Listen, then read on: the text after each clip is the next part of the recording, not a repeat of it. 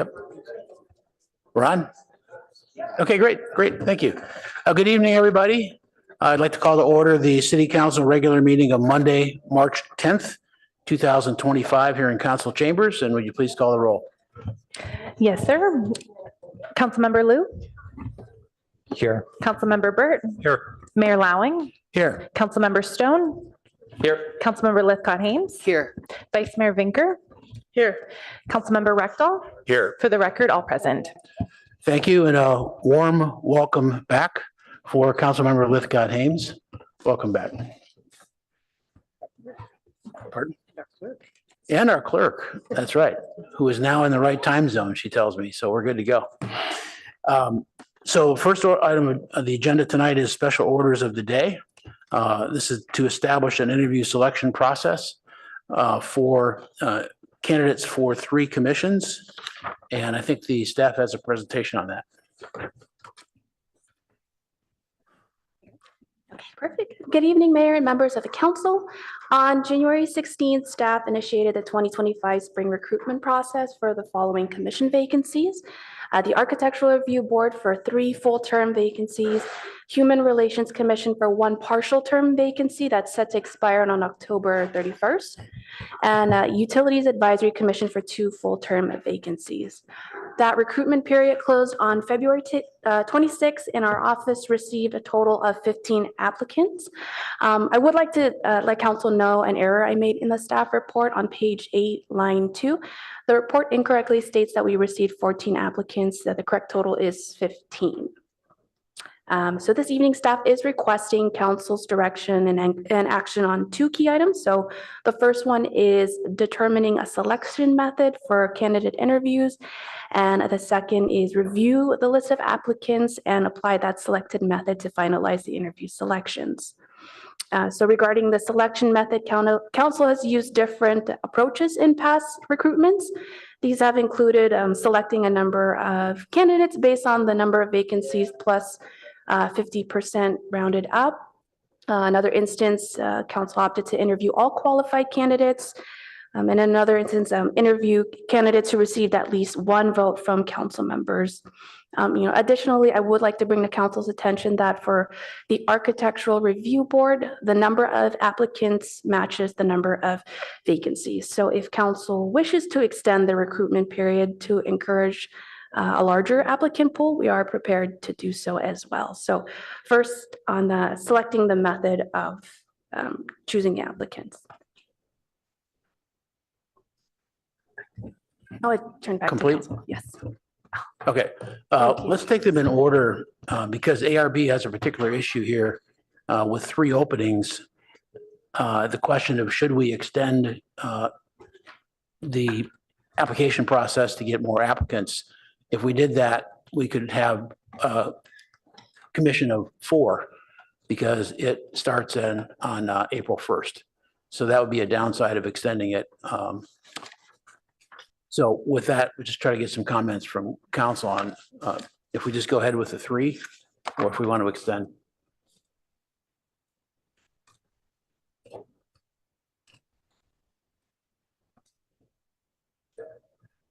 Seeing no lights. Councilmember, Vice Mayor Baker. Yeah, I would be inclined to go ahead with these 3 to interview, though, just to make sure that we still feel good about the incumbents and that the third one is well qualified in our view. And if not, we could extend the, we could look for more candidates at that point, but we would have at least hopefully more than 4 on the ARB by April 1st. So my instinct would be to go ahead with interviewing the 3 applicants. Councilmember Burt.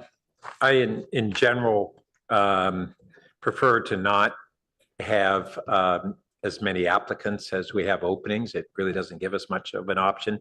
One possibility would be that we would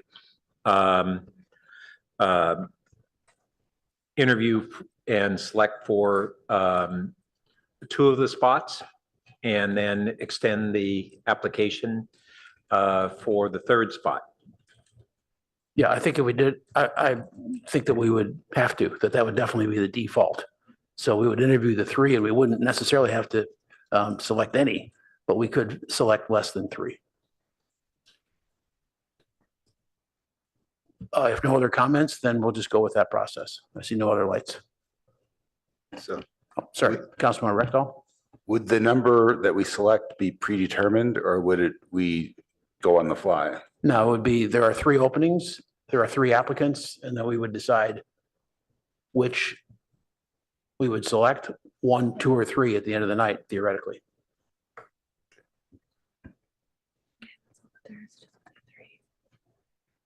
Okay, then let's go on to the other openings. There's one HRC commission with 6 applicants, 2 Utilities Advisory Commission seats open with 6 applicants. So the obvious default is we can just interview them all. Or if we want to go through a process of trying to whittle it down, we could say each vote for 3, which probably means we'd get 4 or 5 anyway at this stage.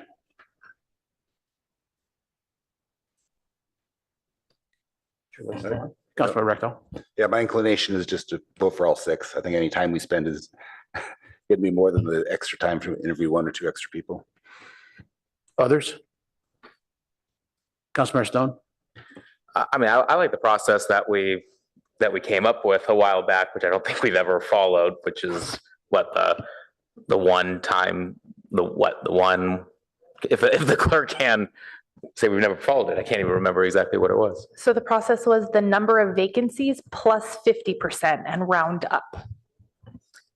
I like that. I think we always kind of end up having this conversation. We want to be fair to all the applicants, and I think there's a lot of value in that. But it would also be, I think it's fine if people have clarification about what our policy is, and if we stick with that policy moving forward, so that there is an understanding that the application is a competitive process. Because I think the application process is a good chance for us to be able to winnow down the applicants and then make it a little easier to be able to make a decision at the end of the day. Otherwise, I don't even know what's the point of making people go through a written application process.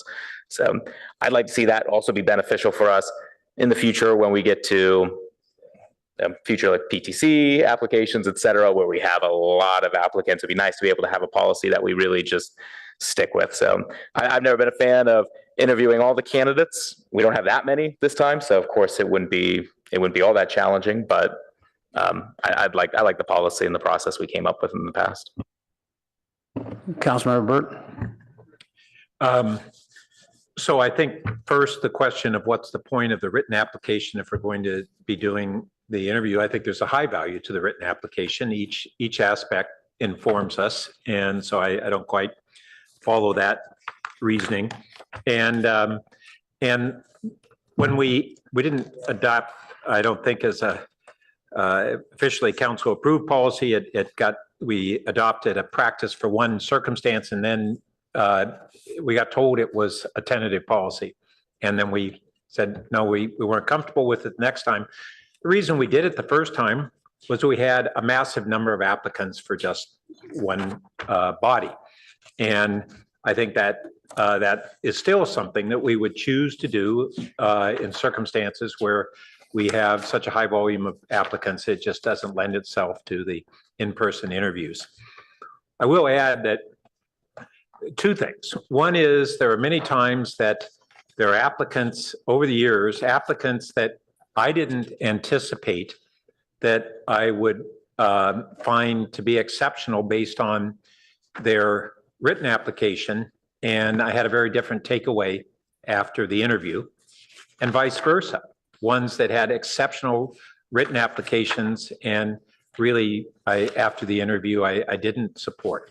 So I think this is really valuable, and these are people who are offering to serve the community for 4 years, and I think unless it's kind of an unmanageable number, we also show respect for them by at least allowing them to have an in-person interview. Councilmember Lithgow Hames. That was my knee attempting to speak. It's an error. Vice Mayor. Yeah, I too get something I have to say from the written application. If nothing else, it helps me ask good questions when we are interviewing, and brings things to bear that they may not have time to bring out in an interview. What I'm wondering is, in this instance where we don't have large numbers, and if we were to go with the, X number of spots plus 50%, we would only interview 2 for HRC and only, I guess, 3 for UAC. I'm inclined to go ahead and interview all of these applicants this time and perhaps refer to PNS to set a predictable rule that we could come back to council and perhaps over a certain number of applicants, perhaps when it hits 10, some algorithm, some winnowing thing, or hits 8 or something, some winnowing thing happens. But I think it would be nice to set a predictable policy, because I think if we look at when we varied, 1, we've learned from it, and 2, it's usually because of certain circumstances in terms of number of openings and number of applicants. Yeah, I think I'm comfortable on this round going with interviewing them all. In general, when we get up to above some number, I do think it's advantageous because it takes us hours and hours. And the nature of any interview process is there are a lot of applicants and they get winnowed for various reasons. And some of that, as a couple of you have pointed out, is the interview. And I agree with that.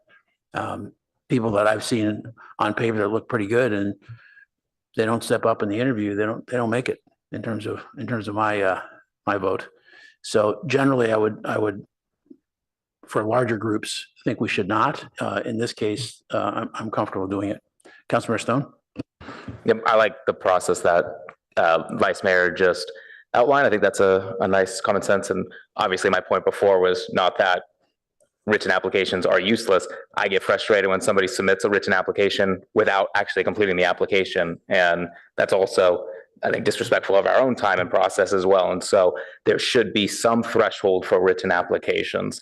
But of course, written applications are very valuable for us. That was not my point at all. So I appreciate the Vice Mayor's suggestion, and I think PNS is a good place to go to further discuss and finalize that policy. Okay, we have a plan. Thank you.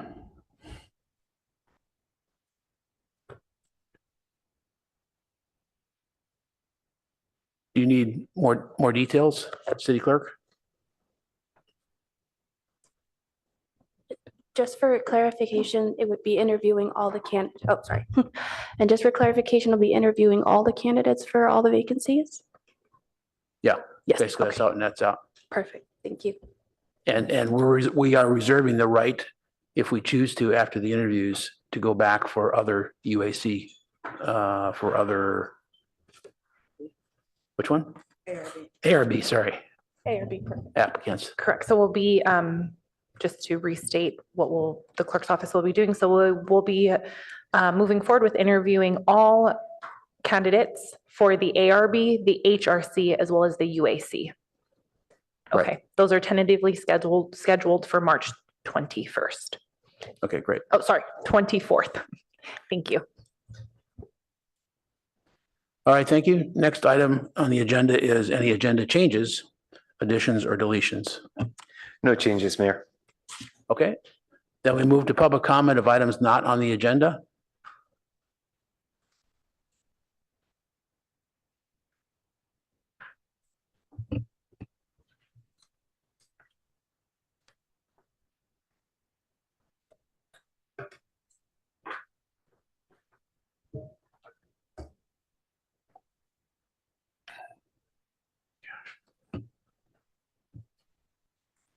We have 8 requests to speak.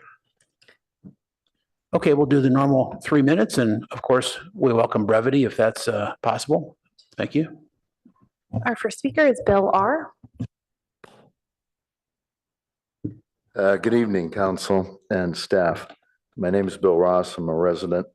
I'd like to bring to your attention something that's occurred in the last 3 weeks. that you might not have all really absorbed because of the portion of the community that's involved. Two athletes, one from Gunn High School and one from Palo Alto High School, made their way to the finals in the California Interscholastic Federation Wrestling Championship. Ella Cohen, a freshman at Palo Alto, won at the 105-pound division, and Angelina Jang at the 155-pound division was the runner-up in the 155-pound division. Angelina is going to continue her education and her athletic career at Lehigh University, a storied wrestling program in Bethlehem, Pennsylvania. Both these accomplishments were against, I'm going to call them institutional powers, like Gilroy, Buchanan High School in Fresno, Clovis, Poway, San Diego County, where literally tens of thousands of dollars are spent on the programs. Here in Palo Alto, it's a result of the community and very dedicated parents. I'm not quite sure how to compare this to the historic athletic history of either high school, but I'm pretty sure the last state champion from either high school were both Mark and David Schultz, who went on to be multiple NCAA champions and multiple medalists, including gold medalists in the Olympics. I'd respectfully suggest that this is the kind of thing that's another element of the community, and that recognition from the city council should be something that you consider. Thank you. Our next speaker is Amber W.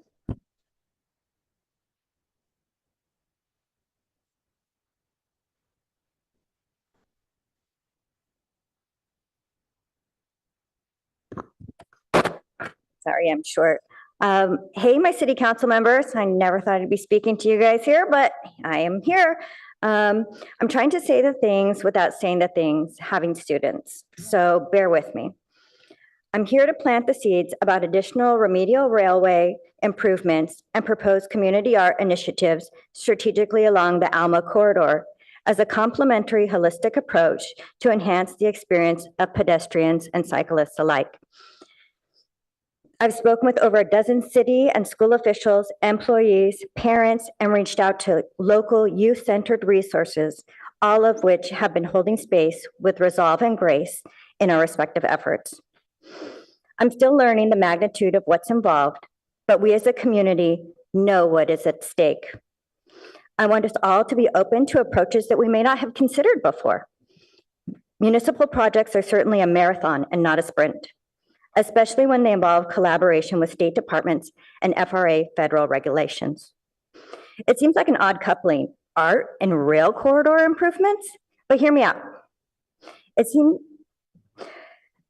let's see, how we interact with our physical environment, how our physical environment informs our well-being, sense of belonging, and promotes safety is well documented by urban planning professionals. The Palo Alto Art Committee prioritizes building community and belonging, including in neighborhoods and commercial corridors. I'll reach out, but I don't want to be the one-man show. I want you to engage and support in these conversations as well, to explore new methods to tackle what is becoming an intergenerational issue in our community. I'll save my boring evidence-based research findings for the Railway Committee meeting next week, as well as hawk my wares during office hours. Perhaps I'll see you for coffee soon. Thank you. Our next speaker is Angela D.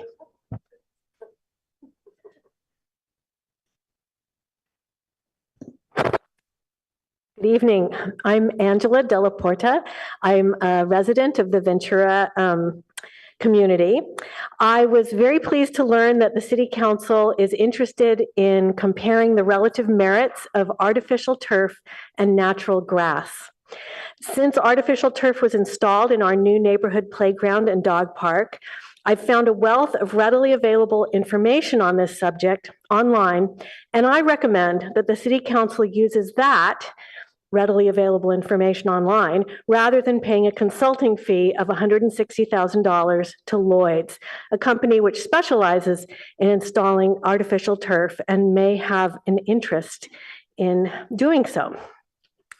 I also strongly urge the City Council to follow the recommendation of the Santa Clara County Medical Association that all soccer fields be made of natural grass turf to benefit, I quote here, the health and safety of children, athletes, and the environment. And to follow in the footsteps of the Millbrae City Council, which has banned all landscaping with artificial turf beginning this year.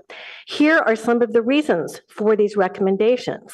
One, contrary to popular belief, artificial turf is not drought friendly. Weekly washing with water is recommended. Dog runs require even more frequent cleaning with antimicrobials. Two, contrary to popular belief, artificial turf is not a cost-saving measure. Compared to a natural grass playing field, artificial turf costs more than double to install, and it needs to be replaced after 8 to 10 years. And the maintenance costs are similar. Three, artificial turf is not the only ADA compliant surface for playgrounds. Engineered wood fiber is safe, natural, and ADA compliant for accessibility. Four, artificial turf is unhealthy for our environment. Microplastics and volatile compounds enter our soil, air, waterways, and food systems, as well as our landfill. Five, artificial turf is unhealthy for all of us, especially our children. It causes higher rates of injury to athletes, sheds microplastics, and releases dangerous chemicals which children breathe and ingest. Thank you very much. Our next speaker is Magdalena C., followed by Claire E.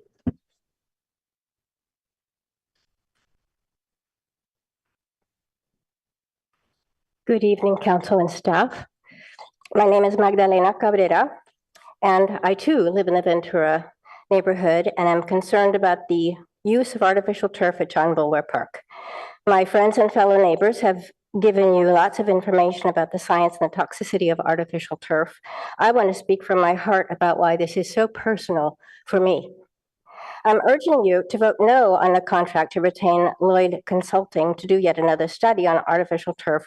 And there are already plenty of studies that show how problematic it is for the environment and for people and for animals. I would rather see you take the money that this study would cost and seriously consider using it to replace the artificial turf at John Boulware Park with engineered wood fiber, which is environmentally safe, ADA compliant, and meets the requirements for fall height safety. As a 4-time cancer survivor, not counting recurrences, I can say with complete sincerity that since cancer is no laughing matter, it's a miracle of modern medicine that I'm even still alive. If you look at my face and wonder what happened to it, well, cancer happened to it and to me. My baby granddaughter, who is only 1 and who lives across the street from John Boulware Park, as I do, deserves to have us protect her and all other children as best we can from having to possibly endure the woes that I have had to endure. I ask you tonight, why would we use artificial turf knowing that it contains chemicals that are inimical to the health and well-being of children in particular, but people in general, and to the environment when there is a good alternative that meets all the requirements? It seems only reasonable to me that we would, as a community, put the safety and health of children as a top priority and not take any chances whatsoever of exposing them needlessly to the nanoplastics, the microplastics, and the toxicity of artificial turf. Thank you for listening to me. Thank you. I'm off script here. Thank you for the renovation of John Boulware Park. We are truly, truly grateful. And I think that perhaps when this decision was made, people just didn't know. But yeah, please listen to us, because there's much at stake. Thank you very much. Our next speaker is Claire E., followed by Donna T. Hello. My name is Claire Elliott, and like Andrea and Magdalena, I live in the Ventura neighborhood near Boulware Park. And I am also delighted that, especially that the park was expanded into the AT&T property, because I've been wanting to see that for years. So I am also concerned about the AstroTurf. I worked for many years in the stormwater pollution prevention field, and that was one of the primary reasons that the city of Millbrae has taken to ban microplastics. I mean, AstroTurf, partly being the microplastics that can run off from them into stormwater. So I would love to see Palo Alto follow suit and also create a ban like that. But in the meantime, at least not installed it as a city in a city park. I believe the Lloyd contract is also not necessary. There are so many, there is so much. I'm sorry, my husband's a chemist and he gives me such grief. There are a lot of data out there to show that it's a problem.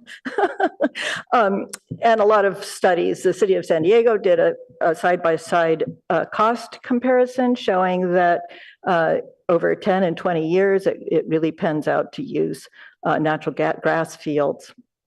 And as Angela said, the wood fiber is a really good alternative for playgrounds and can be ADA compliant if it's maintained well. And having just been with a couple of you at a sustainable public meeting with a sister city in Linköping, there's a lot of use of wood that's new and interesting. And wood is a natural antibacterial. So the antibacterials used in the AstroTurf won't be necessary. There's triclosan, which is banned in many products, built into the grass from the materials that were sent to me from the city about what was used at Boulware. There's also something called EnviroFill, which fortunately replaces the crumb rubber, because the crumb rubber is what made the old fields smell like tire shops and really concerned me about my children playing on them when they were new.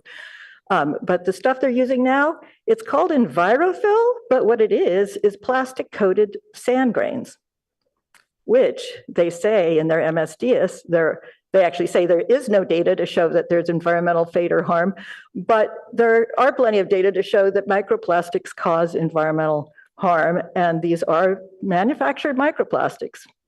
And they will get out and about. They're already spread around from just the manufacture of the material. And then lastly, my biggest concern otherwise is the cradle to grave impacts. You know, the people manufacturing this are getting exposed to a lot more chemicals, as well as the disposal of it. That's a lot of material is going to have to go into a landfill. So thank you very much for your time and attention. I appreciate all of what you guys do for the city. And I hope that we can move forward to be a healthier city. Thank you. Our next speaker is Donna T., followed by Maddie P. Thank you.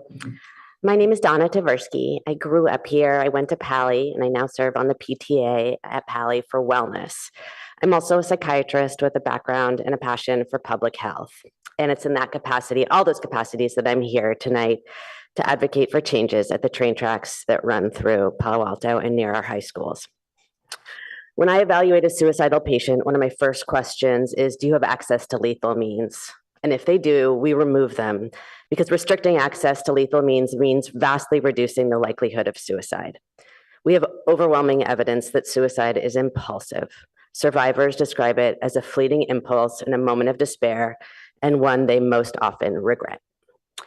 We can't control every factor that leads a young person to take their own lives, but we do have the power to reduce access to a fast, lethal method. That means making the train tracks near our high schools inaccessible to pedestrians. We have decades of data from bridges and train tracks worldwide providing that when barriers are installed, suicides do not just shift elsewhere, they decline significantly. Yet we're really slow to act. At the Golden Gate Bridge, where people had been calling for changes for nearly since it was constructed, in the 1970s, there was a study showing that 94% of people that were stopped from jumping there regretted it and never did it again. And yet it wasn't until last year that our net there was completed. And the same thing happened at the Ellington Bridge in Washington, D.C., and the Clifton Suspension Bridge in the UK, two other bridges where people used to intentionally go to commit suicide. And it works for train tracks too. There was a study in South Korea where they installed platform screen doors at subway stations that led to an 89% drop in suicides. And in Sweden, increasing fencing between railroad tracks reduced suicides by 63%. We know that locations like the Golden Gate Bridge and the Palo Alto train tracks can become suicide destinations.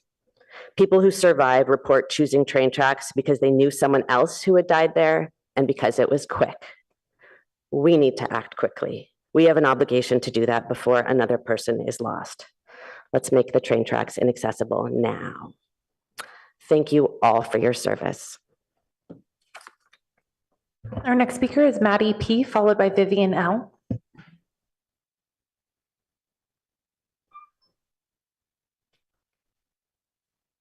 Hi, I'm Maddie Park. I'm the secretary of the Palo Alto Youth Council. I'm Vivian Lin, and I'm also a member of the Palo Alto Youth Council. And we're super excited to be here today just to update you on some of our initiatives. And we're pretty sure that a couple of members from the Palo Alto Youth Council also came last week. So we're also just here just to share some more updates. To start off, we wanted to announce that we created a new bike safety commission last meeting and in response to one of the city council agenda items about bike safety. And we'll hopefully update you guys more as we develop this initiative. Yeah, so one of the core missions of our council is to sort of gauge issues that teens in our community care about. So a couple of months ago, we sent out a form to teens across Palo Alto to sort of find out what issues that really matter to them, whether that be like civic engagement, climate change, or bike safety. And so we're currently have about 250 responses, and we're sorting through those responses to sort of see what issues that teens across our community care about and hopefully like target those issues. Yeah, we're also super excited to announce that our next event, our next PAYC event is Pancakes and Pickleball. It will be on March 29th at 10:30 a.m. at Mitchell Park Community Center. Thank you so much, Councilmember Stone, Councilmember Lithcott-Hames, and Councilmember Liu for already responding back and letting us know that you can make it. And we'd love to see more of you there. Our goal really is to be able just to provide a very informal and fun space for Palo Alto teens to chat with their local officials. Our council has also been working to use social media to engage more with the city council. So we have a bunch of really talented musicians and singers on our council, and we're currently creating a music video to sort of raise awareness around some of the initiatives that the city council is doing. We also have an Instagram account where we post regularly. We have a segment with trivia questions where we sort of quiz members of our council on things related to the city council in our city. And we're also working on creating a few videos featuring different places in Palo Alto that teens can go to, such as Alcove or the Teen Center and the library. Yeah, so thank you all so much, and we're super excited to see you all again next week at our study session. And that concludes public comment on items not on the agenda. Thank you very much. So we will now move along to council member questions, comments, and announcements. Councilmember Burt, your light is still on, so. Well, I'll take it first. I'll let you go first. So as many of you know, the ATU union at VTA has gone on strike. And so we'll have a potentially significant disruption in our bus and light rail service in the county. It's very unfortunate. VTA has been in negotiations with the union, but the union chose to take this path. Still moderately early in the process, as has been reported. The VTA has made an offer of 9.2%, I believe it is, over the coming 3 years in aggregate, 4%, 3%, and 2% successively. And the ATU has had their offer staying at 6% increase per year, or close to 20% over 3 years. As we've heard from our staff, and it's certainly been a big issue in recent months with the VTA in the city of San Jose, sales tax revenues are actually down, not just not increasing. And VTA is extremely reliant on sales tax revenues. Our county transportation system really has, the voters of the county have supported transit through sales tax to a greater degree than most other agencies in the region. And so we're hit significantly by that downturn. And I'll just lastly note that with the VTA proposal, that would place our staff as second highest earnings in the Bay Area, and only second to San Francisco, which has in their charter that they will always be the highest paid transit agency. So there's no chance to top them. And it would place us, I believe, at fifth highest compensation in the country. So we will see how it all works out. It's very unfortunate, but that's where we stand.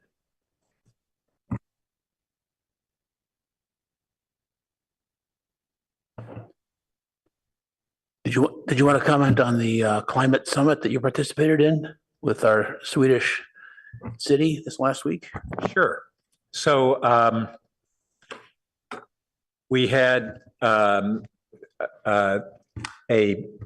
half of a day summit with associated with the Bifrost Summit, which is a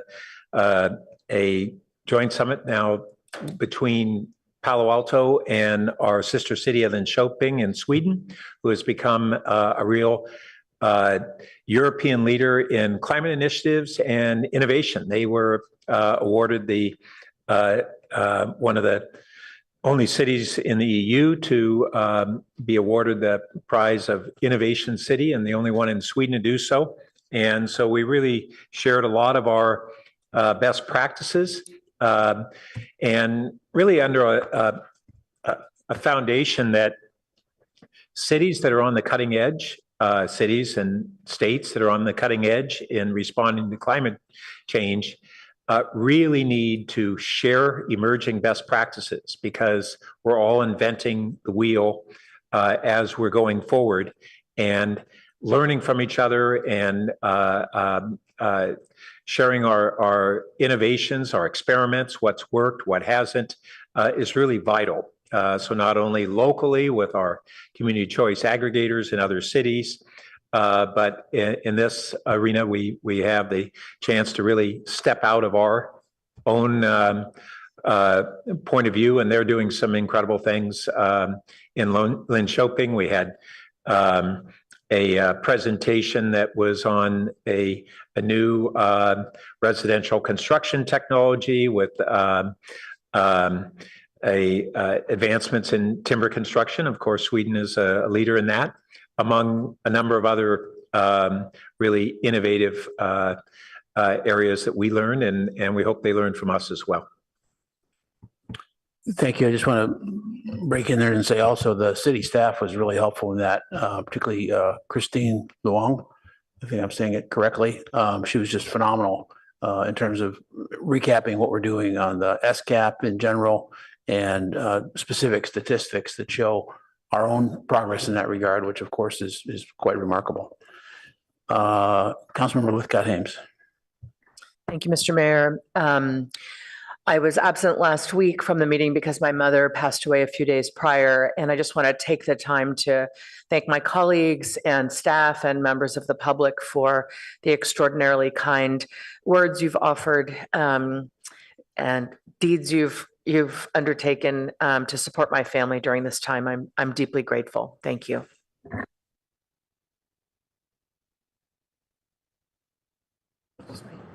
Okay, Vice Mayor Vinker. I just wanted to say congratulations to Angelina and Ella that our public speaker told us about getting to the championship of the wrestling competition on behalf of our two high schools. I think that is extraordinary, and I just wanted to underscore that. Thank you. Yeah, I want to make a couple comments, just piggybacking on that. I just heard about that last night and thought it was remarkable. So maybe we'll see if we can make that a bigger deal and get some publicity around that.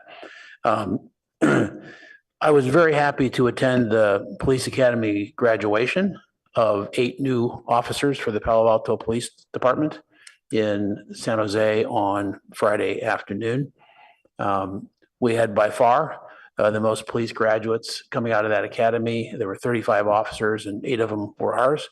Also, for the training session, which went on for, was it 16 weeks? Do you remember, City Manager? Something like that. That we also even sent an instructor. So we were able to help instruct the 35 folks and got a lot of kudos for that from the assembled masses in this very large place in San Jose. So they're now on board and working for the city. And one of the prizes, it's like, it's sort of like fishing in some way. The big fish is if you can get what's called a lateral, somebody to join the force from another police department. And we did. We got this amazing woman out of San Jose. So we're doing very well on hiring and staffing up. It's just kudos to the chief and the rest of the department.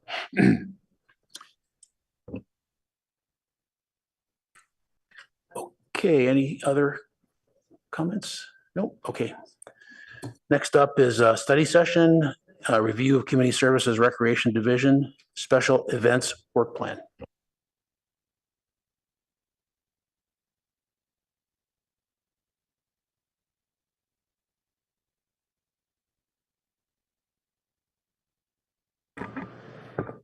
Good evening, council members. I'm Kristen O'Kane, Community Services Director, and I am here to talk about the community events that Community Services Department plans, specifically those that are planned by our Special Events Coordinator. That was a new position approved by the council in fiscal year 24. I do want to add that the individual who's in that position, Lance LeDrew, was unable to attend this evening due to a family emergency. So normally he would be here and I was excited to introduce him to all of you. So hopefully another time. Next slide, please. So I wanted to point out the reason why we're bringing this forward and focusing solely really on the events that Lance is organizing is in response to council's sort of inquiries as to, you know, what's happening in special events. We have this new coordinator. Are there new events happening? Are other events being improved? So this is really intended to communicate that with all of you and recognizing also that these events are balanced by many more events that are occurring within the city and the community. So Community Services also plans events from other divisions, including our arts, performing arts and visual arts, the sciences, as well as our youth and teen programs. In addition, other city departments produce special events, particularly the library, who hosts quite a few events throughout the year. And then we also have our partner organizations who are also doing events, many that we support either through staff or co-sponsorships, but together these all really provide a lot to the community. In the future, we're also going to be proposing a community events grant program. So this is a program that is similar to Know Your Neighbors, but is more community-wide, where Know Your Neighbors is either a block or a neighborhood. This would be events that the community wants to organize and put on that have a great benefit to everyone, but we just currently don't have a funding mechanism to support those. Next slide, please. So I want to point out first some new events that are happening in 2025. These are events that, you know, like a lot of things that we do, we try them, we test the waters, we get feedback and see what folks think.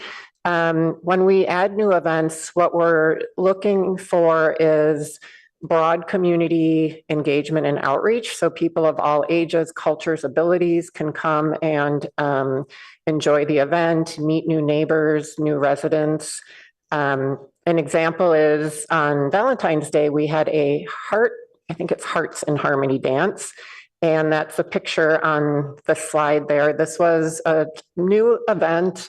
It was a dance at Mitchell Community Center, and we had little kids to older adults all dancing. We had people of different abilities dancing, and it was such an amazing way to spend my Valentine's Day, honestly, to just see people gather. And as people were leaving, they're like, will there be more dances? Because they just really enjoyed having a place to go that was free and where they could, just do something in their community together. So I thought that one was a great success. On March 29th, we're having a cultural event, really to celebrate all the many cultures within Palo Alto and allowing groups and individuals to share what their culture means to them. So it's called Around the World in One Day, and it'll be at Lucy Stern Community Center, and we'll share more details on dates and times. I will ask if any of you know or are interested in being there to share your culture with the community, please let me know or pass the word along to others, because we'd really love to have as many different cultures represented as possible. Then we're going to try something new on a Friday afternoon, a cornhole tournament. And this audience is for residents, but also for some people who might be working in Palo Alto who otherwise wouldn't be attending our events. It might be an opportunity for them to get out, enjoy some of the local businesses, and also participate as part of the community. Pancakes tonight seem to be a theme, so we're proposing a Pancakes in the Park community breakfast, hopefully with support of police and fire. Just again, meet your neighbor, enjoy each other's company, and do something to be part of the community. We also, in all of these events, really promote, you don't have to come as a family, you don't have to come as a couple, you can come as an individual and get out of the house, meet new people and just feel like you're part of something, I think is really important to especially combat loneliness for those who might be feeling a little isolated. And then finally, a pet costume parade in October. This is one I've been trying to get going for a while. I just love pet costume parades. And so my staff finally said, fine, we're going to do it. So that will be in October. Next slide, please, Clerk. Thank you. So I added these couple slides. I'm sorry they don't look very colorful. There's no photos on the next two, but it's really to show the full year of events that Lance is putting on. Some of them are in a supporting role. So for example, in January, we supported the MLK Junior Day of Service. February, we had the dance plus the Palo Alto Puzzle Hunt. March is the cultural day I was just talking about. April, we don't have any big events planned because putting together the Mayfet Parade and festival is a huge staff lift, and it's difficult to really focus on much else except for that event prior to it. So May, we have Mayfet, and June is when we start our movie nights in the park. Those continue all summer, and those are at Mitchell Park. Next slide, please. In July, we of course have the 4th of July chili cook-off. And starting last year, we provided quite a bit of support to the summer fun and games themed Third Thursday event. Last year it was in August. This year we're doing it in July to coincide with National Parks and Rec Month. So community services staff come out with games and activities and really lead sort of the fun part of that event for that month. In August is the cornhole tournament, and then September you'll see is the community breakfast. October is a busy one because we also support the Moonlight Run, and that is quite a involved support role. for that event. And we also have the Jacko Jaunt, which is an event that we started during COVID because it was something that was outside and people could participate without a lot of contact, but people liked it so much that we continued that one post-COVID. November, we support the Veterans Day event, which is now planned by Nathan Rainey in the Office of Emergency Services. He does such an amazing job that we've let him keep moving that one forward, and he has great contacts with Stanford and the Legion of Honor that we do provide support. And then this past year, November, the Magical Bridge Foundation hosted a Friendsgiving, and it was at Lucy Stern Community Center, and it was such a wonderful event where people were sitting around tables and getting to know new people and really enjoying that time to participate in, again, an event that wasn't overly expensive and just provided an opportunity to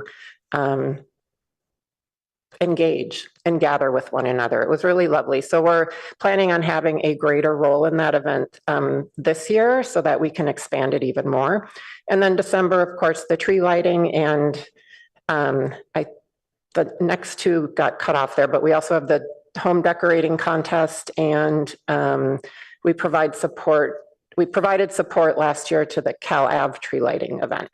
So that sort of summarizes what our recreation events consist of. And just pointing out again, there's a lot of other events that occur. I will note the Twilight Summer Concert Series is not on here because that's operated by run by the Children's Theater. So that's where events can get lost, because this presentation was focused on what is our recreation events coordinator working on, where those events are planned by the Children's Theater, so they don't show up here. But I didn't want to lose those, and they are in the staff report. Next slide, please.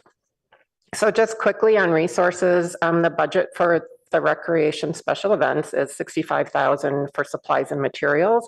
This doesn't include staff or staff overtime. So one of the constraints we have with our special events is getting people to come and help out on events when they're in the evenings or on weekends or on holidays for that matter. So Lance and I have been talking about other ways to get people involved. So possibly getting folks from other departments to come, which I think is a great way for other city staff who normally don't come to our events to sort of get them there. They'd be in a working capacity, but it just sort of amplifies what these events bring to the community to other departments.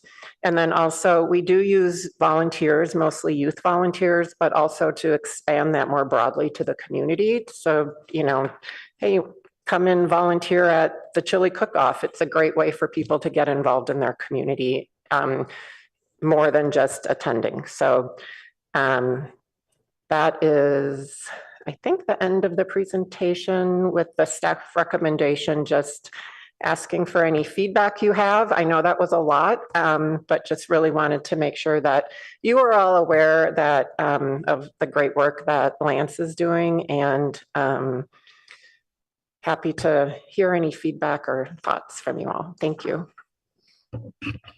Great, thanks. It's good to see it on slides. I have a number of questions, but I won't go first. So anyone up? Maybe I will go first. Go ahead, Vice Mayor. I mean, who doesn't love a pet parade, really? Thank you. I agree. No, congratulations on the success of all of this, and particularly of the Hearts and Harmony dance. And so, can we have more dances? I think we can. I mean, we realized they're, not overly expensive to, we have a DJ, a photo booth. The great thing too is our new, we also have, as you know, a new inclusion and accessibility coordinator in community services. And she was able to be involved by helping to provide spaces for people to go if the music got too loud, if there were too many people. So she designed a quiet room in a different room, and people were using it throughout the evening. The DJ that we had was someone who has experience providing sensory friendly sound. So it was such a great collaboration among different people in CSD who recognized what would be important to different folks who might be there. So we'd love to. It's really great that this is planned so sensitively. And I also love that we are normalizing coming as an individual to these events. I think that's really important. But how do we get that word out? Sometimes when people hear dance, they feel like they have to have someone go with them. How do we communicate? Yeah, that's a great question. So initially, the promotional material said, bring your family to, and then we changed it and said, come, family, individual, we'll have dance partners provided if, do you want to dance? So it's really, I think the more we do them too, and maybe people will recognize that it's not something you have to come with a dance partner. So yeah, open to suggestions too on how we might communicate that, but we're trying. Yeah, that's great. And I was also thinking more generally to some of these other events too. So people, because to your point, it's nice to combat loneliness with this. I'm also very excited about the Around the World in One Day cultural festival that you mentioned. And I just want to, I think that that's different than the inclusive resource fair that's on the list on packet page 69. You mentioned the list of things that are slightly different than the purpose tonight. Could you talk about each of those just a little bit and their distinctions? Sure. The Inclusive Resource Fair was a fair that has been going on for some time, but this is the first year that we've actually partnered on it. And it is to provide resources for special needs individuals or families on what exists in the community to support, which is, it was very successful. Quite a few people did come to that event, so but different than the cultural event. Got it. That's wonderful. Well, I'm very eager to meet Lance, and I'm glad that we're enabling all of this. And I did want to underscore that even in addition to the items in the packet that we do, I think you did reference in there are facility co-sponsorships and just other things where community groups drive things, but the city kind of enables them by co-sponsoring with space. And I know that sibling city town halls have benefited from that. And the iftar dinner that most of us went to benefited from that. So this really, the reach of your department is commendable. And I'll let some other folks ask about these exciting things, but I did want to say just thank you to you and your staff for finding such beautiful ways for us to live into our council priority of public safety, wellness, and belonging. Thank you so much. Councilmember Lou? Thank you. And also congratulations to you and the department, but also congratulations to Lance. I think I actually got to meet him when planning a team that never quite came together for last year's chili cook-off. So I guess he was not too in late for this year. I guess he was in that role at that time. And I was really impressed. He was really enthusiastic. He really tried to find ways to make things work for my kind of ill-fated team. And was very flexible and I think really supportive, and I'm looking forward for him to keep working on more events and make them better too. I firstly just want to check, what's the process for us to propose more events? Are the events this year set? And when would we give our input about events, maybe later this year or maybe next year? So the events are set. It doesn't mean we can't add more given, budget and timing, staffing needs and things like that. Do you have something in mind that you'd like to share, and we can consider it for this year or maybe next year? I have a few potential things in mind that I'd say. Firstly, I want to see support for Bike Palo Alto and biking related events, potentially related potentially including some street closures, potentially including other kind of educational programs that can kind of complement that part of our council priorities as well. Let me see. So yeah, that's my main call out there. So is there, so going forward, how would this work? Would we be able to provide input? Is a yearly meeting like this the right time to provide input for events for the next year? Or what's your take on this? Yeah, we really, I mean, don't have a process in place. And historically, we haven't had this type of session with the council to say, this is our calendar for the year. City Manager Shikata, do you have thoughts? Well, quite frankly, this session is a good way to think through what kind of process and or format would be the most productive. Using the examples you cited, Bike Palo Alto in particular, the city does support, and our transportation staff in particular take the lead there. And so it may be a question of what different, what more is in mind and would be of greatest interest for the council and the city. I would note, as Director O'Kane pointed out, we are always constrained by budget and staffing availability. So identifying how best to meet the greatest value needs are always at top of mind. So it may be something like this is our path forward, or something different as the council may be interested in pursuing. Yeah, that said, I don't think tonight we want to be brainstorming and tossing out ideas and weighting them and all that. I would think that probably sending them to Director O'Kane would be a starting point. And if you need to come back to break ties or something, that's up to you. Yep. Is there a process to estimate attendance at these events, and will that be something we can track and kind of look at in a somewhat apples to apples way? I know estimating attendance can be really hard for these kinds of things. But yeah, how does the city think about that? So we do estimate attendance. There are ways to get really close numbers, but it involves like app or looking at cell phone pings, which we've declined to do. But we have staff who are on site in our events who are actually like counting with a counter how many people we estimate. So it's not perfect, but we have a pretty good order of magnitude. Cool, thank you. And I guess just as a general comment about events and plans overall, I think there's value for kind of higher production value, higher kind of marketed, fewer events potentially.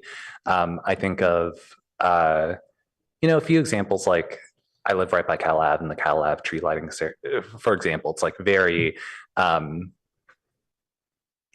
it doesn't, there's some events that don't feel like they draw people. So if we're using staff time, we can try to potentially prioritize the ones that draw people, and that can be marketed and kind of occur at a time and place that can really draw more people.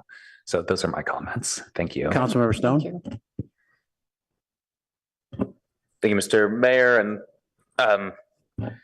And yeah, thanks for this, I think, being agendized as a study session.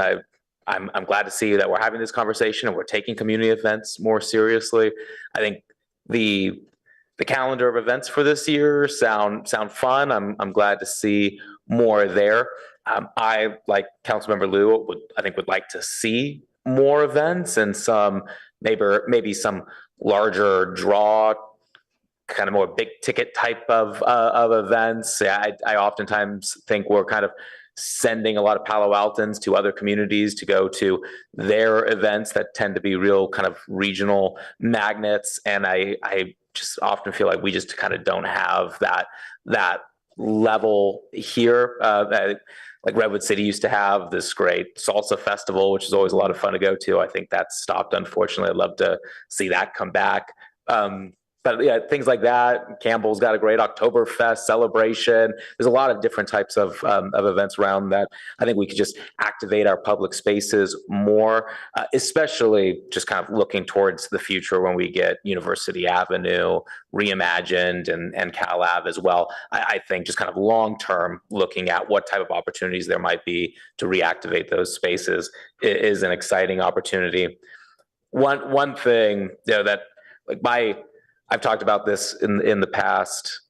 I think my favorite community event that I've ever been to is in the town of Brea in Southern California. They have this great event called Taste of Brea that they do once a year, and it's put on by their Chamber of Commerce. I know we got our president of the chamber in the chamber right now. And it's just a great opportunity for all the local restaurants to be able to kind of come out to a closed street for an evening. The city sells tickets and you're able to kind of go around and essentially kind of taste the various offerings at these tents set up by the different restaurants. And it's just this great foodie event for everybody in the community, and a great opportunity for businesses to be able to showcase their offerings. So yeah, I know we're not brainstorming ideas, but I'm sorry, Mr. Mayor, I had to put that one more pitch in there. And then just 2 questions. Love the cultural festival idea. Great plan. If you haven't already coordinated with PAUSD, I'd recommend it because there are a lot of various cultural clubs in the middle schools and in the high schools. So I think kind of getting them incorporated and the youth there would be great. And then one just real question, curious, staff report mentioned cost saving plan for the holiday lighting event. What's the cost savings of planned? There are cost savings that have already been incorporated into the event. And I will be honest with you, I can't recall off the top of my head what those were. But I can get back to you on that. Okay. Yeah. That's fine. It used to be, I think, maybe twice the cost of what it is now. And so we've scaled that one back, but still, I think, provide a great event. Wow. Okay. I do think, again, maybe more kind of long-term is looking at that the holiday tree is pretty old and outdated. And at the last event, I was talking to one of our staff members who essentially puts it up and was just kind of telling me about that whole process. And so I think that's something maybe for us to kind of look into, again, long-term, especially not when we're dealing with deficits, but maybe replacing that sometime in the future. But yeah, no rush if you can get that information to me. I did remember a piece of that is there's the stage. This past year, the city of Redwood City loaned us their stage and actually delivered it to Palo Alto for us and helped us set it up, picked it up and took it back free of charge. I mean, what an amazing partnership with another city. And I hope that I would love if we could do more of those types of things with our neighbors, because instead of us all spending money on the same thing. So, I mean, that's an example of, the type of collaboration or leveraging that has been done for this event. Well, I'm glad you remembered that, because I think that what a great model if we can replicate that across various departments of where does it make sense for us to be able to collaborate with neighboring jurisdictions or the school district to be able to share those resources, because we don't all need stages or photo booths if we're able to then share those. So great, wonderful, thanks. And looking forward to attending these events this year. Thank you. Councilmember Rectal. Okay. Yeah, first a clarification for the pet costume parade. Is that pets dressed in costumes or people dressed as pets? It's pets dressed in costumes, but if people want to come dressed as pets, they're welcome to do that. Anything goes, okay. Yes. So the 2 most important things when you're planning this is variety, and you have a really nice variety. And also, does it facilitate interaction? Man, there are some things, I love concerts, I love Mayfet, but sometimes it can be a little parallel play. You go, you sit on the side of the road and you watch the parade go by, you're not interacting with people. So anything we can do for mingling, that's why things like Third Thursday is awesome. You can walk around, you can mingle, you see one person, you have a conversation, you see another person. You're not stuck in one area. And also things like a cornhole tournament, I could see that being potentially, as you go through the different matches, you see different people. So I could see that being very good. Do we still have Know Your Neighbor? We do. Okay.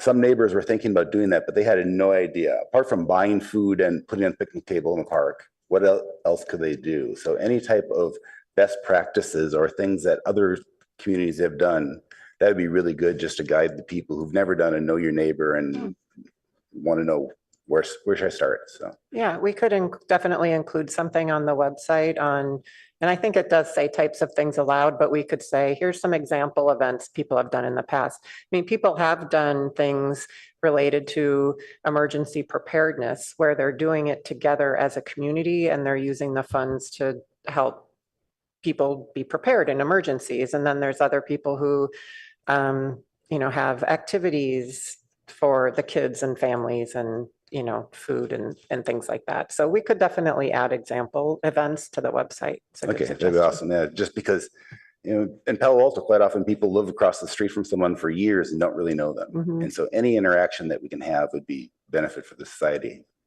Thank you. Yeah, you're welcome. And one thing I wanted to add is we're also considering doing more like pop-up events that are maybe at a community center that has underutilized space where we're setting up tables and board games, cards, mahjong, and people can just drop in and play and meet other people to play games with. I think Avenidas probably has that as well, but if we can do it, I mean, talk about a low cost event, right? Is you open the door and let people come in and enjoy the time. So considering adding those as well.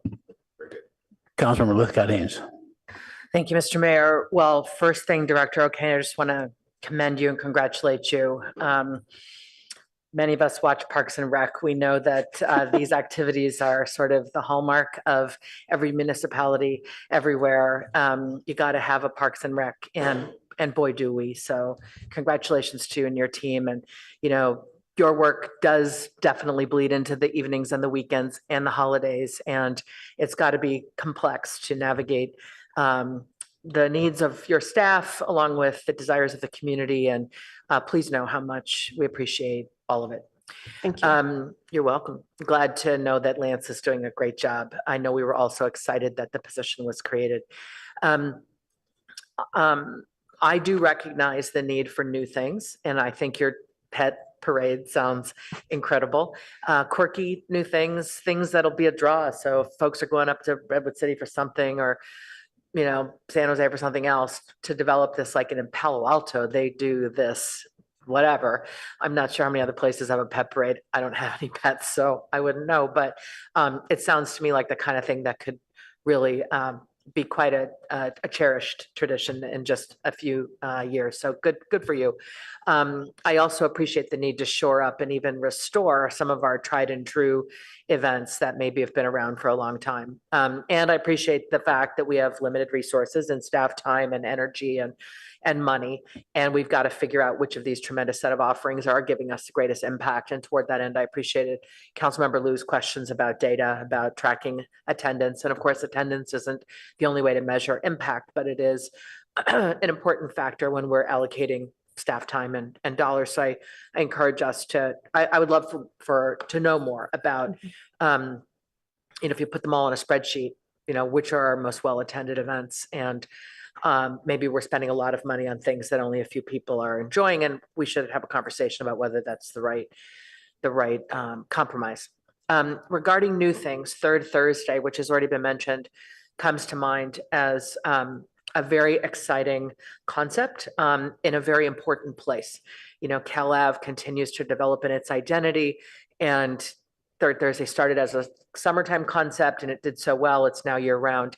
And I think it begs the question, what is the city's role going to be? What ought it to be with respect to Third Thursday, given how important that street is to our identity as a city, to our bottom line? I know you said that we're co-sponsoring was it the July Third Thursday? I'm wondering if you've contemplated an even bigger partnership with the third Thursday folks. I would just love to know what your thinking is in that regard. Sure, yeah, so there's one summer month, it's the summer fun and games is the theme, because every month there's a theme. And so they asked if we would participate, and we did, and it was successful. A lot of people came. I think more broadly, we've talked a little bit about how the city can be more involved. It is a lift, and I don't know if you have anything to add, Mr. Shikata, but just what our role is, I don't think we've completely narrowed that down. Sure. honestly. I think in addition, I would just note that as the council knows, we've provided funding for the program as well as limited staff support, really kind of facilitating getting the work done and working with the businesses along Cal Ave. So I suspect that will continue and hopefully, build some additional support from those adjacent businesses for the activity. And, beyond that, I think we're in conversation with the organizers as to what the future might be. Okay, and with the president of our Chamber of Commerce in the room, I want to also acknowledge that the Chamber is very much a partner in that effort. Let's just keep having this conversation, because I do think, given the location itself, the city does have a vested interest in what happens there. So I look forward to continuing the conversation. The last thing that I wanted to say with regard to restoring old traditions, those of us who've been around for a long time may recall that our beloved May Fete Parade was an even bigger undertaking in some respects than it is now. I'm referring here to school floats. When we first bought our home here in 2000, we attended, people were 3 and 4 deep on the sidewalks, and the school floats would come by, and you would see small children, big children, parents, teachers, all marching behind a banner with the name of their school and some funky float that they'd created to follow the theme. And over the years, we became excited to participate. The first year our son was at Briones as a kindergartner, there we were at the May Fete Parade in 2005. And school after school float went by, and Briones didn't have one, and it just about broke my heart. And so you got to do what you got to do and volunteer the next year. And so Dan and I, headed the committee, and others joined, and we had a float the next year with small kids and big kids and teachers. And by the third year, we were winning one of those Palo Alto Weekly Awards, and it was a way to represent. And it's giving me chills to think about the ways in which people marching behind these banners, whether it's your Kiwanis Club or your school or your band or your dance company or your church or what have you, is such an powerful way to say, I'm here, I belong here, my group belongs here. And it really sort of folds us all in and creates that sort of sense of the sum is greater than, the whole is greater than the sum of its parts. So I'm delighted to have spoken with staff about, could we bring back school floats? No one took them away on purpose. It just sort of, they fell by the wayside. I was able to meet with PTAC, and they're excited to just put the word out about school floats. And my hope is that 1 or 2 schools will get wind of it this year. Not a lot of time, but maybe in May we'll see a couple, and then maybe some folks will say, "Hey, why is my school not there?" And by year 3, maybe we'll have all the elementary, middle, and high schools. And so I just wanted to put that word out for those who appreciated and were excited by the school floats. Talk it up, put the word out. I think it's a way to really take this old tradition and kind of burnish it a bit and bring back one of those core elements that mattered a lot back in the day, and that I think would serve us well in the present context of trying to bring people together across differences. Thank you. Councilmember Burt. Thank you. This is a very helpful report. I see, I guess our new events are on slide number 2. Is that basically the summary of the new events? It is in addition to some that we are partnering with now, like Third Thursdays, Friendsgiving, those are considered new as well, but we aren't the only. Well, and that partnering, and we have things that we partner on and things that we co-sponsor. And as you mentioned, one of the ways that we can do more is through leveraging community volunteers and service groups, something that we already do to a very good degree. And I think we have even more opportunities to do that. And that kind of brings me to the question of this is a list of things that are new special events coordinators involved with. And that's valuable to see that. But do we have a master list of our special events? In the whole city? Yeah. No, Oh, we don't. okay. I don't I think think that's something we that do. we should have. So that we really get to see it in totality. I mean, we have different times where we have council members who have different perceptions. Oh, we only do this much. And part of it is because we aren't all aware of everything we are doing. And for that matter, the community isn't. That they have a calendar that maybe it's an insert in our utilities or flyer or whatever. They got a little calendar on the wall, and throughout the year they go, oh my gosh, this week's this event, I didn't think of it.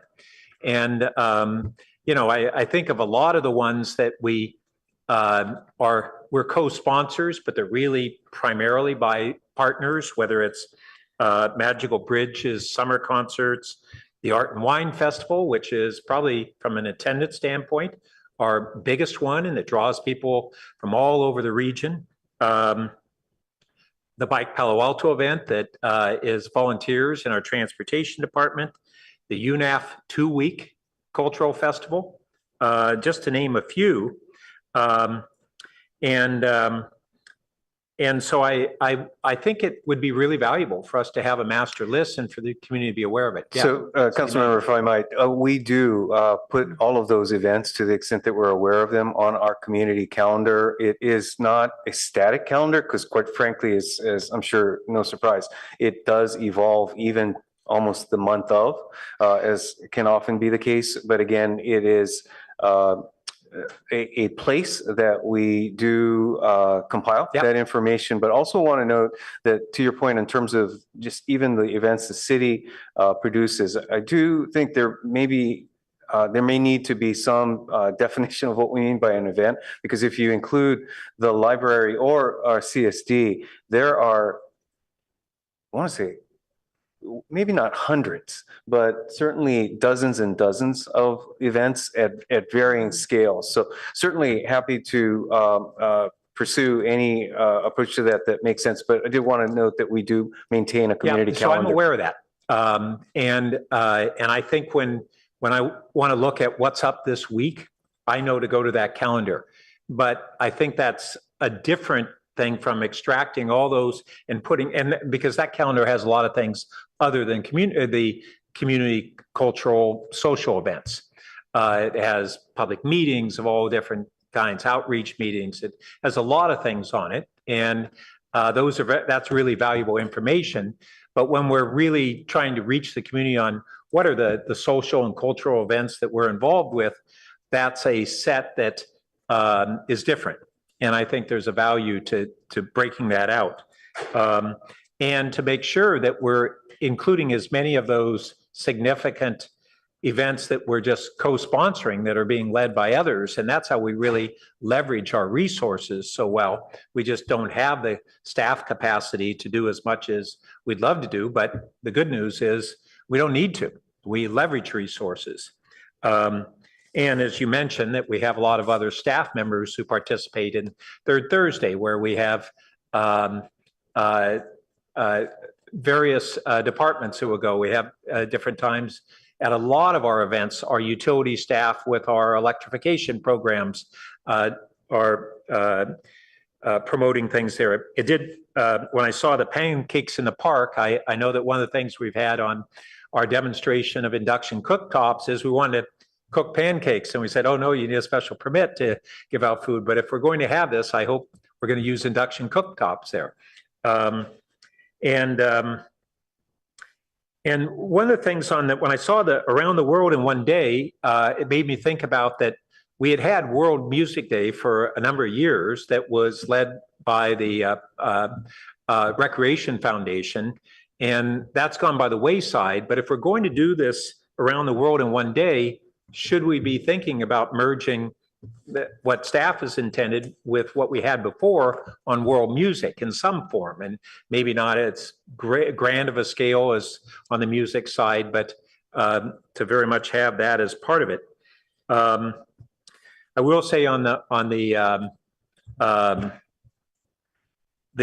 December holiday and the tree lighting, we used to have a pile of snow, and that was a big deal. And I think it had a lot more joy and exceptionalism to it, as my memory, than the tree lighting did.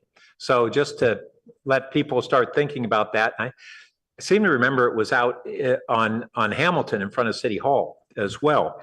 And I do want to give a shout out on the Mayfet floats. Long time ago, we had pets on Mayfet as well. And so we've kind of lost each of those. And I have to tell you that watching a bunch of public officials walk up and down the street is not very exciting. And I think the floats are really another thing. I will say that Councilmember Lithgott Hames and I have kind of competed because we stored the winning one-year yellow submarine in our driveway, and it was a big hit in the neighborhood for quite a while. So I think there's those things that it really brings special joy. And lastly, I realize related to this, we sponsor or co-sponsor different cultural events, and some of them are cultural events that are around a religious holiday, and we have this unclear boundaries on what we should and can sponsor. And I'd like to recommend that we refer to Policy and Services Committee to come back with kind of a policy recommendation on how we'd support cultural events without being discriminatory on one religion over another religion, or for that matter, endorsing religion of a certain religion. So if colleagues are supportive of that, I'd like to recommend that we refer that to PNS. Okay, I wanted to make a few comments. First of all, I really like the creativity here, Director O'Kane, and when you state the events and think about them, they all have a lot of energy to them. They're not passive, they're active, which is great. And I love the way you're trying to involve all generations. That's really good. And obviously seconding the motion of a couple in terms of making it very comfortable for a single individual to come. I had a question on the Know Your Neighbors, what you discuss here on packet page 68. There were 55 events supported each year, and I think the grant is 1,500, up to 1,500. Is that correct? Yeah, depending on the type of event. So there's a block parties, yeah, stuff like that. It's whether it's a block or a whole. So if all 55, they probably didn't, but if all 55 spent the 1,500, that's 82,000 that wasn't on your slide, because that is in addition to the 60,000 or so in materials as well as the fixed costs, I think, right? Or is that part? No, this is, yeah, the Know Your Neighbors grant has a separate budget. I believe we're at 50,000. So not everyone applies for the maximum amount. Yeah. So it might be 500 or even 300. Yeah, I just was noting that is another 2 points. One is that that's another expense, which we want to watch. And two, it's a very worthwhile investment. We started that about 15 years ago in our neighborhood, and everybody just looks forward to it all year. And it creates community for the entire year, because you see people that you're playing in the street with, or the kids are jumping in the bouncy, or, you know, you did a bad job doing wine tasting and didn't get any of the scores correct, or even the varietals correct. So you get, walking dogs and stuff. It's just a great way to build community, and well worth the investment.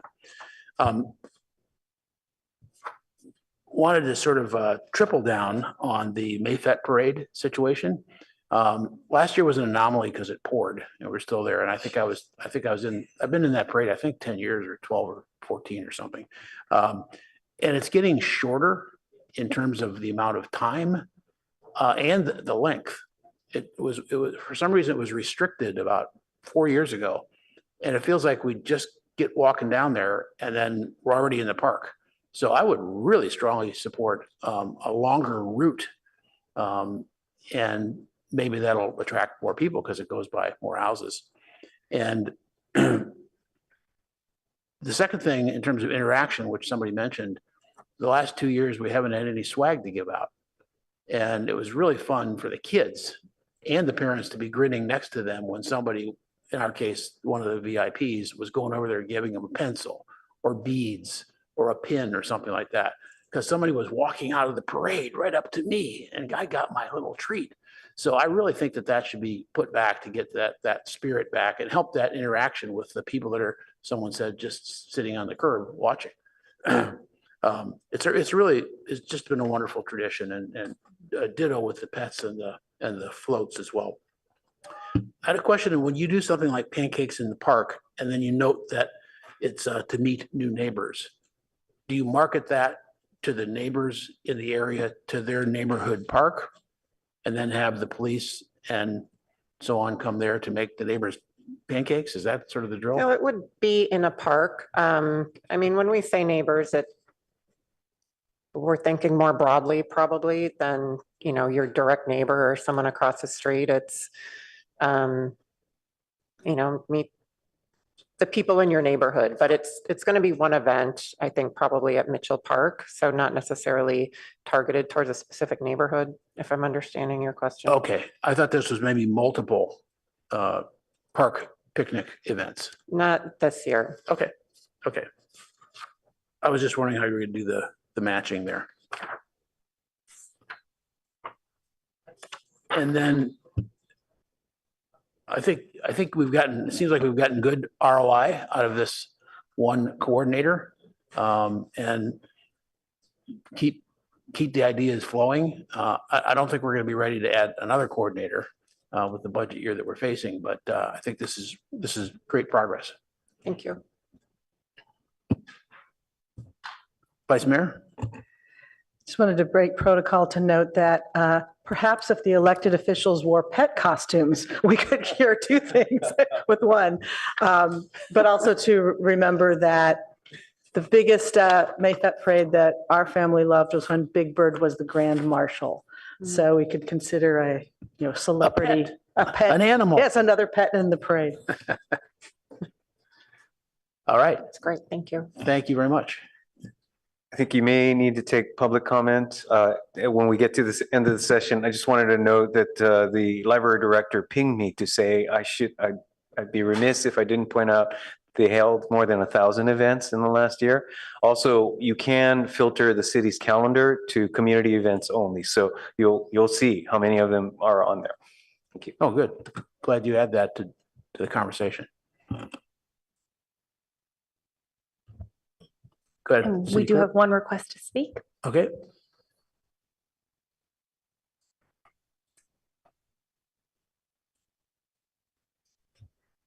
Our first speaker is Henry E.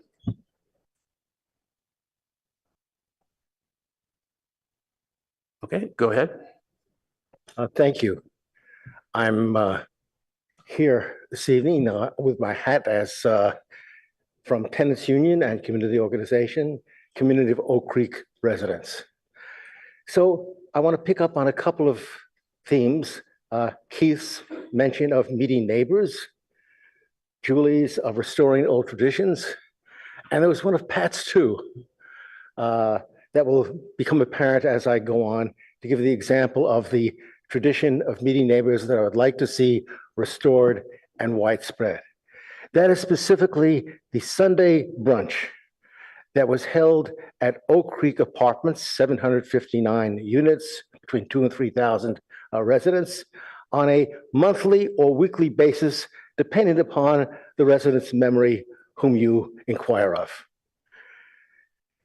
This was characterized by one person as saying, "This is where we made our friends." And what I'm going to suggest is this ended when Stanford University took over Oak Creek. All the amenities, the community gathering events, Zumba and everything was closed. But in recent months, Stanford has reconsidered and realized that something important was lost. And they have begun to reestablish. So if I were not here tonight with you, I would be at Zumba at 6 o'clock in the community room, not the community room, but in the clubhouse at Oak Creek, which for a while the management company was bureaucratically calling the residential something or other. But now recently they've put back the original name of Clubhouse and to introduce neighbors to each other with a software twist, an icebreaker. So first of all, the basic idea is a very simple brunch. It was organized by the staff members at Oak Creek who work there on Sunday. We no longer have staff members who work there on Sunday. So my idea was to bring this back with the city providing a staff member and the residents providing volunteers to make it work. This is the model of community centers in Amsterdam, which exists in every neighborhood there and put on events like this and is a model to look to. But we don't have to look beyond where we are now because we have events like this. So it's a special event, but it's on a regular basis. So it's not once a year, but monthly or even more often. And it's not for the city as a whole, but scattered around in the neighborhoods in similar units of 2,000 to 3,000 in community centers or other public spaces. Your time is up. Thank you. Our next speaker is Amy A.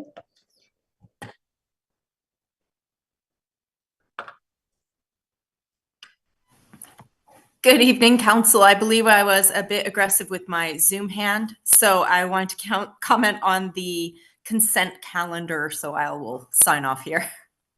Thank you. That concludes public comment on agenda item 2. Thank you. Thank you, Director.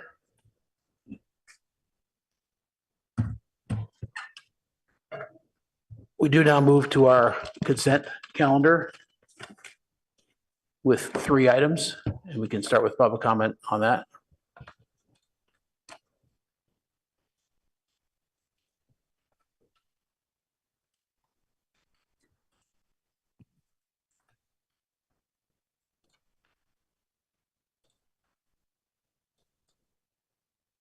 Our first speaker is Amy A.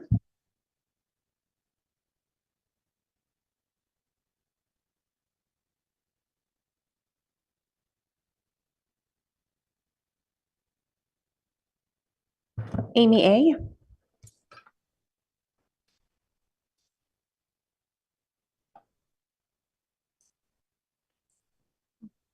Let's go to the second speaker and we'll come back.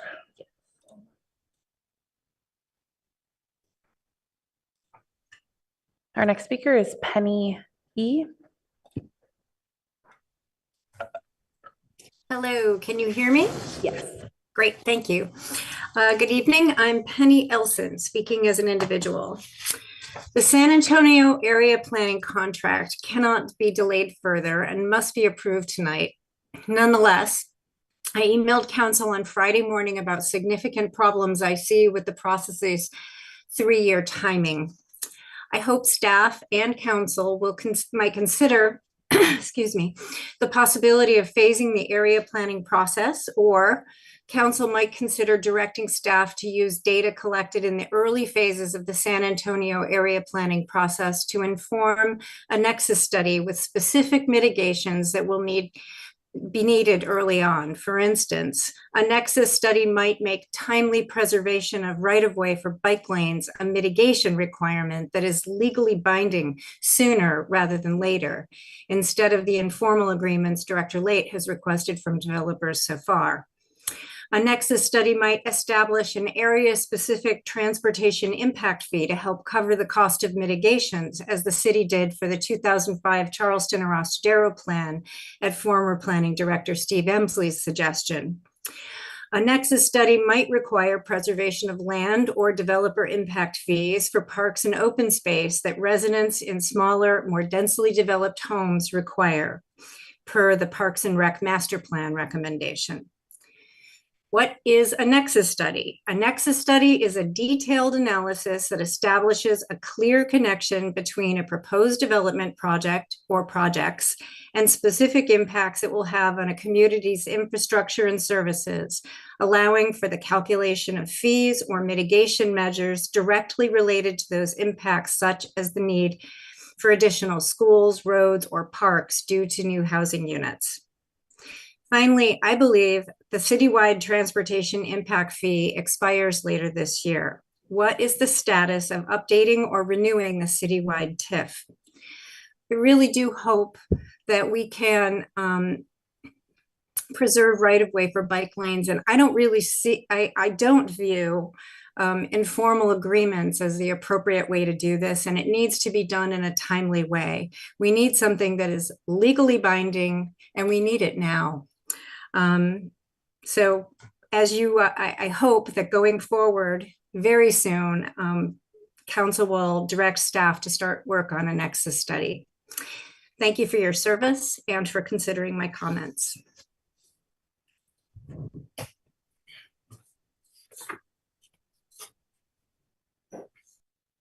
Our next speaker is Herb B.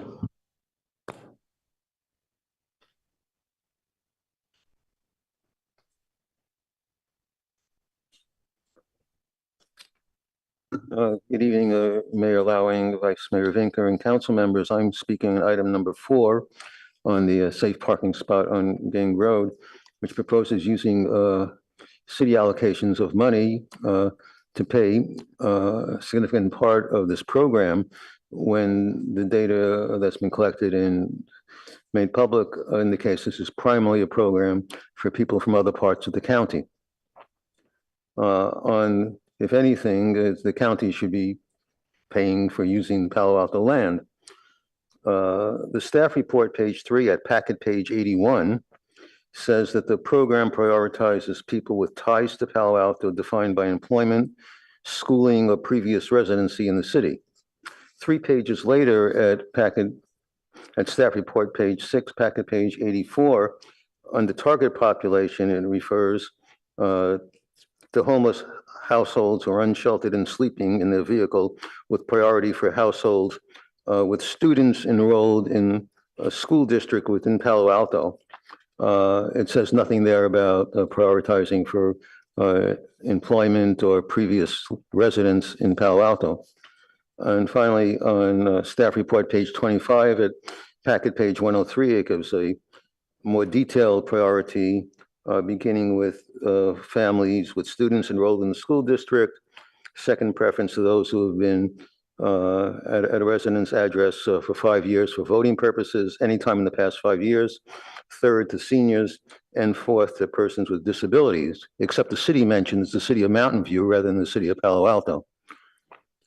So I'm not sure what's going on here with this proposal. I think it's clear that the county has a program where it wants to shelter people who are in vehicles and whether considered a safe space for them, or maybe safe for the places where they've been parking and having them park at Gang Road. But it's using Palo Alto funds, and it's not a Palo Alto program for Palo Alto people. Thank you. And going back to our last speaker, Amy A.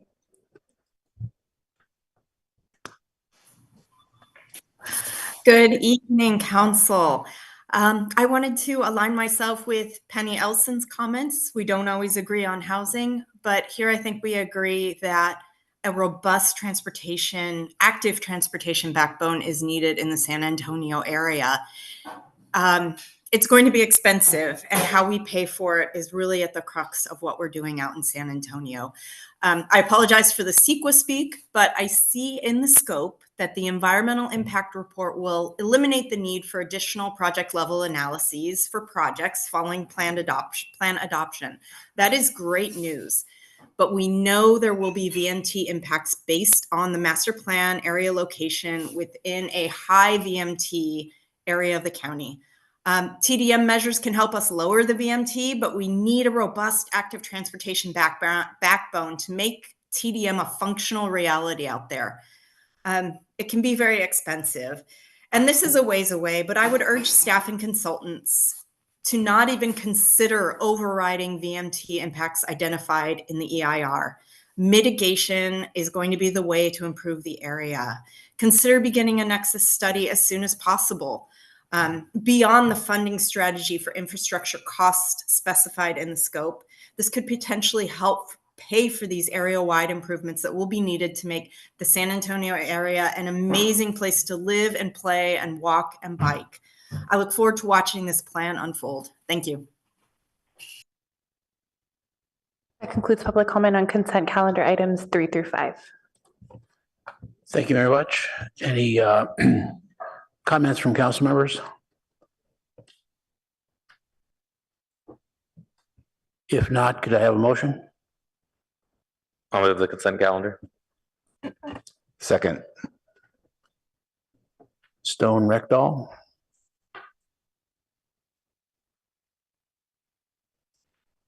Okay, please take a vote.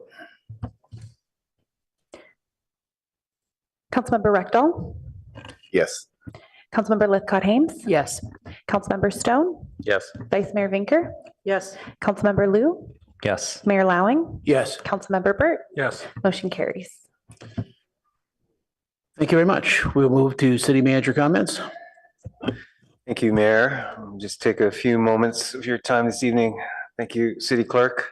Let's go to the next slide, please.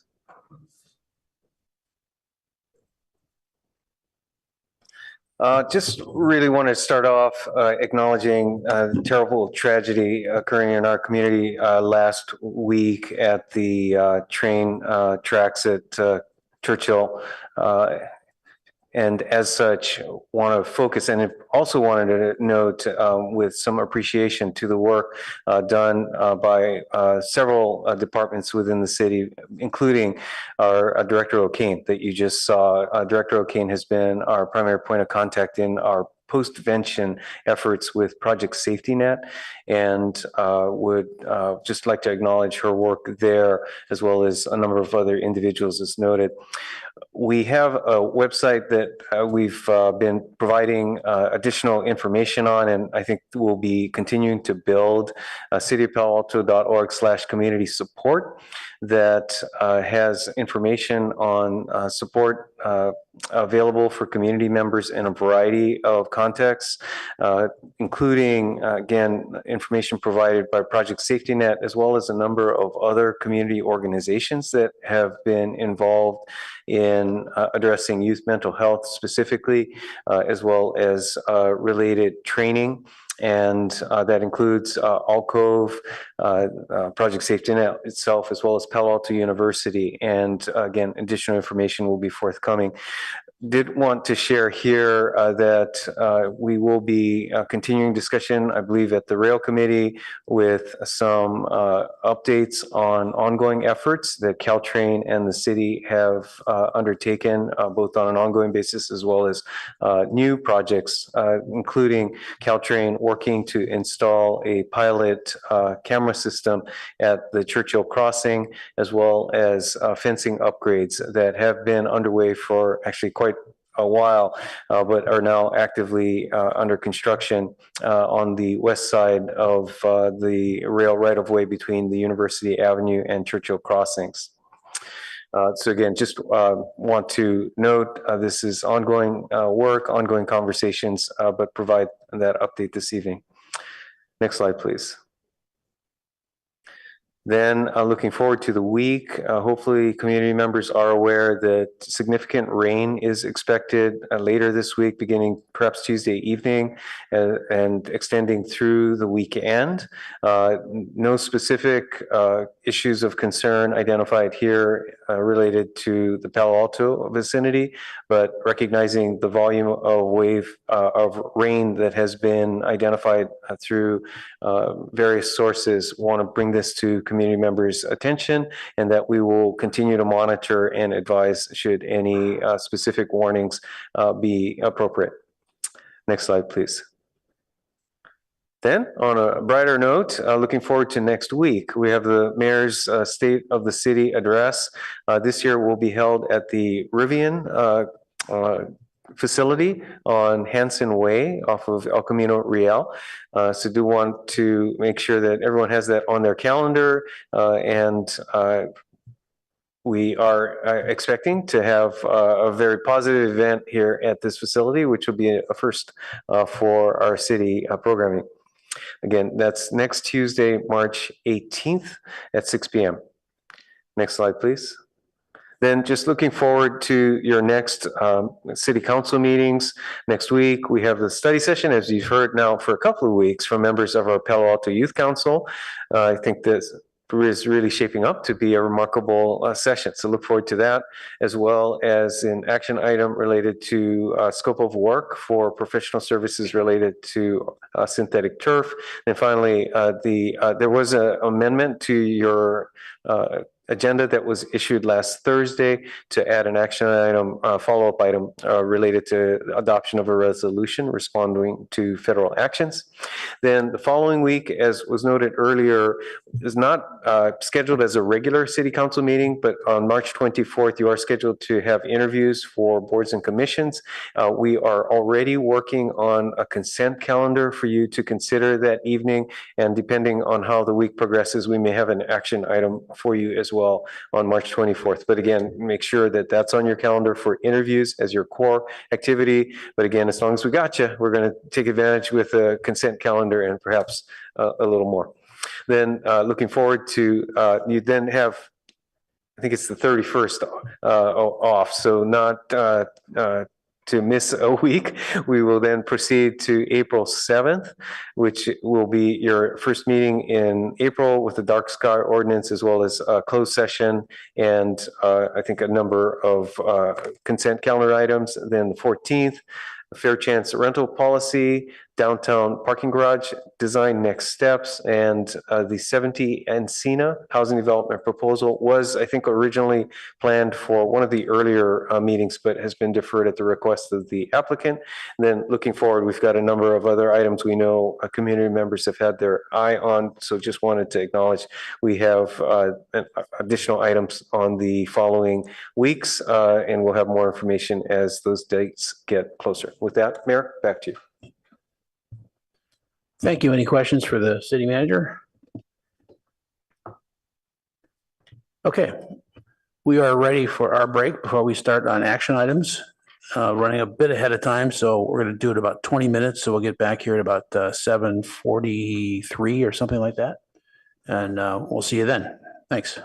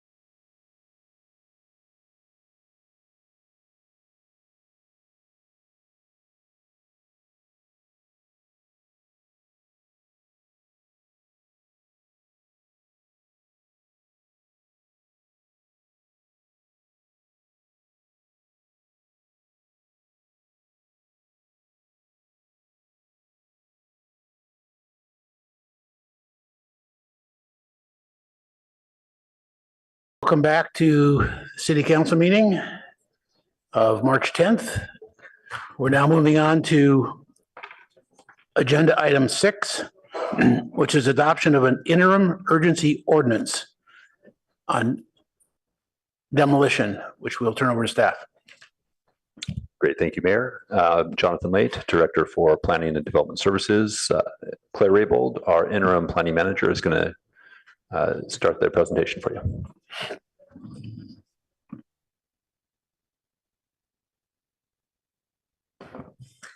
Good evening, council members, Mayor Lowing.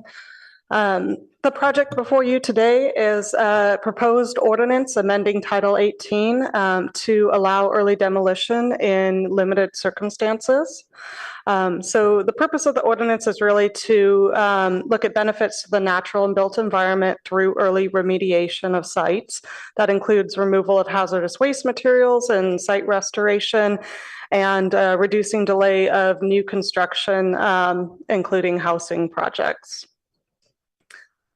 So a quick overview, the current code requires the building permit approval prior to issuance of a demolition or deconstruction permit. This modification will allow demolition or deconstruction in limited circumstances and subject to specific requirements, which I'll go over in a little bit more detail in the next slide. It amends Palo Alto Municipal Code Section 1840-160 specifically, which sets forth the regulations of when demolition can occur. Currently, it is allowed, as I noted, prior to issuance of a demolition or a deconstruction permit for the replacement project on a site. So some key policy considerations, is what sites it would apply to. So as currently proposed in the ordinance, this would be limited to sites that are on the Cortese list. That list is publicly accessible on the Cal EPA website. As noted in the staff report, a brief search of the database showed that there were roughly 180 sites on the Cortese list that could potentially be eligible for this ordinance. Ultimately, it would be more limited as the ordinance includes language that specifies that an applicant would have to show that demolition is necessary and have an approved remediation plan by an oversight agency in order to allow that early demolition to occur. In terms of requirements for the cleanup, it also includes some additional requirements such as property restrictions, including restricting any sites that are on the housing inventory site list on our adopted housing element to future development of a housing development project if they choose to take advantage of this ordinance. It also includes cleanup requirements compatible with residential uses. There are sites that currently, if they're in commercial use, would only be required to remediate to a level compatible with a commercial use. And so what this would do would ensure that if an applicant were proposing a project on a site and utilizing this ordinance, that they're doing cleanup to make it eligible for a future residential use. So speaking a little bit more to the conditions following remediation, after publication of the staff report, staff was looking at the public comments that came in as well as considering some additional items. So we have some recommended adjustments to the ordinance language. And that included preparation of a site maintenance plan. We were considering, potential options for perimeter fencing, for security, potentially landscaping, such as to prevent runoff. And we were also looking at some modifications to ensure that trees don't get removed as part of this, or if they were required to be removed, that we still get the replacement canopy as part of this. So with that, we just had a few adjustments that we were recommending with some specific language. We're recommending that the addition of a section that indicates that a site maintenance plan approved by the Director of Planning would be required prior to issuance of the demolition or deconstruction permit. and that we would expect that plan to address the condition of the site following completion of remediation work and until a building permit is issued for a replacement project. And we spoke to things that may be included in the plan, such as installation of maintenance fencing or for security of the property, as well as landscaping. We also were proposing some language for to protect trees if they're being proposed as part of this modification. So the recommended language we included was no trees shall be removed unless required under the remediation plan. Any tree removed shall be subject to Title 8 of this code, and the director may defer any tree canopy replacement requirements until construction of the replacement project on the site and require performance bond or similar security instrument. One of the additional comments from members of the public included a comment about the language that we had proposed for the cleanup level. Their comment letter acknowledged that there may be site-specific conditions based on the relevant oversight agency. So we were recommending the change that was incorporated in that public comment letter, which states, which would revise as indicated on this slide, so that it would read, must remediate to cleanup levels compatible with residential use as approved by the applicable environmental oversight agency, such as California Department of Toxic Substance Control, California Water Regional Quality Control Board, or County of Santa Clara Department of Environmental Health. So with that, staff recommends that council take the following action: adopt by a 4/5 majority the proposed interim urgency ordinance amending Palo Alto Municipal Code Section 1840-160 to allow for early demolition or deconstruction on contaminated sites. And as a next step, staff would prepare a formal ordinance to codify these provisions permanently. And with that, I'll turn it back to you. Okay, do council members have any preliminary questions before we go to public comment? Seeing none, would we proceed with public comment, please?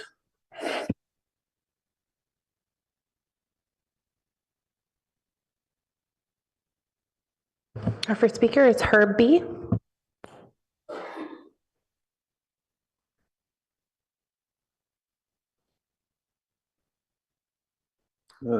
Mayor Lowing and council members, my concern on this is that I wouldn't expect this type of proposal coming to you because there happen to be, if I heard staff correctly, 100 possible places where this could be applied, and now you suddenly need an urgency ordinance to address it. Most likely, there is a particular site or sites that want to do demolition now, or at least within the next year, because this proposed ordinance will terminate in a year. And those should be identified specifically as the reasons and the sites that are likely to come up, rather than saying there just happens to be a list someplace, which until now, no one has been concerned that there might be some imminent demolition of a particular site out of that entire list. So I'd be interested in seeing in the next, if you adopt what staff is proposing in the next year, what those sites are, because not going to be 100, and they're not going to be there because they weren't thinking of demolition or deconstruction prior to this proposal. I believe, as often happens, somebody wants something done and they need a code change, and instead of coming to you and saying it's for this particular property, staff comes through with a general ordinance and doesn't tell anybody what that property is. Thank you. That concludes public comment on agenda item 6. Okay, let's come back up to council for any questions. I do appreciate that you incorporated items that you heard from public comment. Shows the power of public comment to our residents, and people listen and make changes. So that was good. Comments from council members? Councilmember Stone? Thank you, Mr. Mayor. I just have one question, otherwise no issue with this. Can staff remind me of our no net loss housing ordinance? Does that also apply to no net loss of BMR units on site? So if we had 15 BMR units at a particular AMI, it would have to be then replaced with the same or more BMR at the same or less AMI? So there would typically be a regulatory agreement that would be associated with the entitlement, but if they're being demolished, I don't know the answer as I sit here. If it would, we would definitely require a replacement of units, but your question about the BMR, I think is something I'd have to look into further. So I believe just getting to like the point of a comment, I think this code was actually recently amended and is effective as of today, that already prohibits demolition of existing housings. And actually as part of this code, it does speak to not utilizing this when you have an existing housing project at a property. So I don't know if your question is specifically related to how this ordinance might affect a housing. What is? Existing. I mean, so my understanding was that there'd be that if there was existing housing or if it was a site located within a housing inventory, the owner would have to essentially enter a covenant, and that would incorporate our no net loss housing. I'm not seeing that in the regulation. The local regulation on packet page 175 is the existing text. And it talks about the replacement units. This is unchanged by this ordinance. Again, I don't see specific mention to the low income units as being also having to be replaced on a similar 1-to-1 ratio. Okay. The unit would have to be replaced, but does it have to be replaced at that same income restricted level? I don't see that written in our local ordinance. As proposed? No, just to be clear, we're not changing anything about the existing regulations when it comes to unit replacement. This is an additive piece. The underlying text on the following page 176 is really discreetly related to the issue of a property being on one of the 5 Cortese lists. So we're not making a change to the unit replacement provisions that already exist. Okay. So maybe then just something moving forward to kind of revisit separately, but revisit our no net loss housing ordinance to ensure that BMR piece is in place. Yeah, I think it requires more conversation with our legal staff just to understand. I mean, for a particular project that gets approved in the moment, based on a set of regulations and requirements, that's one thing. I think I'd want to understand a little bit more about our ability to impose a income restricted requirement on a new development that, as long as it was replacing the same number of units, it would still be subject to our BMR requirements by the code, either in lieu or inclusionary, depending on the status. But yeah, I think we just have to understand more about the implications of what I understand you're asking. Yeah, agreed. Okay, thank you. Councilmember Liu? Thank you. In relation to public comment, are there any specific properties that are seeking or have sought this kind of ordinance change?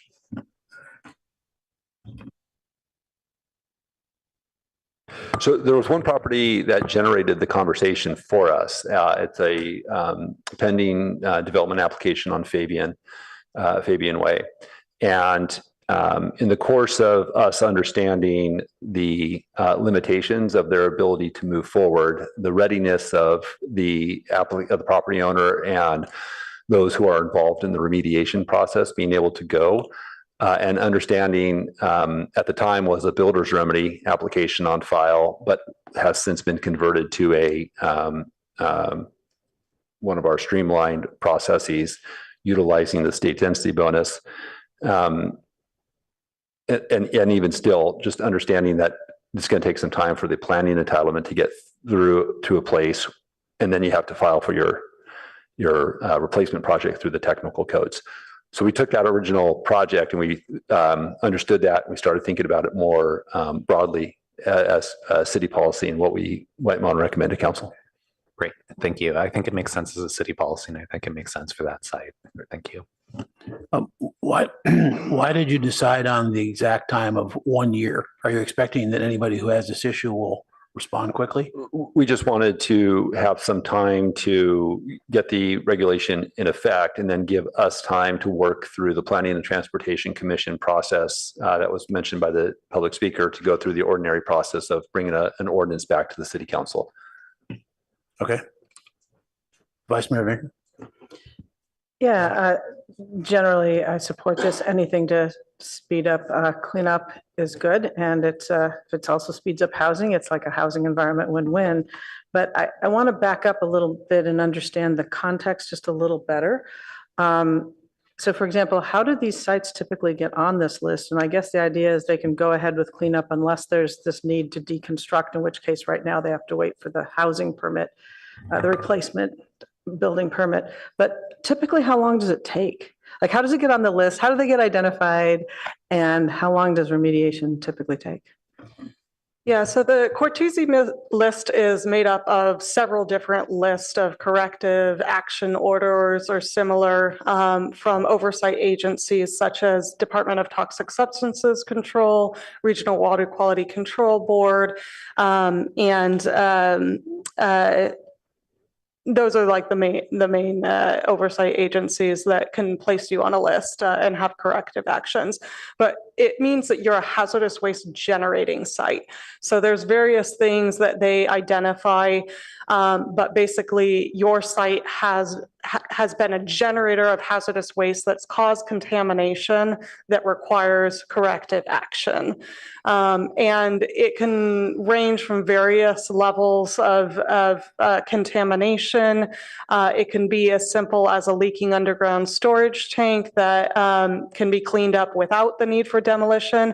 A significant number of the list of approximately 180 sites are leaking underground storage tank sites. Some of them even have had, remediation occur and the site is considered closed. But even on some of those, they might have been closed for the purposes of commercial property use, but still require cleanup for a residential use. But sometimes these remediation plans can take years to implement. I know that for the 3997 property, it's going to take at least a few years to complete that remediation work. So, under the orders of the Regional Water Quality Control Board and in coordination with them, there was a plan prepared that, they can't fully implement until the buildings are demolished on the property. And so there was an interest from that property owner in particular to move that remediation forward, but that does happen on other properties as well. Well, I guess that's my concern, is if somehow we're becoming aware of these leaks and seepages.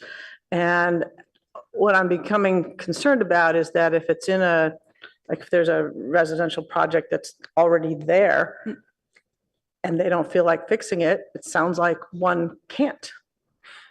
So we did. And even this wouldn't fix that. Yeah.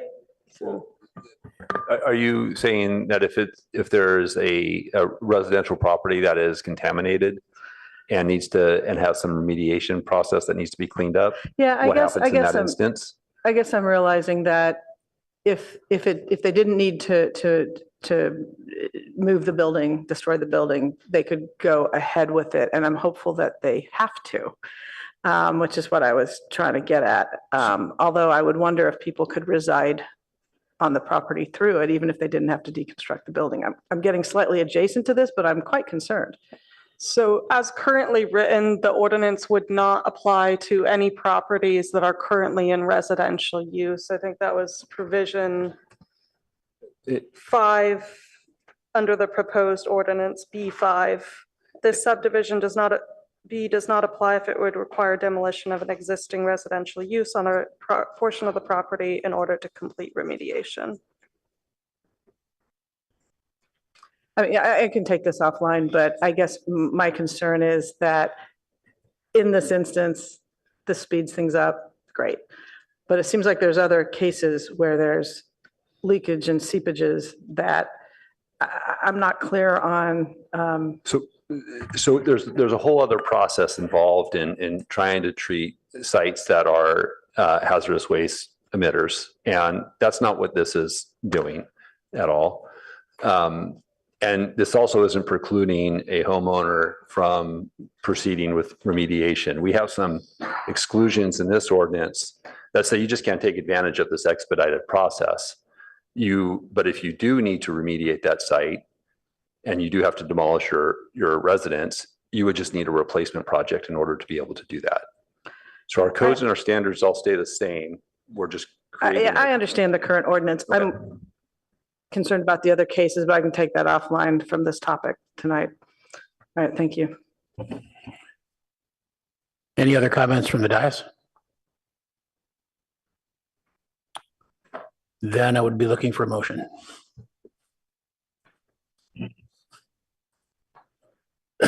So moved. Staff recommendation. A second.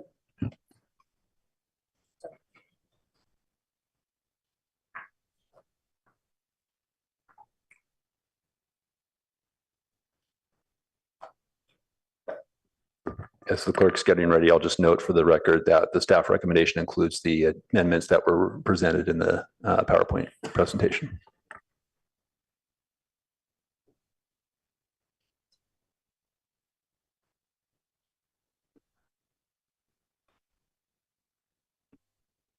Go ahead. Councilmember Stone, Yes. Councilmember Burt, Vice Mayor Vinker, Yes. Councilmember Lithcott-Hames, Yes. Councilmember Lou, Yes. Councilmember Rectal, Yes. Mayor Lowing. Yes. Motion carries unanimously. All right. Thank you, staff.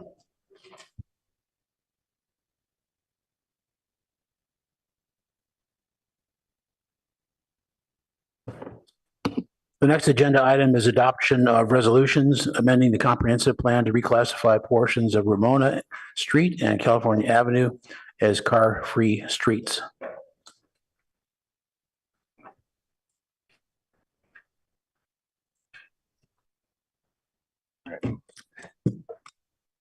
Ready to go? Okay. Staff. Let me ask Ashwini Kantak to start off our staff presentation. Good evening, Mayor and Council. Ashwini Kantak with the City Manager's Office. I'm joined by Heather Gerwitz from the M Group, who's been our consultant on this project. And we also have several staff on hand to respond to questions. Next slide, please. So we're really excited to be here today, as this is a critical step in the potential permanent closure of portions of Ramona Street and California Avenue to vehicular traffic. As you're aware, both these streets have been closed to vehicular traffic since June of 2020. Council has taken several actions to continue the temporary closure. And in November of 23, Council directed staff to take the necessary actions and bring back for council consideration permanent closure of these streets to vehicular traffic. So the actions today before you are essential to implementing this direction. And in order for these two streets to be closed to vehicular traffic, an amendment to the comprehensive plan transportation element is needed to reclassify these portions of streets, both for Ramona Street and California Avenue. And we've also been working closely with the consultant as well as planning staff on a comprehensive plan EIR addendum, which is needed to support this amendment. On February 12th, staff presented the recommendations to the Planning and Transportation Commission, and those were moved unanimously. The PTC gave us some additional feedback, which has been incorporated into the resolutions that are before you for consideration. In parallel, in accordance with prior council direction, there is work underway on both outdoor activation standards as well as street design for both of these locations. And towards the end of the presentation, I'll be going over some immediate next steps for council to take the action before you today. Next slide, please. So these show you the location. This slide and the next one will show you the location of the portions of street that we're talking about reclassifying. So Ramona Street, it's about 200 feet of Ramona Street from Hamilton and Ramona intersection all the way to the parking garage. The parking garage access will continue to remain. It will not be closed. And next slide, please. For California Avenue, the portion of California Avenue that we'll be asking you to reclassify is from El Camino Real to Bird Street. Next slide, please. And so here's the two proposed new street classifications: a pedestrian-only street, which would be a portion of Ramona Street, and a community street, which is the portion of California Avenue. Key elements here are restricted to pedestrians only. For Ramona, no bicycles or skateboards. City emergency vehicles, utility and maintenance vehicles that are operated by the city or on behalf of the city would be allowed. Private utility vehicles would be allowed on Ramona through an exception process. And again, outdoor dining and retail would be encouraged.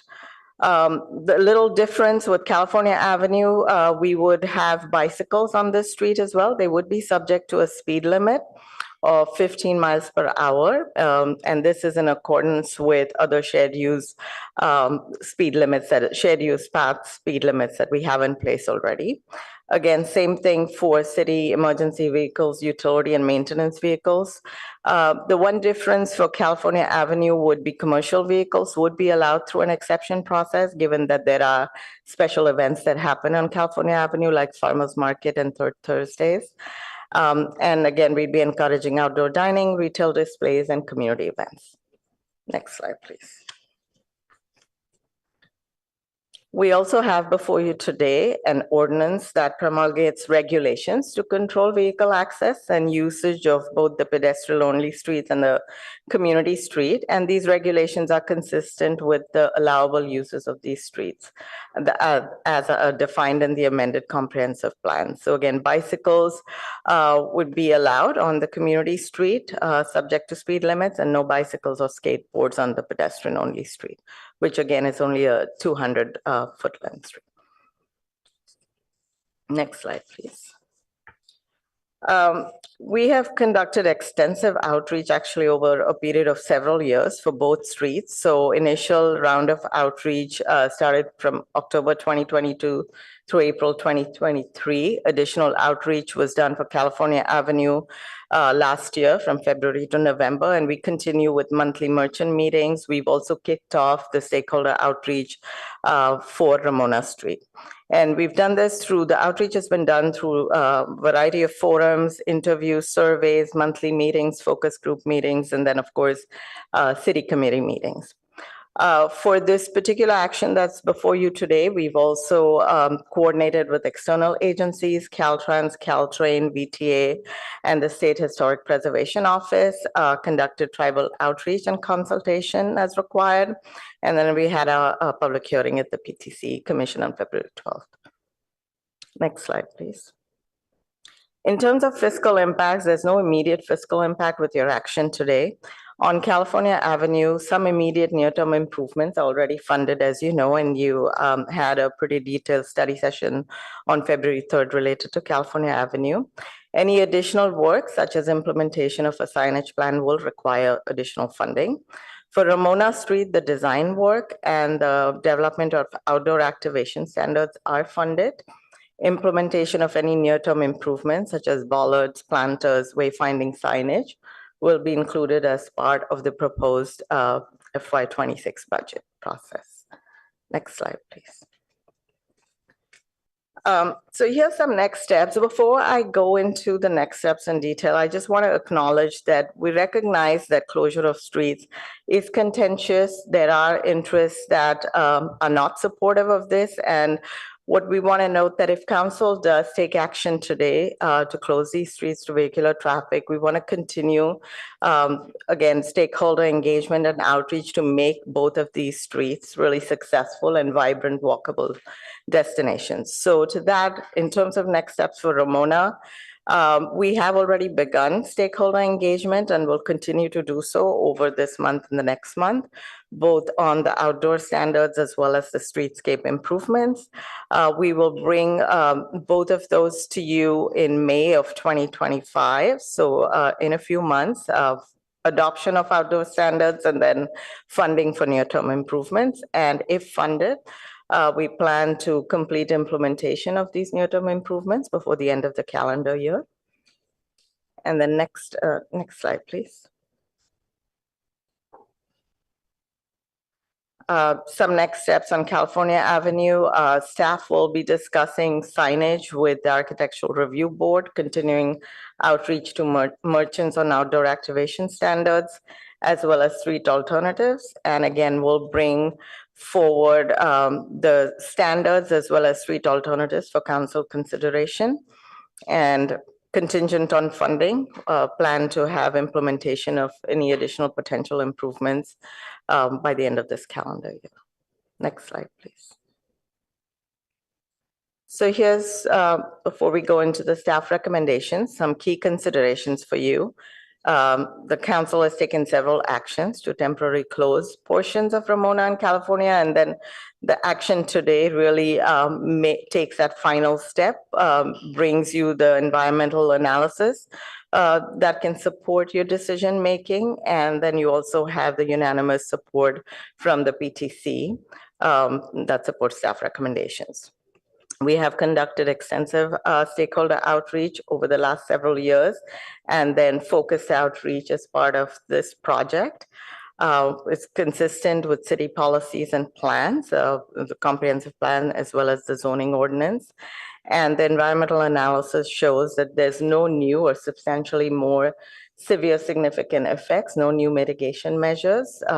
And so with that, I'd like to bring the staff recommendation forward for your consideration, and we're happy to take questions. This is pretty long, so I'm not going to read it out, but there's resolutions, 2 resolutions before you, as well as an ordinance, the first reading of the ordinance that lays out the regulations. And thank you for listening, and happy to take questions. And if we could just stay on the recommendation slide. Thank you.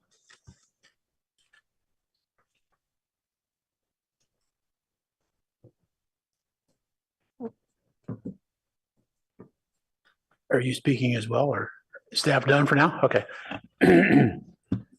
Questions before we go to public comment? Councilmember Lithcott-Haynes. Yes, thank you, Mr. Mayor. Thank you, Ms. Contact, for that presentation, and Ms. Gerwitz as well for your work on behalf of M Group. Technical question, I noticed no bicycles or skateboards in the pedestrian only. Are we deliberately not mentioning scooters?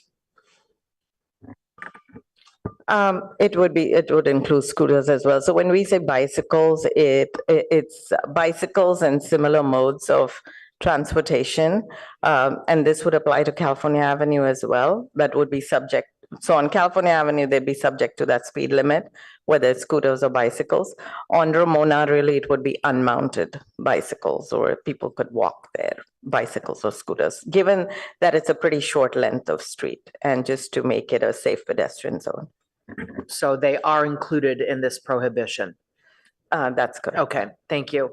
And my second question, I think it is a technical question, is we are proceeding here as if there is quite some similarity between California Avenue, closed off portion, and Ramona. And yet when we get to funding, there was quite a divergence. You referenced that Ramona additional things will be built into the FY26 budget.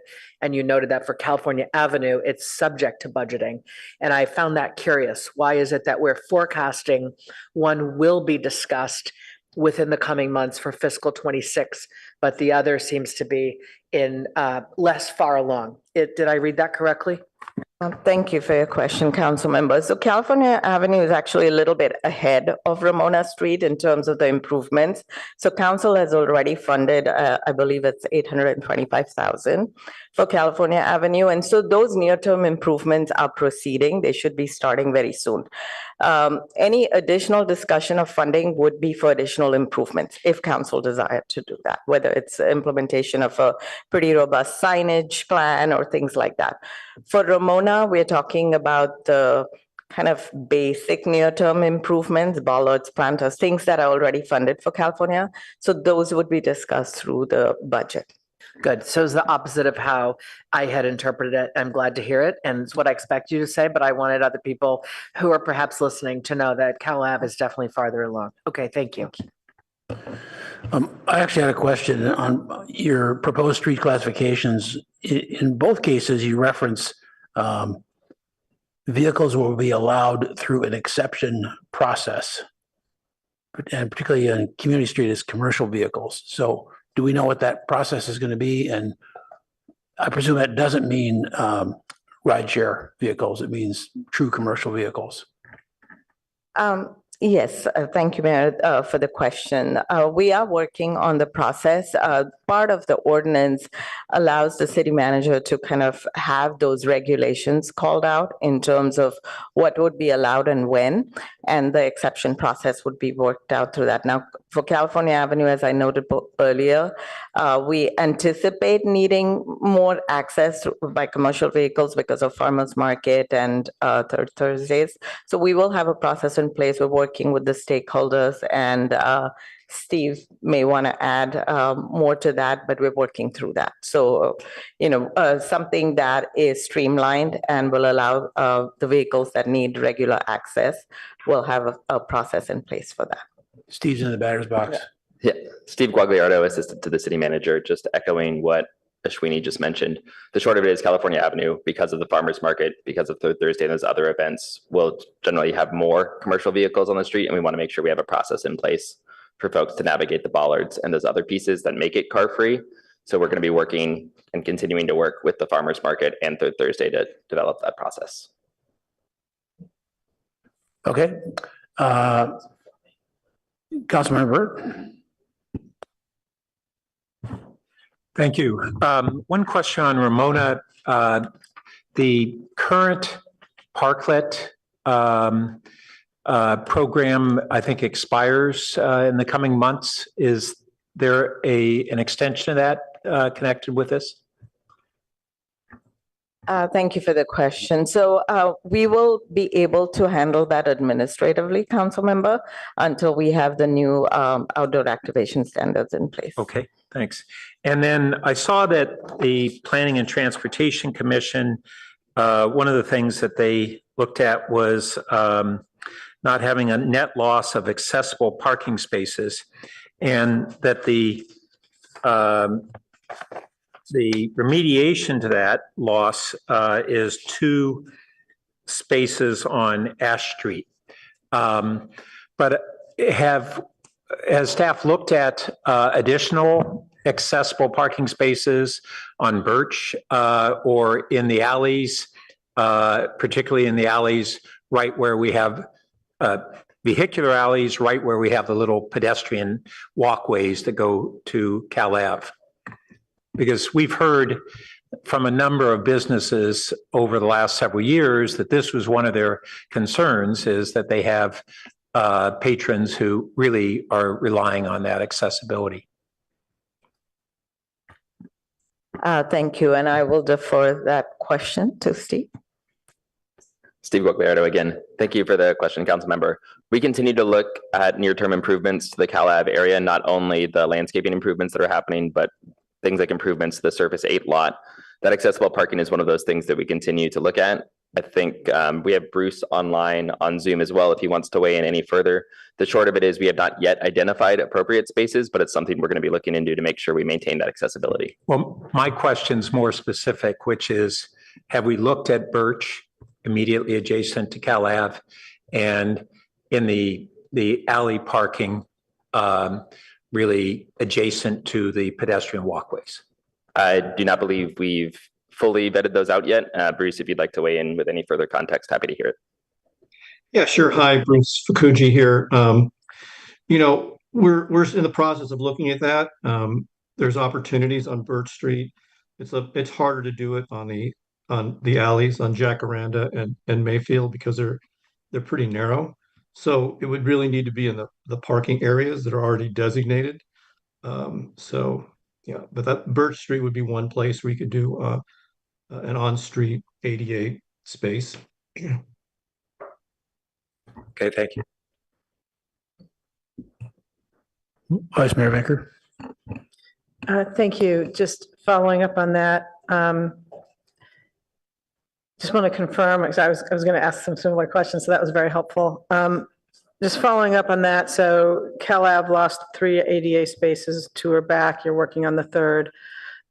Were there no lost ADA spaces on Ramona? I didn't see reference one way or another, so I assume not. That's correct. Okay, thank you. And then just confirming something else that I think is common sense, but with the bollards and such, will both streets that are closed be accessible at both ends when the bollards are down? So, yeah. Yes, thank you. We don't want any fire trucks trying to turn around in there or Yes. back out. Okay, great. All right, thank you. That's it. Seeing no other council questions, let's go to public comment.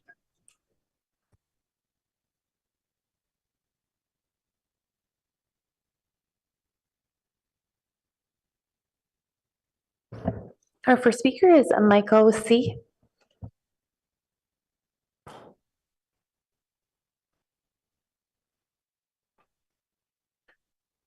Thank you, everybody, for having us tonight here again. I represent myself and my partner in business on California Avenue, and there is not much to add to this conversation, I believe, since we said about everything, how good is for our town to have a pedestrian street. There are so many more streets where we can drive a car. Personally, I'm a cyclist and I enjoy going everywhere I can on a bike.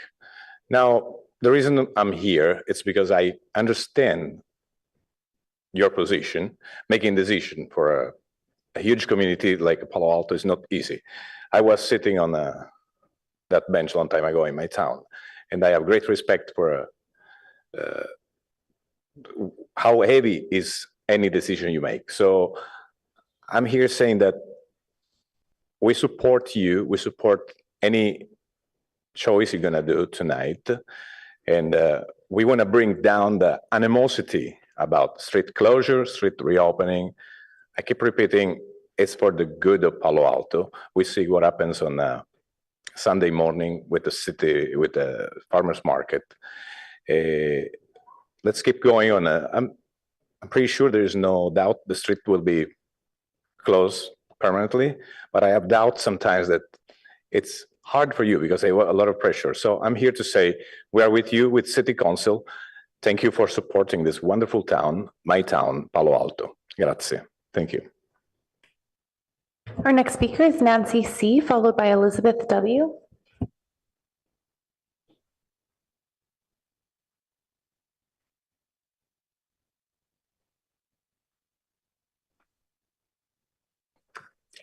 Good evening. Nice to see you all again. I'm here to encourage you all to approve what has been discussed repeatedly in council chambers and various meetings for the betterment of our city. Tonight, you'll vote on adopting resolutions to amend the comprehensive plan by reclassifying portions of Ramona Street and Cal Ave as car-free streets and closing them to vehicular traffic. While a small but vocal minority may be opposed to this initiative, I urge you not to be swayed away from the vision of a brighter future for our city. For the past 5 years, businesses have patiently awaited the opportunity to enhance and solidify a concept that is common in cities across California and around the world. More and more, adopting pedestrian-friendly streets as government policy has become common. Allowing a few building owners in Palo Alto to derail this effort would be a mistake, shifting control of city decisions away from our elected officials and into the hands of individuals driven solely by personal financial interests. The arguments against this proposal are weak and can be refuted point by point. Regarding Ramona Street, it's important to note that there are no vacancies except for a single space owned and previously operated by a building owner who opposes this measure. This vacant space also has an unused parklet in front of it. Meanwhile, all the other retail stores and restaurants on Ramona Street continue to operate successfully. In fact, the pedestrian-friendly nature of Ramona Street has benefited businesses, in stark contrast to University Avenue, which struggles with high vacancy rates due to the detriment of the city's goal for economic development. The issue is not whether pedestrian-friendly streets are viable and beneficial. They clearly are. The real challenge lies with certain building owners who resist progress, failing to see the immense benefits a walkable, community-oriented environment can bring. Cities around the world, including most recently the center of Paris, have moved decisively in this direction, banning cars from central areas to reduce pollution and improve the quality of life. If you are committed to sustainability and enhancing our community's quality of life, stay the course. Do not waver from the leadership you have demonstrated thus far. The future of our city depends on bold decisions that prioritize the well-being of all residents, not just the financial interests of a few. Let's continue to move forward and make our car-free streets beautiful in real time for the enjoyment of all our residents and visitors. Thank you. Our next speaker is Elizabeth W., followed by Zareen K.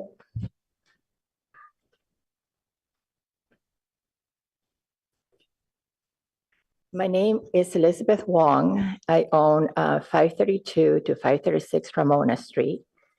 And my first comment is that the city has made outreach over the years, but I was never contacted, even though I have a very big stake in the city.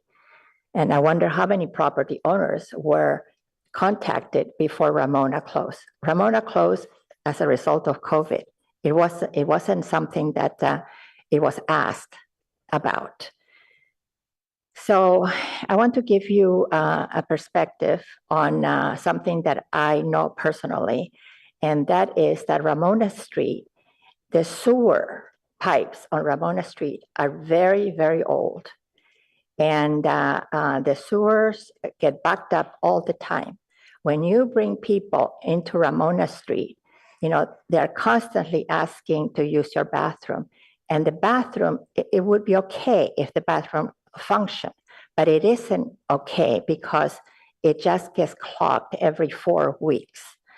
And that is something that you don't know. But you know, it's something that now you know. And if you go against, you know, put all these people on Ramona Street with no reconstruction of the sewer lines, you're going to have a big problem. There's no loading zones. So constantly the trucks get parked in front of our private parking spaces. And that prevents us from leaving or coming into our own private property. So I wrote it in the letter to council. And some of the other things that I'm opposed about is that the parking, there's absolutely no parking in the city. You have people who come over and you know, walk the streets and so on, but a lot of people who come to Palo Alto, downtown, come for business, including myself.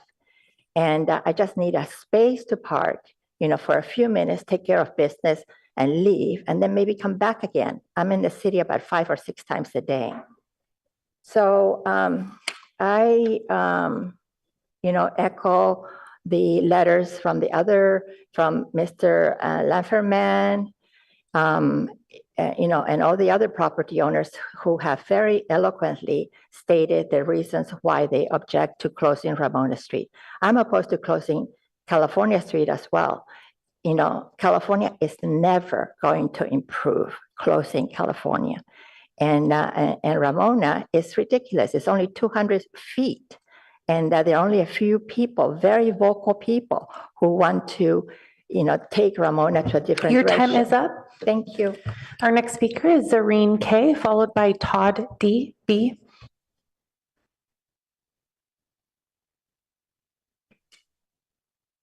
Good evening and thank you. My name is Zareen. I'm the owner and chef at Zareen's Restaurant, and I am here to make a few comments about the car-free California Avenue and Ramona. I feel like if we open the street, there is very little benefit to all the retail as well as restaurants. People have stopped buying on the shops. How many people go to California Avenue to buy shoes there? Hardly any. Most people are now even doing groceries online. So opening the street will not help much, but it will only hurt the residents who have already told you how much they enjoy having car-free area to walk around and to dance around on Third Thursday and shop and walk around, have ice cream or whatever. It gives you foot traffic, and foot traffic means more exposure to businesses. So I feel it's not just the restaurants who will enjoy higher sales, but also other retail.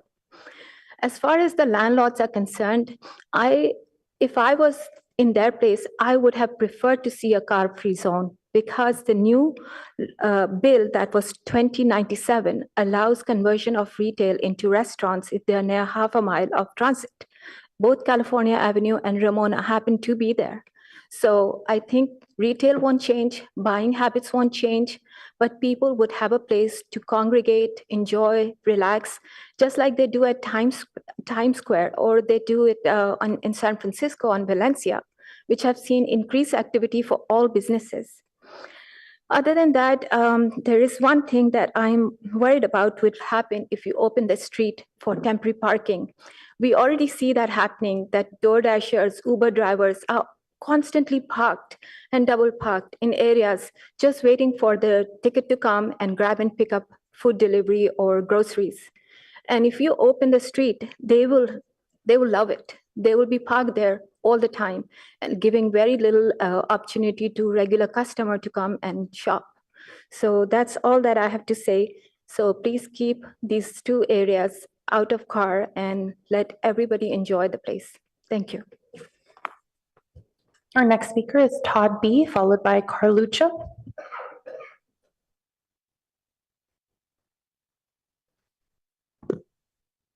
Good evening, Council. My name is Todd Burke. I live on California Avenue.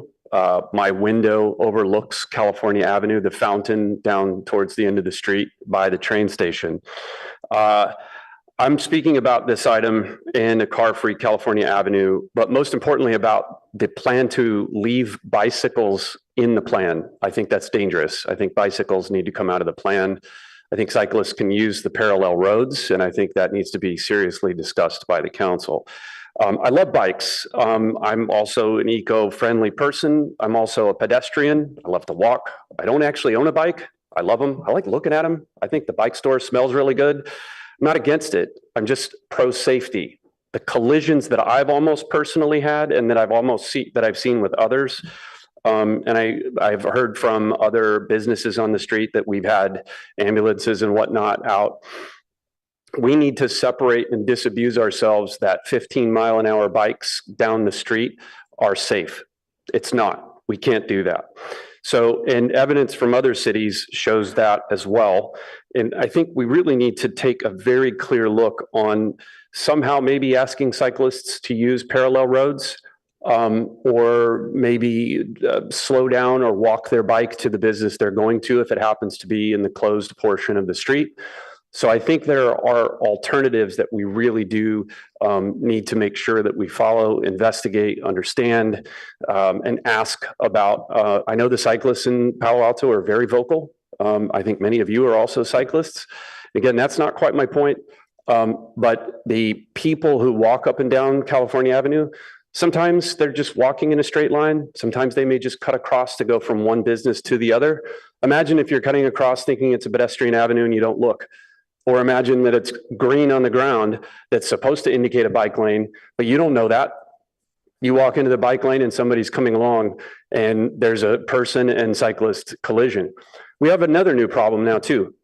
Bicycles are now almost motorcycles, courtesy of these new electric bikes that go 30 to 40 miles an hour. Imagine that collision. I don't think anybody really actually wants to, so maybe not. But we need to think through about what the alternatives are, and if we really do need bicycles on California Avenue. I don't think we do. I'm not encouraging it. So I love the plan, by the way, personally, and I think it's great, but I just really want to encourage the council to make sure that we do something else with bicycles. Thank you. Our next speaker is Carluccio, followed by Vanessa Q. Hello, can you hear me? Yes. I'm on Zoom. Great. Thank you. So good evening. My name is Carlos Rivas, and just want to share a few thoughts. I've been a resident of Palo Alto since 2010. My wife and I bought a property here in 2010, and we now have kids ages of 12 and 10, and we just love the idea of going and walking in these two streets, whether it's during the week or during the weekends, because they actually are close, and we can go and walk with our dog. We can go and hang out and see the stores and stop at a restaurant or stop at a cafe and have breakfast or brunch or dinner. And I can tell you that, yes, I understand from another speaker about this started because of COVID, but some things start because of a reason and then continue moving on for years to come. And I really enjoy the fact that these two streets are closed so that we can walk, we can enjoy the sun during the summer, we can enjoy the spring or any other season. But my point is, we really like this neighborhood, the vibrant community that we have, and I actually hope that they stay close because it really allows families to just enjoy a close place, same as a park, but this is a street with restaurants and shops, and it gives that a great environment. So that's all I want to say. I really enjoy these two streets close. And I hope they stay this way. Thank you. Our next speaker is Vanessa Q. Hi, this is Vanessa. I'm a Palo Alto resident. I'm a mom of 3 small children, and I really appreciate the closure of Ramona and Cal Avenue. As a mom of little kids, it's hard to find places where you can go eat out with little kids. They won't sit at a table inside a restaurant. So this gives us a great opportunity to be able to go out as parents. Our kids can run around in the street and have fun, and we don't have to worry about cars. There are very few places where we can actually do that. And it would be a shame if that went away, because then we would have to go to Redwood City or Mountain View where they do have street closure, which, we prefer to stay local. We love Palo Alto. And so the more opportunities and places we can go out as a family, I think the better that will be for the community as a whole. I also know, parking is a challenge because of the street closure, but it's really not that many parking spots that we're talking about that are being removed. And I think that is just aesthetically, it looks better when there aren't cars parked right in front of these restaurants and shops. And I also think that, it's a good sign. It's a sign of of vibrancy and people wanting to come to the town. So I'm all for the closure. I hope that it remains because it's a really good thing for families, especially families with small kids. And so I hope it continues. Appreciate your time. Our next speaker is John S.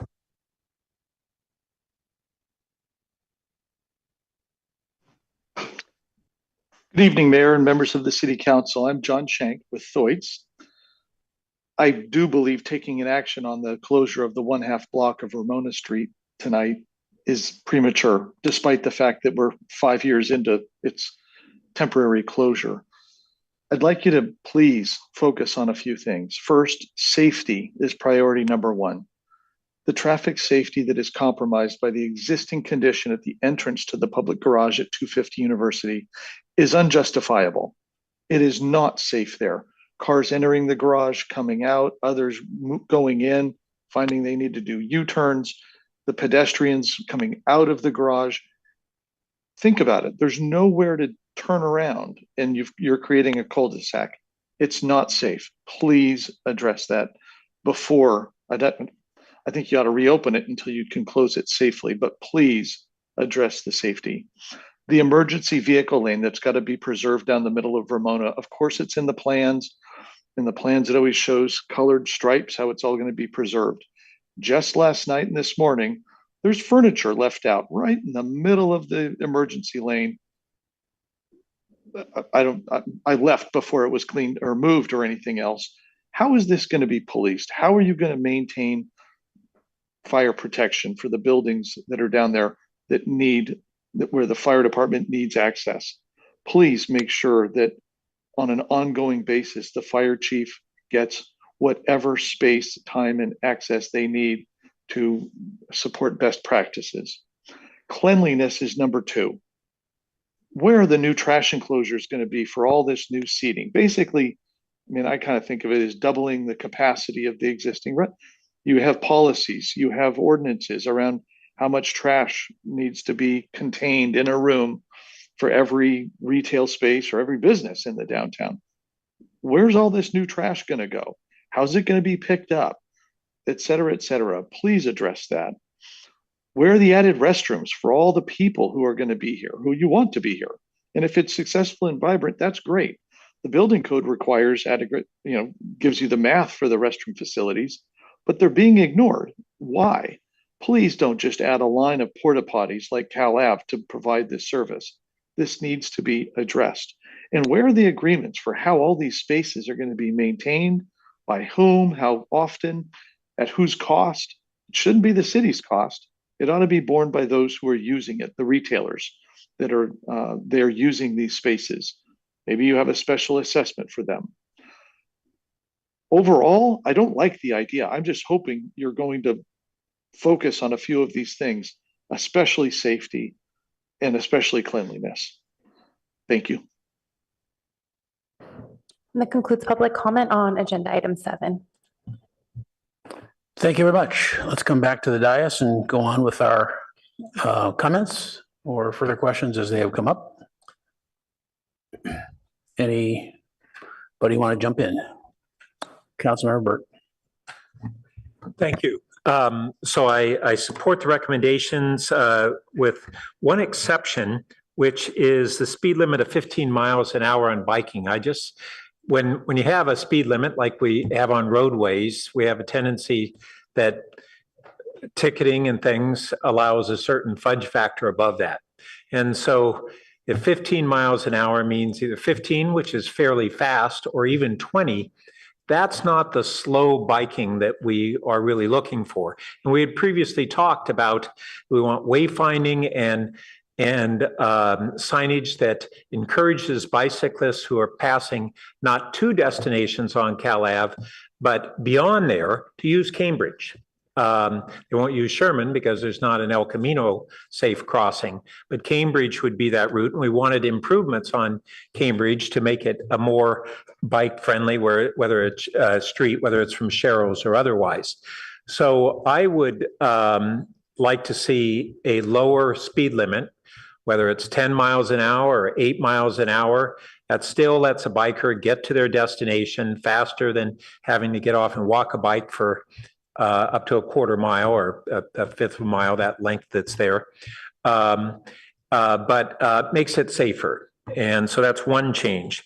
And then the second change that I'd like to see is for us to really direct staff to move forward on not only additional ADA parking in the locations that I had suggested and been brought up before. I mean, this has been talked about for 2 years. I just don't understand why we're struggling and taking so much time to identify spaces for ADA and for drop-off. And as one of the speakers noted, we really have this boom in DoorDash drivers. And what they're doing is not just driving there when they have a pickup, they are stationing themselves there for a half hour, hour at a time in certain really strategic parking locations. So what I think we ought to do is really designate a whole bunch of those alleyway parking for short term and engage with the shop owners that are there. We've heard from the wine shop owner there that they had people who would buy cases of wine, and they prior to COVID had short-term parking there, and now they don't. Plus, we have a lot more package delivery and UPS, FedEx, and USPS, and I think we need a lot of short-term parking spaces. There are some in the alleys that are naturals for it, others that might be the most adjacent spaces in the public parking lots. And we just need to move forward with those things that will support the retailers and support the people who are less able to walk and need the disability parking. On the other hand, we hear claims that, well, gee, if you can't park in front of a space, it's counter to retail. I encourage anybody to go to Stanford Shopping Center and park in front of the store you're going to shop at. And yet it's incredibly thriving. It's one of the most successful retail environments certainly in the region. So what we want to do is really facilitate the particular needs of ADA parking and drop-offs and pickups, but not allow the DoorDash folks to park there for a half hour. So whether it's 5-minute or 10-minute parking, engage with those shop owners and find out what really meets their needs and provide that, because I think that's our obligation to really help the retailers in those regards. So those are my only 2 points. When we get to a motion, I'd be glad to include them. Other comments from the dais? Vice Mayor Baker?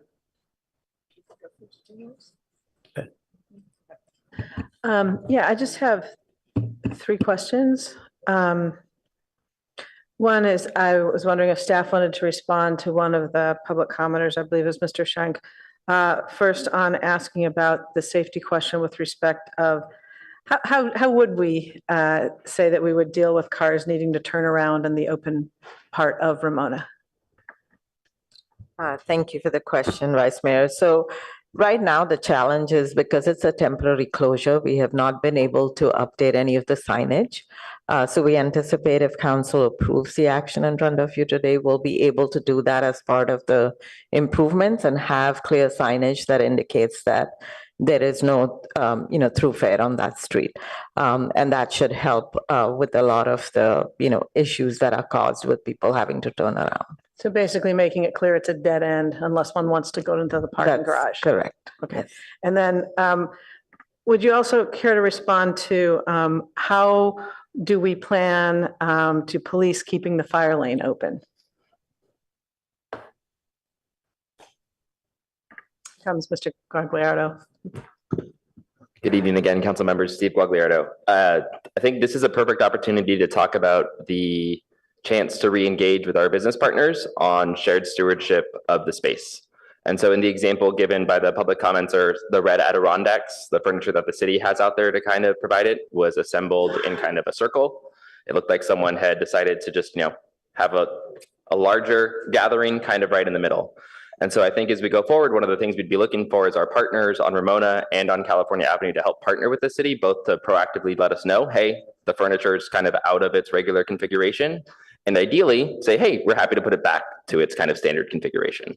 I think that's a real opportunity to make sure that when we put stuff out there, that it goes back to where it is and helps us make sure that it's clear.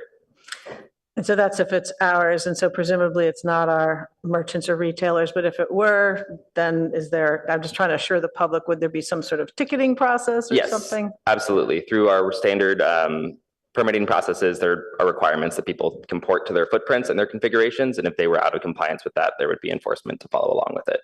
To your point about reassuring for public safety, in an emergency, through multiple conversations with the fire marshal, if that Adirondack was there and there was an emergency and the fire engine needed to get through, it would go through.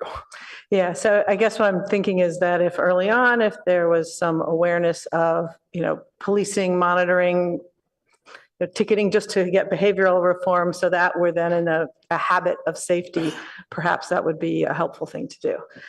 And then this may be for you too, so you might want to hang out there a moment. I understand this is still in development, but one of the three things that PTC asked, one was consult with Caltrain. Caltrain responded in February with no concerns. The second was no net loss of accessible parking. We talked about that. But the third was improve the alleys off Cal Ave. And like I said, I know that's still under development, but could you just give me a general concept of what type of improvements you're considering?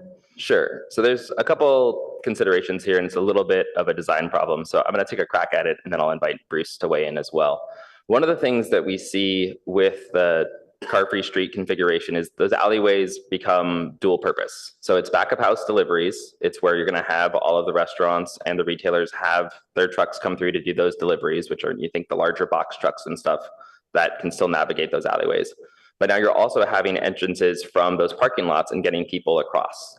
And so you've got those kind of competing uses, and it's important to make sure that we have clear and effective wayfinding from those parking lots to get people to the connection points to Cal Ave, kind of the whole customer experience from when you pull into one of those parking lots to pedestrian level wayfinding that gets you over to Cal Ave. And one of the ways to do that too is to enhance those alleyway connections with, either art or things through the signage program that convey that consistent sense of element and place. The other piece that goes along with that is enhanced cleanliness efforts. So that back of house operations that are taking place in the alleyways, right? Those are trash enclosures. Those are those other elements. And it's working with our partners in public works to make sure the enforcement and communication and collaboration is there with our business partners so that those spaces are maintained in a clean and tidy environment. So people are suddenly going to be seeing that as they go from the parking lot to the alleyways to California Avenue.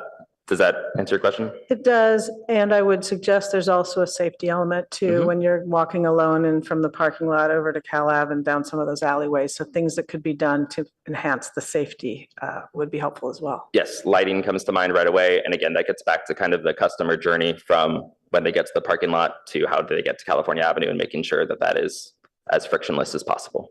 Thank you. Councilmember Rectal? Yeah, I want to echo some of Council Member Burt's points. ADA parking, really important. My mother was very immobile the last years of her life, and we needed to have something that was fairly close. And so on Birch Street, that should all be drop off and ADA to let everyone have access to Cal Ave. We don't want them parking 2 blocks away. The speed limit for bikes, 15 is really fast. I went through and looked at my trips around the town. I quite often have my phone with me and it tracks how fast I'm going. And I'm typically, if I'm on a bike boulevard, I'm going faster, but around town, 8 miles per hour, 12 miles per hour, that's typical going through. And this is not a typical street. This is a low speed street. And so we need to have it, 5 miles per hour or 8 miles per hour, something really slow to let people know that this is just not a normal street. You are supposed to slow down. And we have to enforce that because there's going to be clueless pedestrians distracted by restaurants and stuff. And this has potential for danger, and we have to do our due diligence and set a proper speed. But when I talk to my neighbors about Cal Ave and Ramona, it's not even close. The vast majority of them really like it. But there's strong feelings on both sides. The ones that don't like it really don't like it. And the ones that like it really do. They love sitting down there. They love just the relaxed atmosphere. We have great weather here. This is, I think, going to be a really good project. But we should have no illusion this is going to be easy. We have to do a full court press and make it work. There are a lot of challenges, keeping it clean, keeping it orderly. And this is not the end of the project. This is just the beginning. We have to work really hard. But I think if we do, this will be a very, very good project. Thank you. Yeah, I also want to associate myself with comments made by Councilmember Burt and Rectal. Councilmember Rectal was a bit more dramatic, which I like, which is that, people are going to get hurt and you're going to have unsuspecting pedestrians there. When we talked about this last time, I said, I don't want bikes on the street. I think Cambridge is fine. And I actually still believe that way. That's right. That's why we're going to make sure we're going to increase the probability very highly that some pedestrian is not going to get run over, because some bikes get a little enthusiastic. And if they're coming home from dinner after 2 beers, they might get more enthusiastic. So I still would rather have it primarily over there. If it's going to have to be on there because I can't win that bet, then I think it definitely has to be single digit speed limits. And the lower the better, because people are going to say, what, that's too slow. And then it'll maybe sink in. Yeah, that's exactly the point. But I'd rather see people walking their bikes along there and being a pedestrian when they're on that street. But I think that's the core point that we have right now. We've discussed this and basically supported the difference between University Avenue and California and Ramona a number of months ago. And there's nothing strategically or in our town that's changed. So I think we definitely should support the action that we've basically already taken. And this Recording is stopped. to make it legal. Okay. I get the message. I get the message. So any other comments? Oh, here we go. Councilmember Lou. I'll make a quick comment. Recording in progress. See, you get the respect. Yeah. So I fully agree with Councilmember Burt's comments and the echoes to those comments. I'll just add a couple more thoughts. So first of all, it's not obvious to many cyclists what 5 miles per hour really feels like. And so I think it's important in the signage to really address that you're basically going at a fast walking pace on your bike maximum. I will also make the obvious point that some of the aggressive cyclists are already ignoring the no cycling signs right now. And so I think penalizing some of the cyclists that are very respectful, who walk or very, very slowly roll their bikes right now is ultimately okay. To address the really fast cyclists, we actually have to plan for that in our streetscape designs to make the street slower by design, which I realize we'll discuss in future items. So I just want to echo my support and add those couple of points. Thank you. Okay, then I would entertain a motion.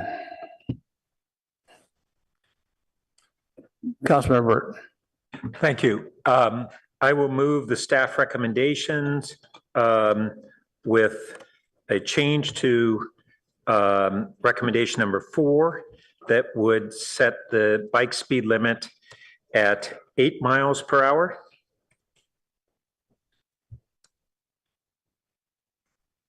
And then a referral to staff to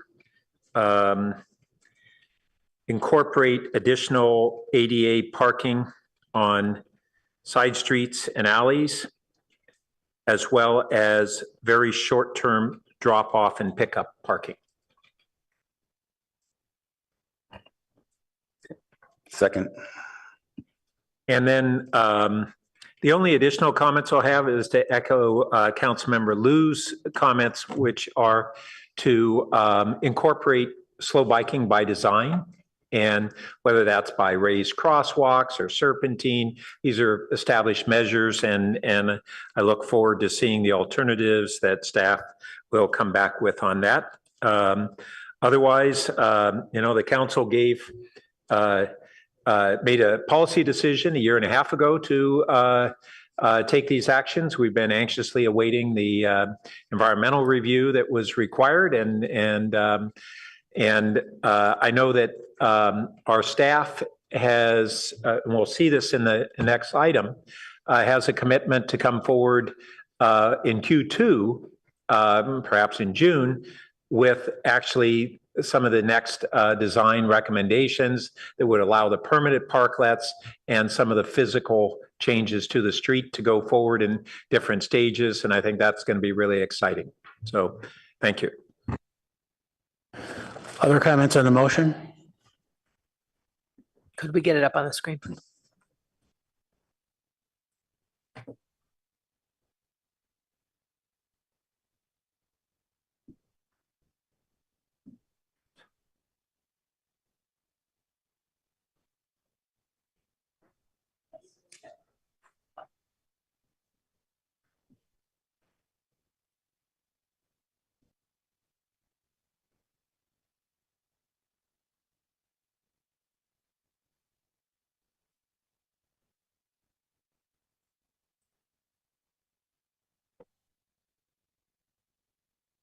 Are we all comfortable with the reading? Any questions on the actual motion? Well, I think for the first bullet, it should be accept the addendum, not consider the addendum, since that's what we're doing here. Councilmember Lou Tim Shimizu from the attorney's office. So consider is the word from the law. So we're, if I could just recommend doing that. Yeah. Yes, totally. Yeah, but I hear you and thank you for that, looking out for me.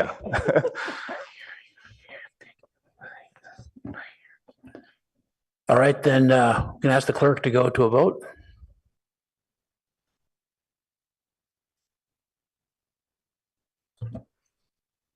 Mayor Lowing, Yes. Councilmember Rectal, Yes. Councilmember Lou, Yes. Vice Mayor Vinker, Yes. Councilmember Burt, Yes. Councilmember Lithcott Hames, Yes. Councilmember Stone. Yes. Motion carries unanimously. Okay, thanks very much, and thanks for all the public comment on all sides and all issues within the issue. We're going to move to the next item, which is approval of 25 city council priority objectives, as well as committee objectives and work plans. And you'll hear from the city staff that this is going to be modular because there are 4 priorities. Modular, yes. Modular, excuse me. Thank you for the correction.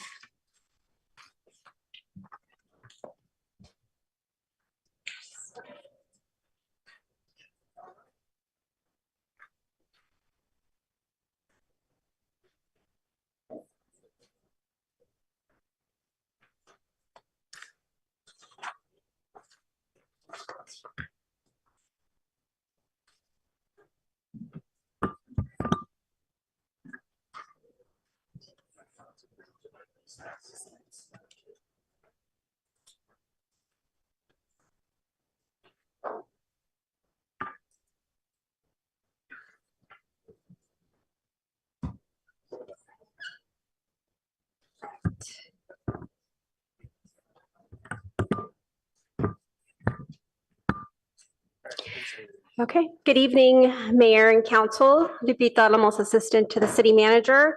And tonight's event is a continuation from our February 24th agenda on 2025 Council Priority and Objectives.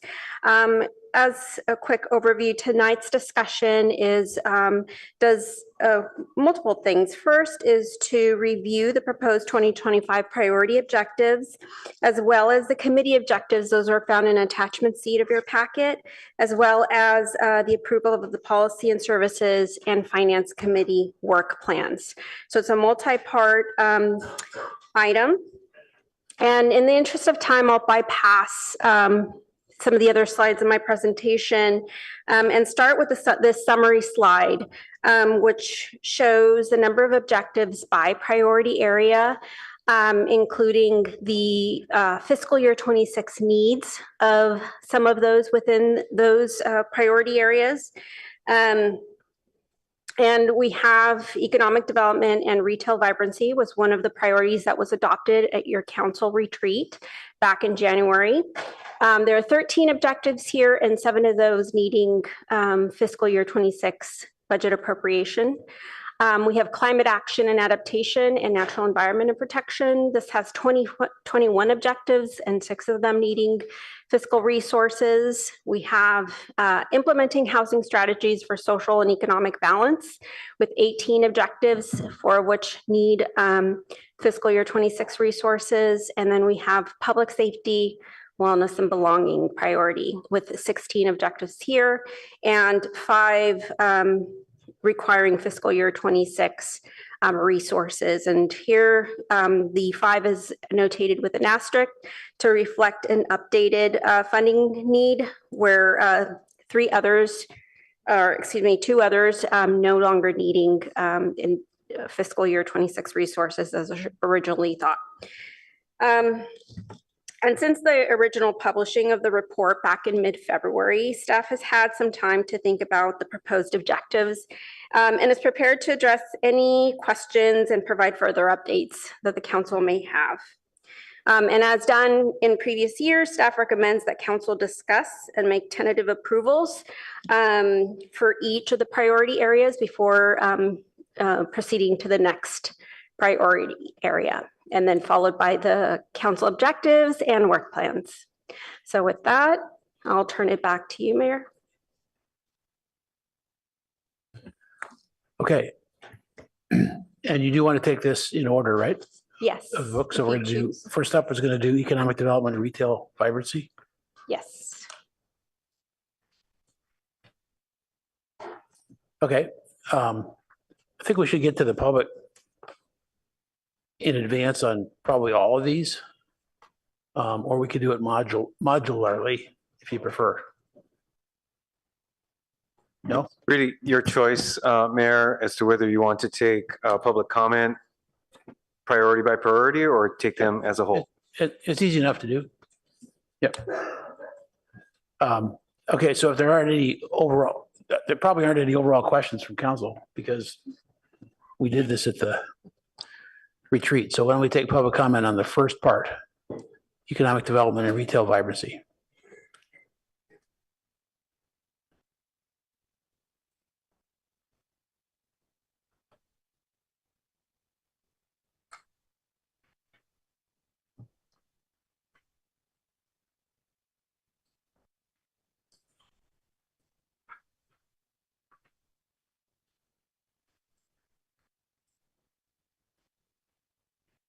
So this is just going to be retail for those of you that are up here, economic development and retail. Are we gonna be able to sort that? No, so Okay, unfortunately, the way the okay. cards are submitted, All right. it just has the speaker. I think that's totally fair for the city clerk to veto this, so. Let's go back to, you can speak on anything and Ken H can go up first. Thank you. Ken H. And then Mayor, just wanted to clarify, we do have a total of 13 speakers. That's including one group of 5. Oh, okay. 13, okay. So I think we're gonna have to go down to 2 minutes and then the group of 5 can get 6. That work? Okay. Okay, well, I lost my place anyway.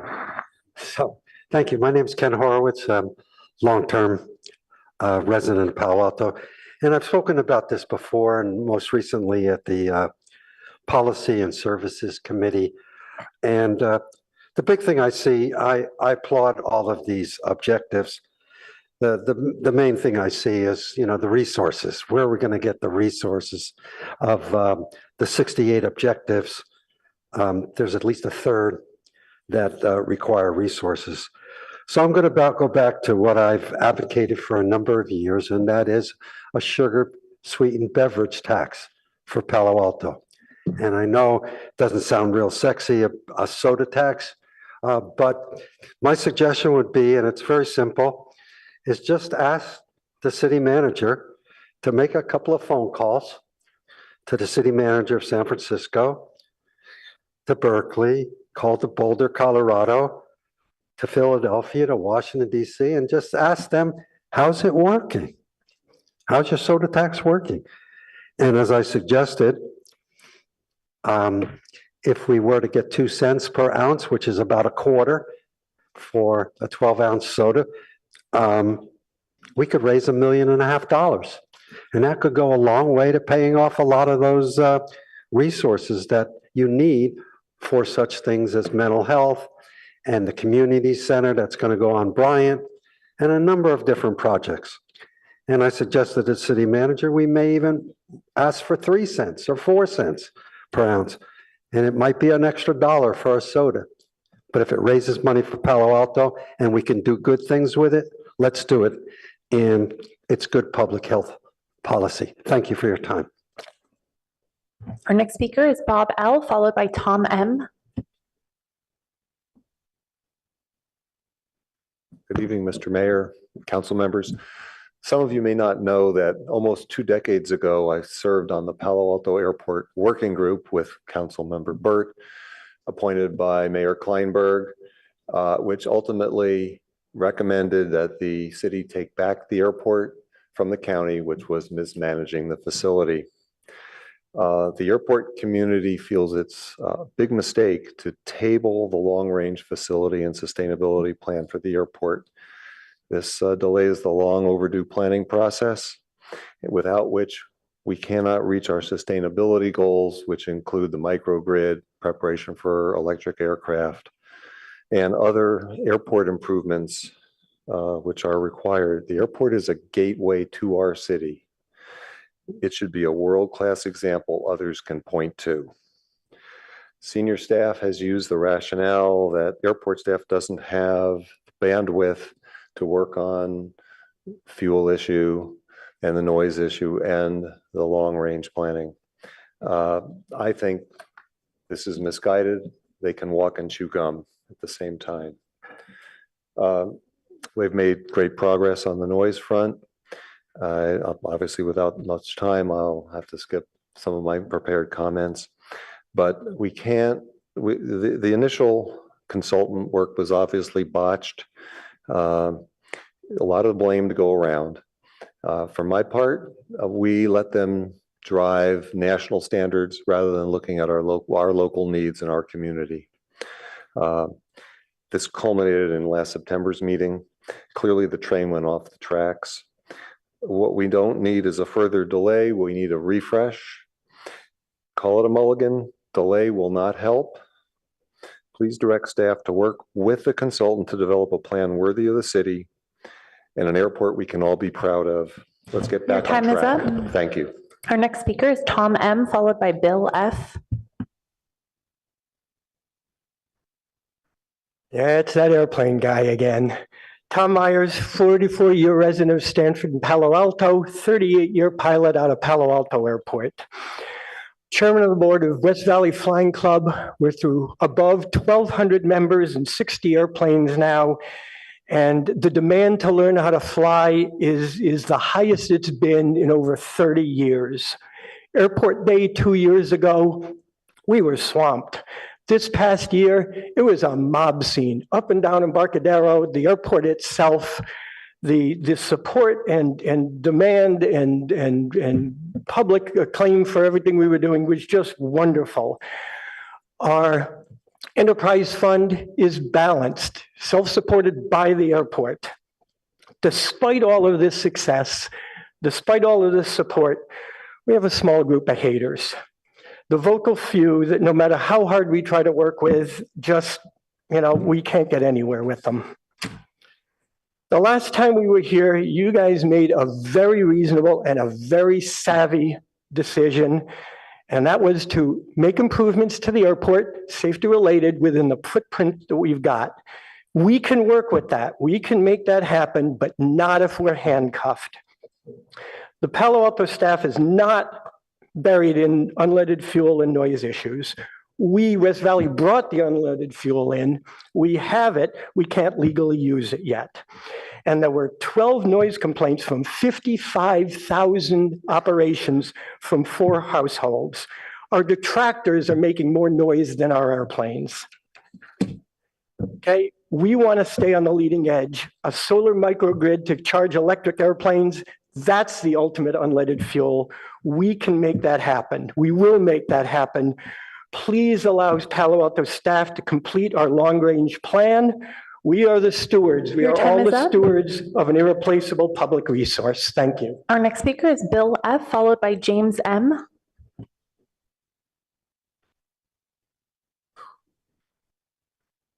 Good evening.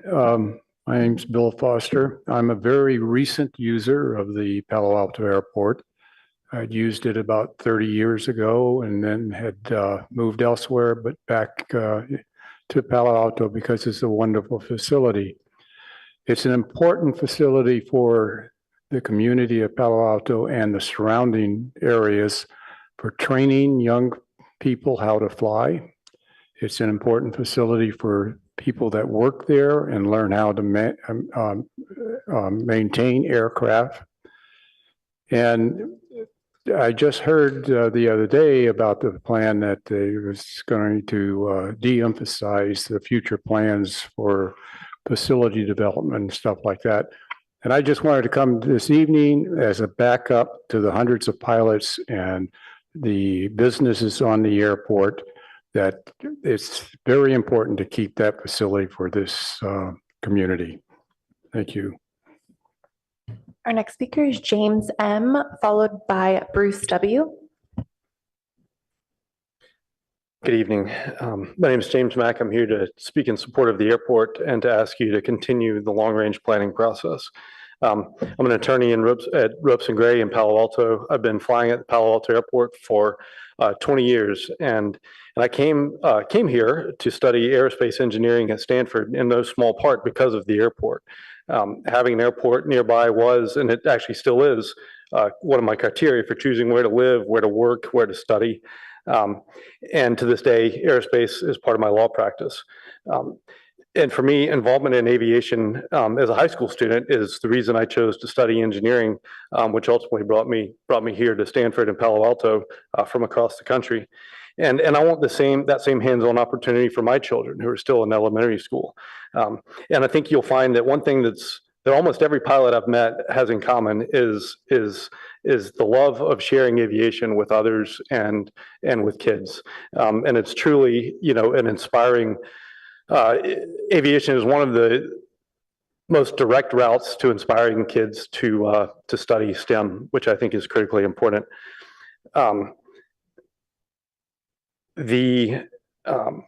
Let's see. So the investments that the city has made in the airport since taking the airport over from the county have really improved the airport, and we've really noticed the improvement, and we really appreciate the city's stewardship of the airport. It's made the airport a true asset to the community, and the long-range plan will continue that investment and preserve it.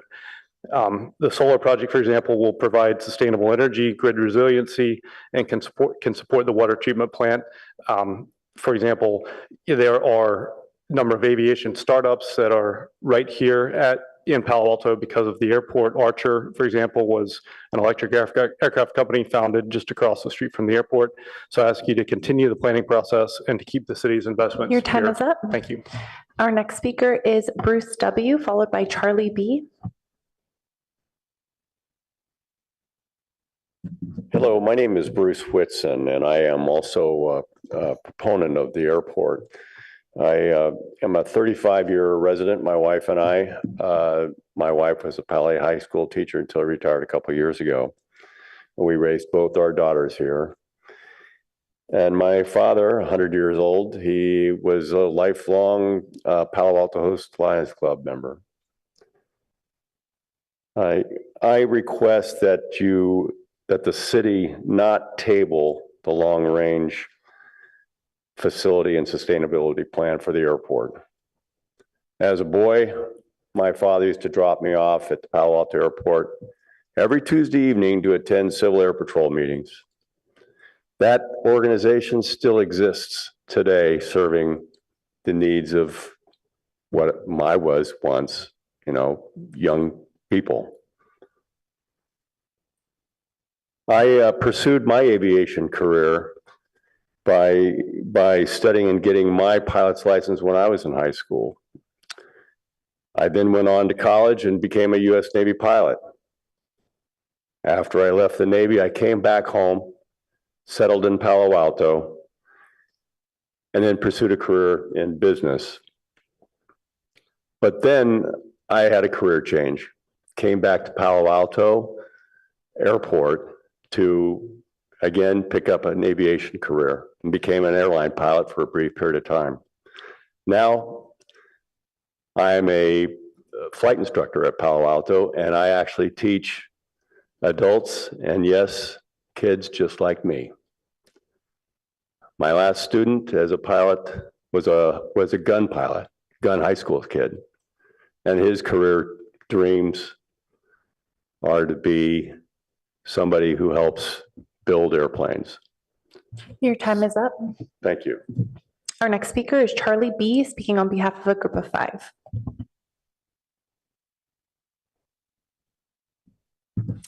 Good evening, council members. I speak in support with the various other speakers for not delaying the long-range facility plan at Palo Alto Airport. and on behalf of the other members who I'm speaking for. My argument is that a planning pause would also be a cause for delays in renovations action. And here are some reasons not to delay. Deprioritizing would delay construction of the solar power infrastructure project, delay energy sustainability for both the airport and water treatment plant, and energy costs in the long term. Palo Alto would not want to be a city that procrastinates on sustainability amidst our climate crisis. The solar project has the opportunity to leverage federal grants and ease cost burden on Palo Alto residents. The grant has an expiration date. Delays could result in forfeiting significant funds and city budget. Given the current Washington crusade on spending, the funding could be designated at any moment as waste, fraud, and abuse and be abruptly rescinded. Any projects in the Bay Area, especially environmental sustainability projects, could be potential targets. Off-grid power source supports extended support for emergency equipment in emergencies and the water treatment plant. The power redundancy is not provided adequately by diesel generators. Ask me how I know. Water treatment collapse could create, I don't know, but a potential catastrophe in an emergency. And all of these emergency operations would come under intense scrutiny by media and the public in such a time of need. Any inadequacies could become frontline news. Emergency operations push every airport resource to their limits and beyond. Think of the Los Angeles fires and the exhaustive use of every airport in that region, large and small. Our overwhelmed resources will include capacity, durability, and efficiency of aircraft movement areas, our control tower, terminal buildings. Terminal improvement would add space for emergency operations staff, civil air patrol staff, and airport employees, so they even have room to have their meetings.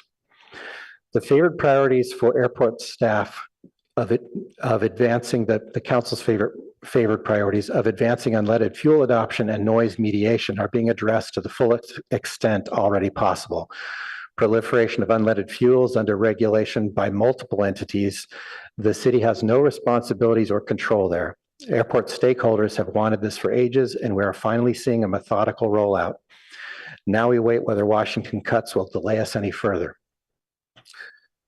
The airport staff have recently contracted for a tracking service so they can identify non-compliant flights for noise and work with pilots to ensure understanding of these procedures. Aircraft operations, as mentioned before, have totaled tens of thousands over the past 4 months with only 12 complaints from Palo Alto residents, which according to my measly math is 2/10,000ths of the operations, and these came from only 4 households. Noise and unleaded fuel are therefore not active burdens on airport staff. Their efforts are better used on bringing the improvements mentioned above, along with the advantages cited. Thank you very much. Our next speaker is Carol M.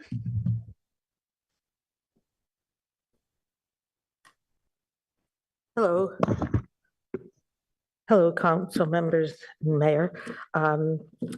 I come representing Disaster Airlift Response Team, DART, which has been at Palo Alto Airport for 5 years. We have lacked a place to stash our goods and to have meetings and to measurably improve our ability to deal with potential emergencies. We feel that it would be really it would not be good for us to delay the long-term planning any further, because it does impinge upon what happens in an emergency.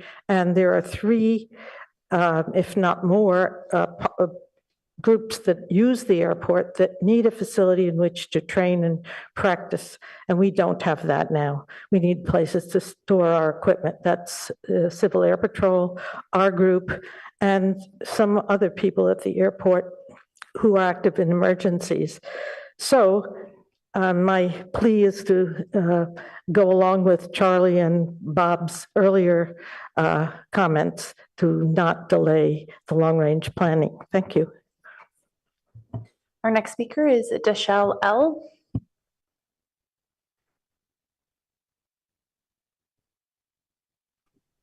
Hello, Mayor Lowing and Palo Alto City Council members. My name is Dashiell Leeds. I'm the Conservation Coordinator for the Sierra Club Loma Prieta chapter.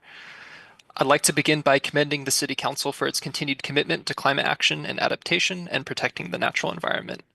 We're glad to see that key objectives such as electrification, sea level rise, stream corridor protection, bird-friendly design, and dark sky policies are listed among the priority objectives, and we hope to see those efforts move forward.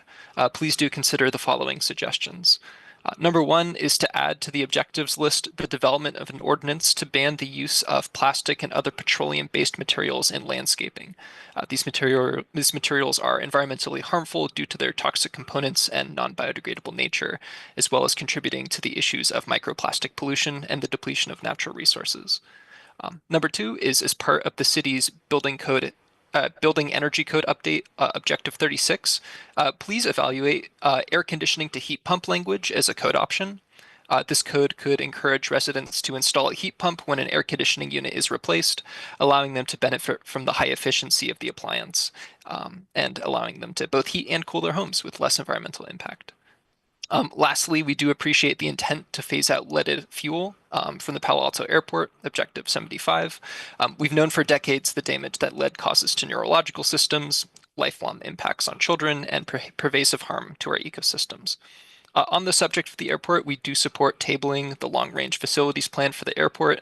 I and many other residents can scarcely walk a few minutes in the Baylands without hearing or seeing an airplane, and the impact of these airplanes is far-ranging. When this was discussed in September, affected residents and elected officials all the way from East Palo Alto and Menlo Park came here to share their stories with you, along with the many Palo Alto residents who love and want to protect their Baylands from the impacts of expanded airport operations. Thank you for your time and consideration. Our next speaker is Ann M.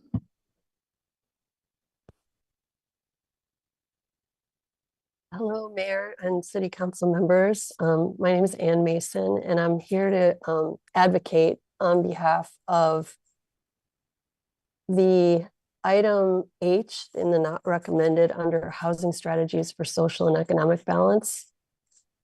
This is a request from November 13th, 2023 to add the phrase 100% residential uses in commercial zones in 8 places on 2 sections of the housing code under land use and design guidelines. And my request is, I know we're not on this work plan, but can we be added to the work plan for 2026? Thank you very much. Our next speaker is John.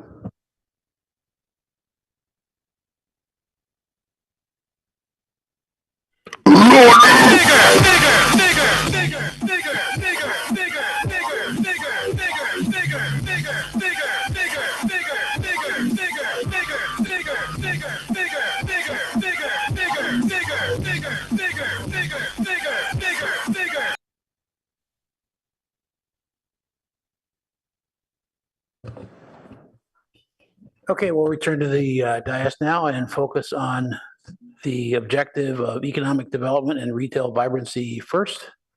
And will we get a specific presentation? Okay. No presentation. All right. Just ready for your questions and hopefully approval.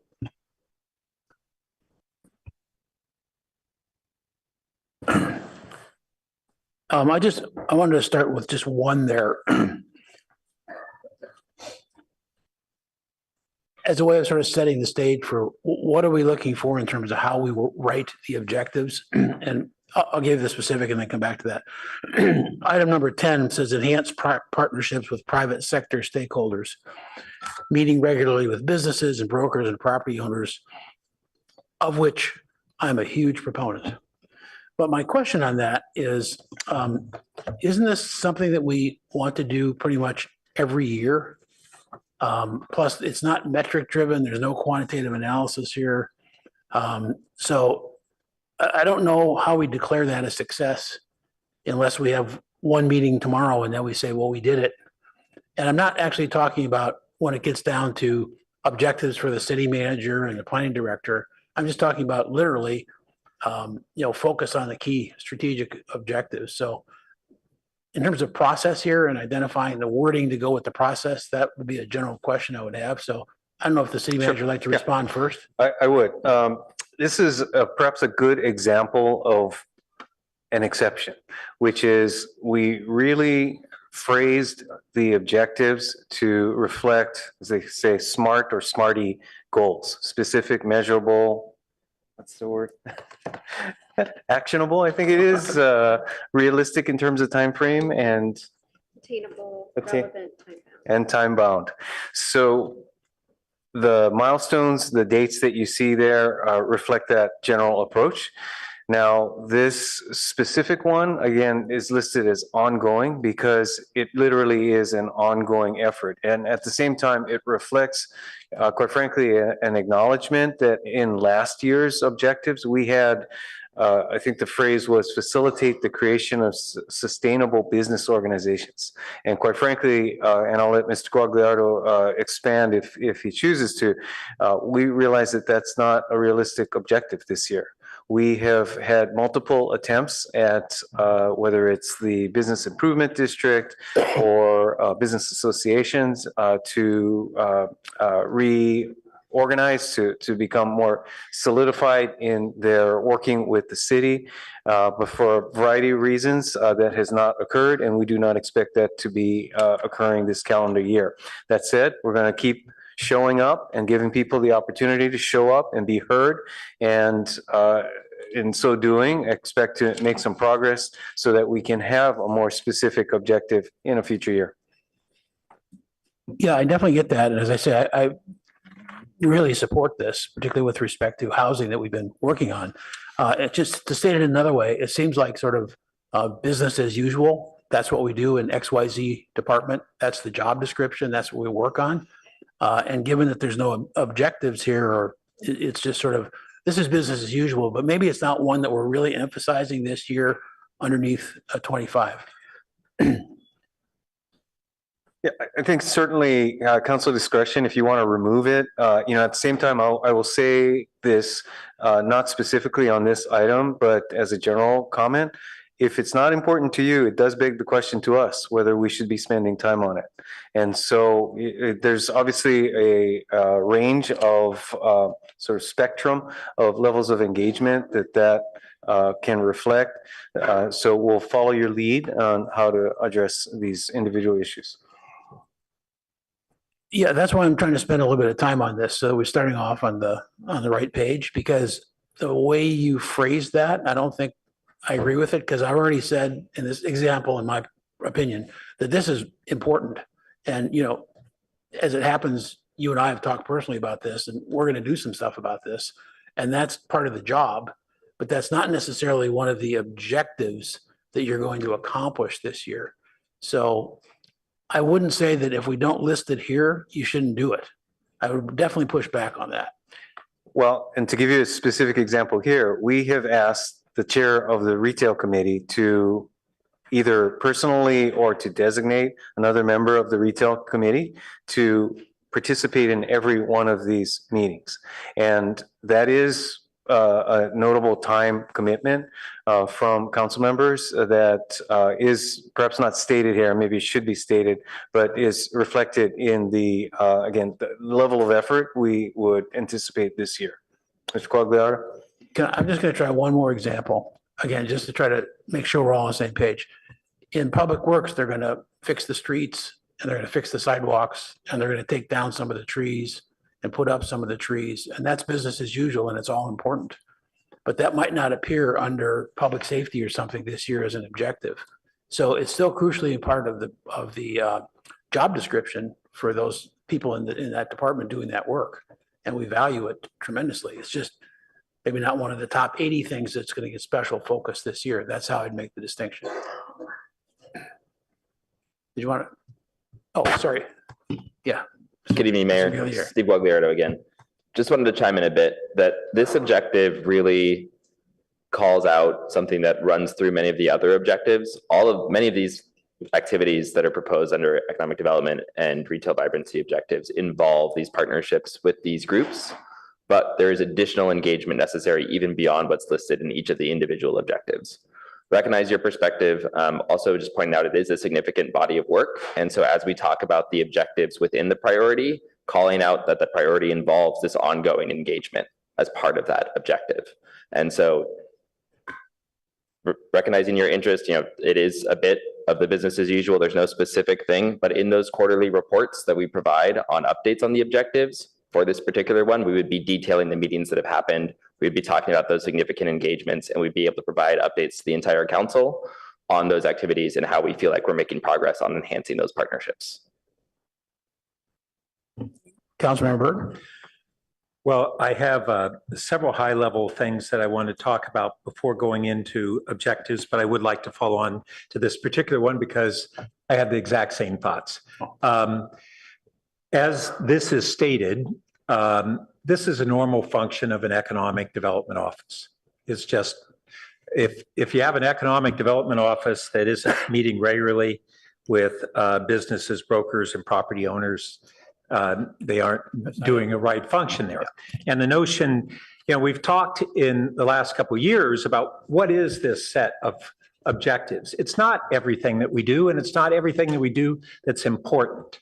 The notion that if it's not stated here, it's not important, really, because our paving our streets aren't important, our routine public safety isn't important. I just don't agree with that. That's not what we agreed was the purpose of this set of objectives. If there was a more focused intention that is attempting to be captured under this for specific outcomes, that would be different. And maybe that is something that could be reformulated, but I certainly agree with that. So then the other thing that I do think is important is that we've got, 68 of these, is that right? 75. And we can't rank them readily, but I think we could put them into a couple different buckets in terms of within each section, what are the highest priorities? What are the most important things this year? And so I'd like to see as a follow-up to this that we do that, whether they order them that way or you put them into 1, 2, or 3 priority within there. We really want to make sure that we're identifying what we think is most critically important. And then we have a number of places really under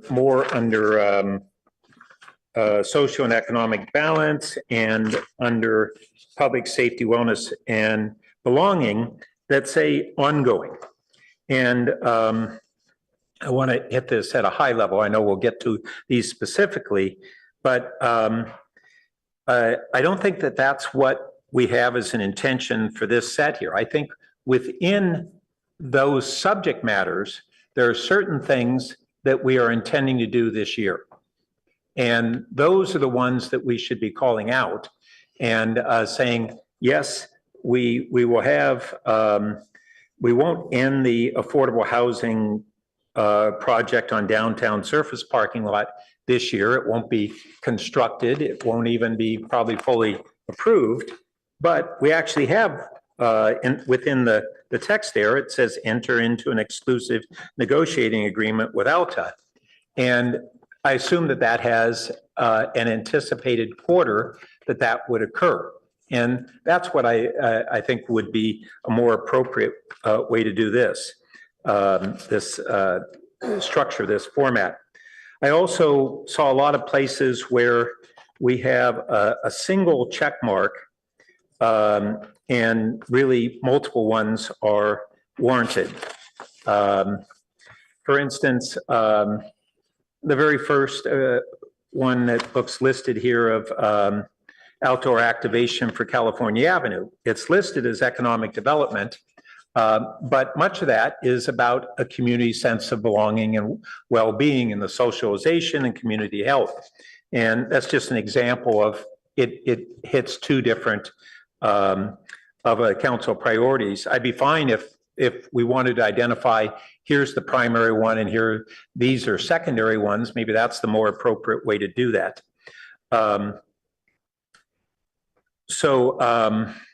Those are my high level comments on this section.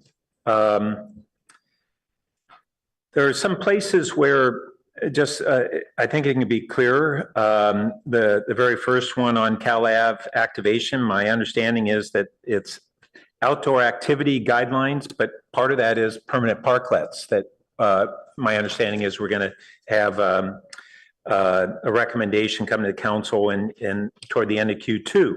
And so I think let's put that substance there wherever we can put the most important concrete actions.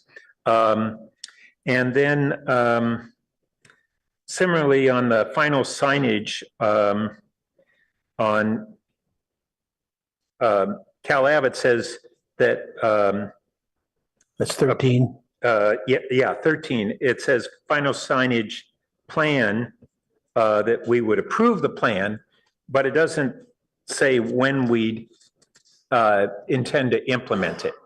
And there are a lot of places where we might have one step early in the year, but there's a very important step that would be later in the year. That's really the important thing is not the approval date, it's the implementation date. And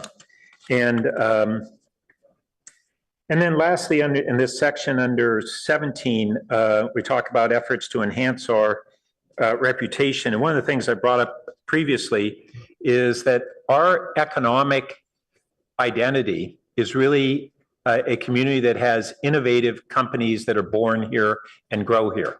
And we had been really the center for incubators and accelerators when that movement really started. And now other communities have done so, but we have a lot of them here. Just walking past on Homer, and there's a Japanese incubator there. And on right here on Forest, we have a German national incubator and a number of them. That really is an important part of enhancing our reputation as a business community. And I just think that somehow we keep losing sight of that. And so that's the other comment I'd make on this section. Councilmember Liu. Thank you. I'll echo the point about SMART goals. My understanding is that the intent was originally for these all to be SMART goals, but along the way, a few potentially in a way that were not actually caught, but were meant to be changed into SMART goals, actually made it in here as ongoing, or just otherwise relatively big goals. So I asked the city manager about this previously, and I recall that you were going to offer some thoughts about overall how we should think about all of the ones that are listed as ongoing. Can you give us an update? Yes, and actually they will apply as we get into some of the other categories. As it happens, the one that we've been talking about is the only one shown as ongoing. So we'll similarly be able to describe where we are on the other specific line items that were shown as ongoing. Okay. On this item, I understand that we want to make a special effort to do more outreach. So it's not just an end, or it's not just a process to one of the other ends, but it is an extra dedicated work stream where we're making decisions to prioritize the work. So I think it can be appropriate to include as a priority here. But I think if we are to actually do that work with kind of beyond our normal scope,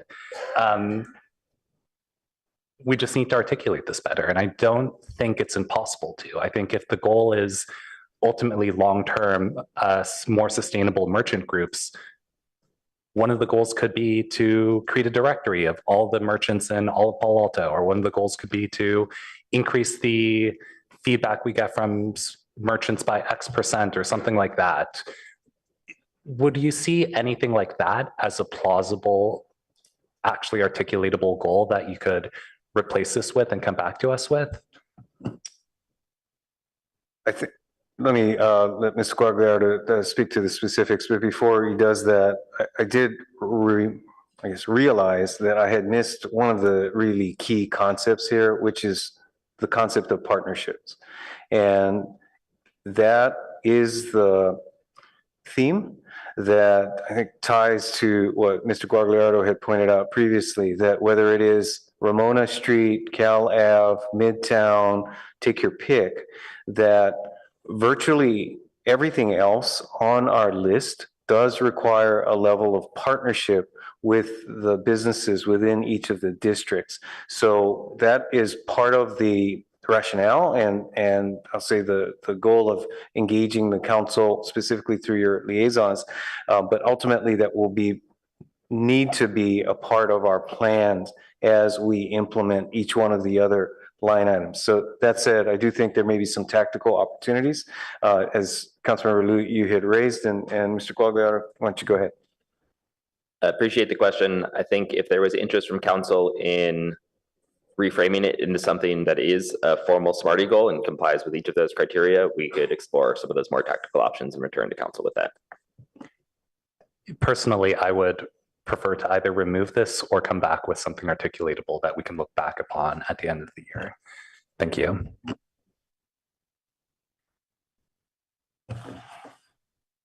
Others? Vice Mayor? Yeah. Generally, I guess I think about this a little differently, and I'm not sure we can adjust to it this year, but I want to throw it out there because I want to think about whether next year we can do something like this. So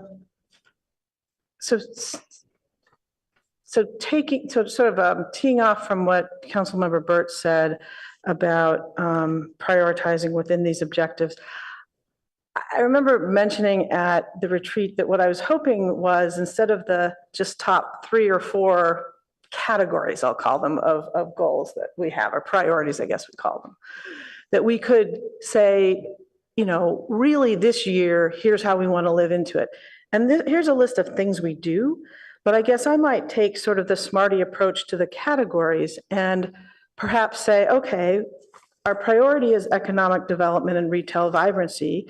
And so our goals are to increase business revenue in the city by X amount, maybe so much for large businesses and so much for small businesses, to decrease commercial vacancy rates by, like not so much the how and the specific projects, but what is it we're really trying to do this year?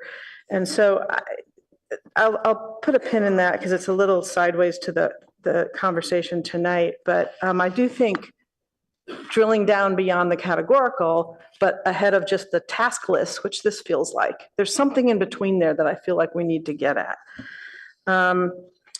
As for this particular list, I don't have any particular concerns about it. I'm less troubled by, you know, how exactly we categorize these things in terms of whether they fall into multiple categories or such, as to whether they're just important. And I do think partnerships are incredibly important, and it would be nice, though, if we could say that particular task in a more, I don't know, so along the lines that Councilmember Liu suggested. Obviously, our streetscapes are big priorities. I'm glad to see them here. We've talked a lot about those. So, you know, definitely put those high up because they're sort of bigger projects that we need to do. And I'll just, I think I'll just stop there on this one. Councilmember Lithcott Ames. Thank you, Mr. Mayor. I just want to acknowledge that for some of us, it was really hard to hear that awful outburst from a Zoom bomber, and we just try to keep going, but we are human beings in this chamber, and just want to acknowledge that maybe for some others besides me, that was very hard to hear. This is our workplace, and we shouldn't have to be subjected to such things in our workplace, but I do also understand the First Amendment. Regarding this matter, we're just in economic development right now, right? I too am deeply interested in how the data or information is organized so that we can make good use of it. I note we keep referencing there are 75 objectives. There are actually 68 because a number of the headers have been given numbers on the far left side. In terms of economic development and retail vibrancy, I was trying to figure out what story this set of 13 was telling, and I just had to take out different pens to color code Cal Ave, Ramona, downtown, all the streets, and things that have nothing to do with the streets. 3 out of 13 were Cal Ave, 2 out of 13 were Ramona, 3 out of 13 were downtown, 3 out of 13 all the downtowns, all the big streets, retail streets, and then 2 out of 15 really different, fiber to the premises and subjective wireless communication standards. And I just found myself lost in terms of like, what, where's the threading that says, let's do this on Cal Ave, and then this, and then this. I found myself yearning for the like things to be grouped together so that we could see we've come this far on this, and this is what's next on that particular item. I just couldn't figure out what the structure was trying to convey, the organizational structure was trying to convey. I found myself struggling with how to prioritize because I couldn't, because the information wasn't kind of presented in a way that made sense for my brain at least. And that might just be me. The last thing I'll say, we've started with economic development because it's at the top. But I noticed much farther down under housing, there are 2 items that check all 4 council priority boxes. And I found myself when I got to them, item 53 and 58, going, wow, when something checks all 4 boxes, that must mean something. It must mean that it matters to us. And perhaps it ought to be organized that way. The stuff that matters most is the stuff that checks all 4, and then 3, and then 2 and 1. It's just another way to sort the information.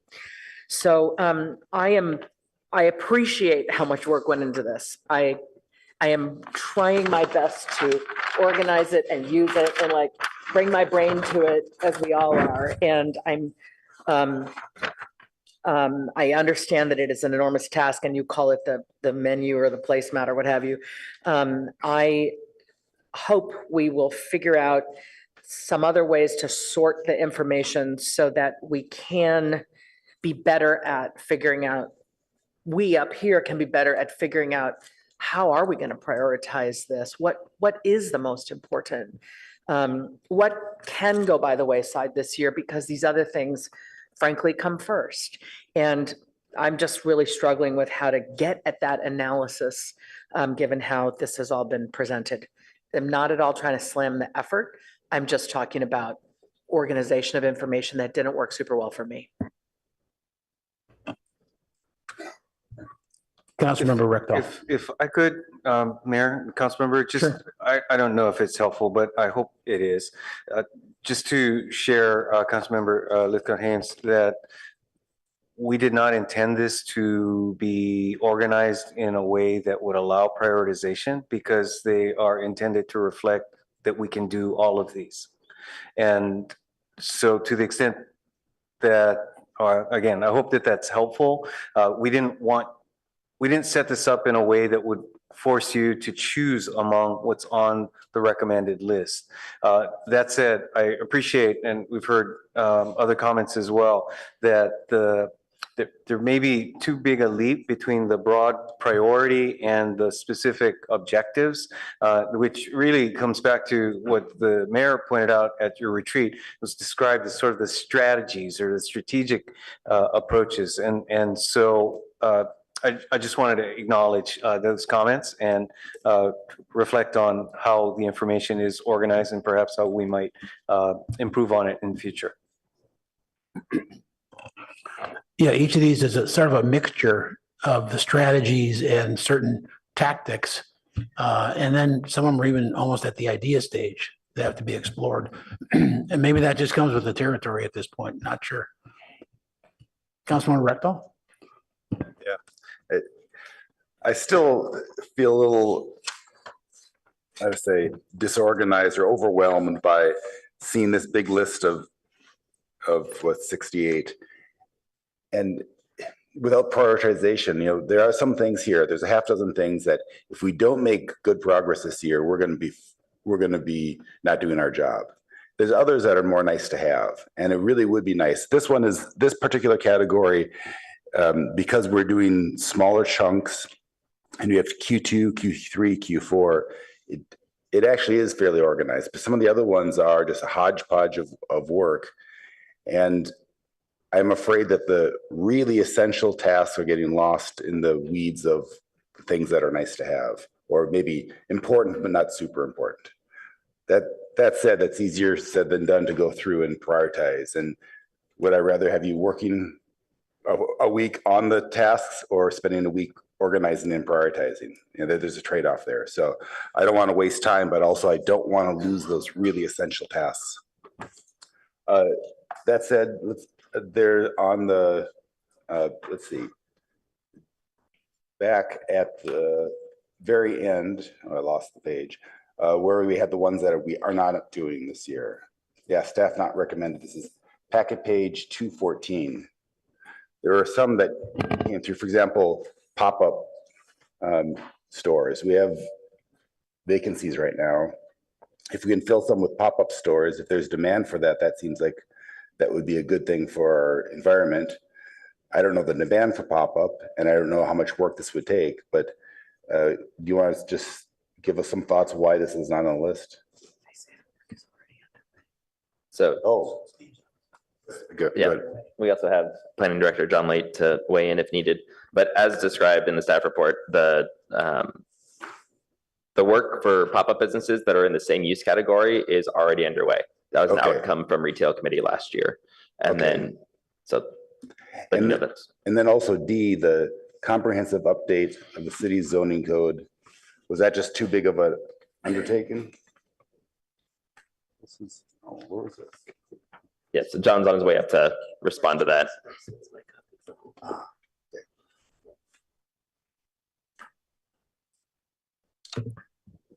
Thank you, Councilmember Jonathan Late, Director for Planning Development Services.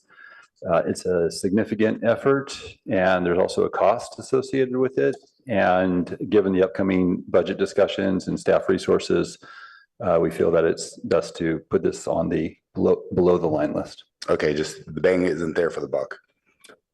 Yeah. Okay. Good enough. Thank you. And really quickly, Mayor and council members, there is a secondary list starting on packet page 224 that kind of gives some of these high level quips about those that are not included on, you know, some of the reasons why they're not included. Just, I know we have a lot of attachments, a lot of lists, wanted to point towards that to try and help navigate this conversation. Right. And Yeah, that we're didn't trying. change from the 24th, right? If we had it from the 24th, it's the same document. Correct. Okay, that's exactly what I was looking for. Thank you. Yes. Okay, in the interest of getting to maybe closure on this first part, I'll just make a couple of suggestions and see if we get consensus or not. I think I'll just go in order. I think the downtown cleanliness is another one that I think is now business as usual. It was a problem last year. We stepped up, we fixed it. Yes, we definitely need funding, but that should be coming as a part of the normal budget process. If there's be anything here on this point, I think we should itemize what the medium-term investments are for downtown. And we've all talked about the fact that we don't want to wait 5 years for the University Avenue brand new thing to be in place. So if there are other medium-term investments to get stuff done downtown other than cleanliness, maybe, but otherwise, I don't think that is appropriate. Speaking of University Avenue, though, back on 15, I'm a little uncomfortable with that language. If all we're doing on University Avenue, it looks like all we're doing on University Avenue this year is beginning a feasibility analysis. And I don't know if that's what your intent is there, but we're kind of all in a hurry to get moving on University Avenue. So I don't know what's intended there. And then back on 17, I get the point about destination marketing and Palo Alto's reputation. But as was discussed, I think just looking at hospitality partners is not appropriate, whether that's, you know, startup landlords or what it is. And within this retail vibrancy and economic development, this is the only item on economic development. So I think we have to be more thorough about, we want our brand in Palo Alto to mean something. We want people from out of town to come here and shop, et cetera, et cetera, et cetera. So I think that 17 is good, but it has to be beefed up, and the other ones I'm questioning. Did you want to respond, Steve? There were a number of items there. And Ashwini, I think, is prepared to speak to a couple of them. So I will let her come up and respond, and then I'll weigh in.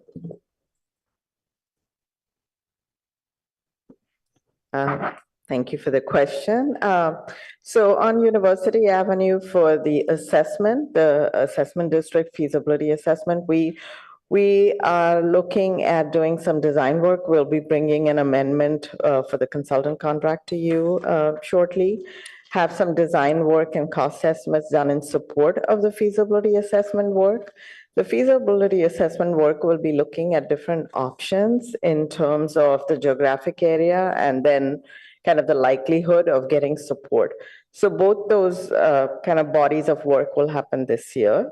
Okay, that's good. That's very good. Yeah. And then I don't know if you wanted me to respond to the question about the issue of cleanliness, which I think is like a budget issue now, but can we itemize any medium-term investments while we're waiting for the Grand Boulevard on University Avenue?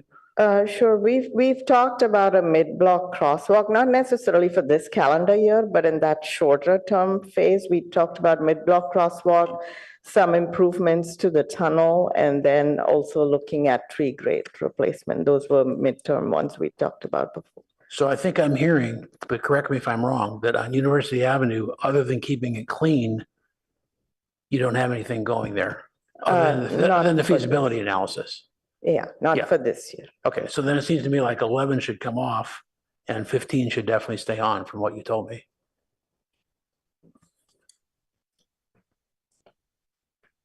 Yeah, 15 should stay on.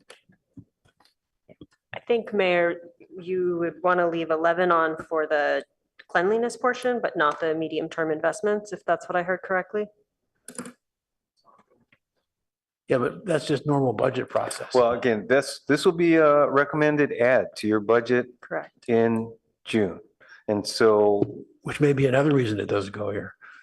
Well, we may not be able to do it. Choose not to approve it, but again, I think we wanted to reflect that investment, additional investment that will be needed in order to continue the work. Okay. I'll also say, just as balancing the budget when we bring these forward, it's helpful to have these areas identified as needing funding, and the full council is in support of it, to help the committee prioritize amongst the, I'm sure, many asks or ideas, that these are usually at the top of the list of what the committee tries and staff try to ensure there's funding for. So you would say something like propose funding for downtown cleanliness. Correct. Well, it's really written from the city as a whole perspective. Correct. So, staff would propose it and presumably the council will approve it. But that's why it was listed as council approval of funding to continue cleanliness. Right. And include necessary proposals and budget actions. So trying to accomplish exactly as City Manager Chikata is saying, both the bringing it forward as well as the ultimate approval by the council. I definitely understand you. I'm still not sure that's anything besides just another budget item, but. Sure.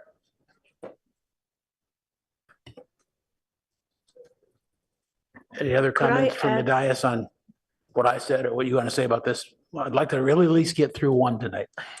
Yeah, go ahead, Councilmember.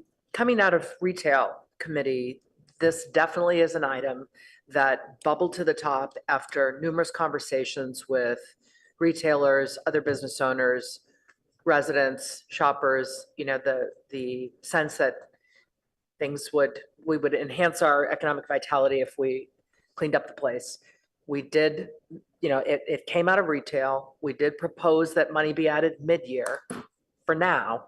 And so to me, this is a continuation of, if we added it mid-year, how are we not gonna then, we're just gonna do it for 6 months? We're gonna fold it in to, next year's budget process. So I see this as it's largely a budget item. It's, on its way to being taken care of, but it does represent a great deal of work that was done in the retail community, of which this is, one of 3 items or 4 items that really made it up.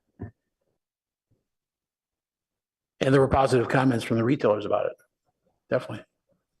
And as Ashwini mentioned, there were a few of those other items, and we'll continue to work with Public Works in advance and through the actual budget proposal process if there are any other of those medium-term projects to identify and fold that all into the budget discussion. Yeah, I just figured if there were, they'd be listed here, so. Mayor? Yeah, Councilmember Burt? I realized one that we didn't call out that is not primarily our resources, but which is the reactivation of the intermodal center and primarily the station building, which is hopefully going to happen as a result of the VTA ad hoc committee. We're a partner in that, but I think if we're looking at downtown improvements, that's one that we should put as a concrete action that we're aiming for this year. Medium term? Yeah. Medium term? Okay.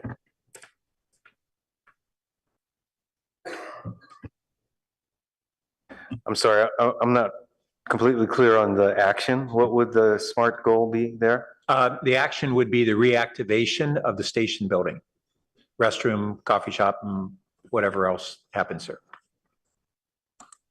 Recognizing that we'll be partnering with VTA on that, but we won't bear the primary responsibility for doing it, but it's an important outcome that we want to be committed to.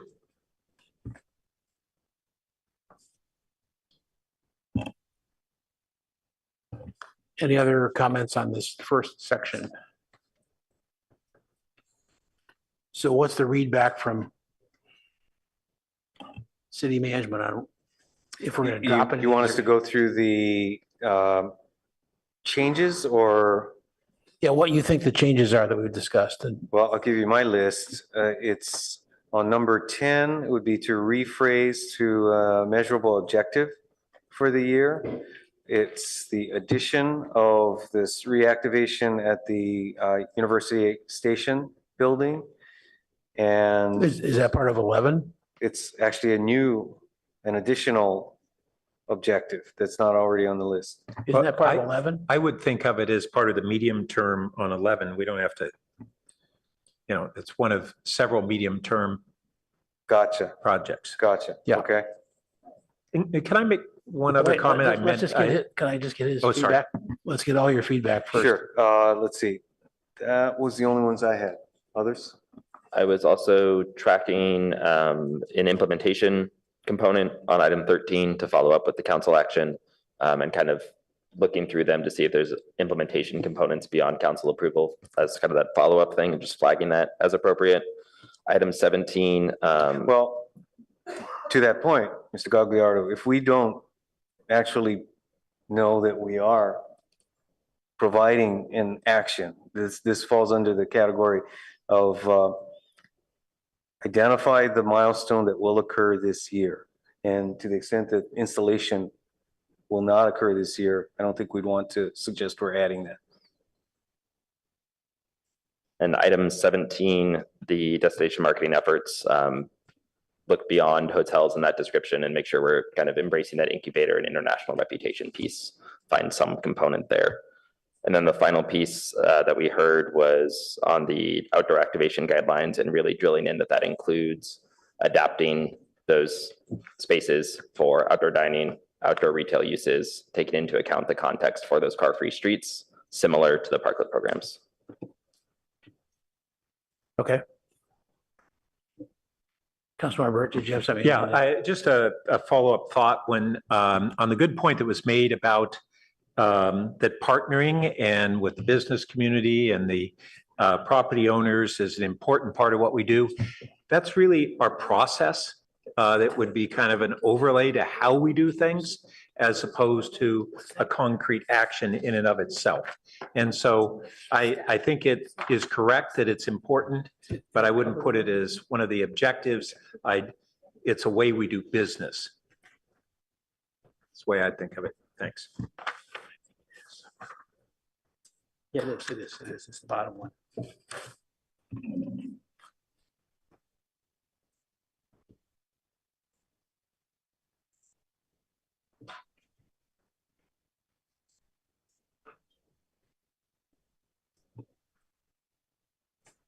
Okay, do we if those do we have a verdict? Yes, if the feedback is consistent with the council's interest, then I think we could either take an action or bookmark it as tentatively approved. Okay. And then before I ask if we are going to go on to any other sections tonight, I know that there's a potential change in the status of the ad hoc committee for Yes, Coverly. So yes. you want to address that to make sure we get that tonight? Sure, thank you. Did want to share with the council that as you'd expect, the work has continued on the Coverly Master Plan. And based on the work ongoing there and specifically related to the development of the ballot measure that would be brought forward for next year, staff would like to propose that the Coverly ad hoc be treated as a non-Brown Act body and proceed on that basis, again, specifically limited to its activities in the timeframe and subject matter of development of the ballot measure next year. Okay, let's have a short discussion on that without a motion, just to begin with, and see if there's any concerns about that. And if not, and we want to move to approvals tonight, we can include it in approvals. Councilmember Burt? Yeah, I'd like to hear the thoughts of my colleagues on the ad hoc in particular. I am concerned if the committee, first I'll say that we have our consultants, and we're going to have kind of advisors to them of ambassadors. I'm still a little unclear on what that means. But constraining the ad hoc committee from being able to engage on the design or the community process simply because we have consultants, I'm hesitant to restrict their role that way.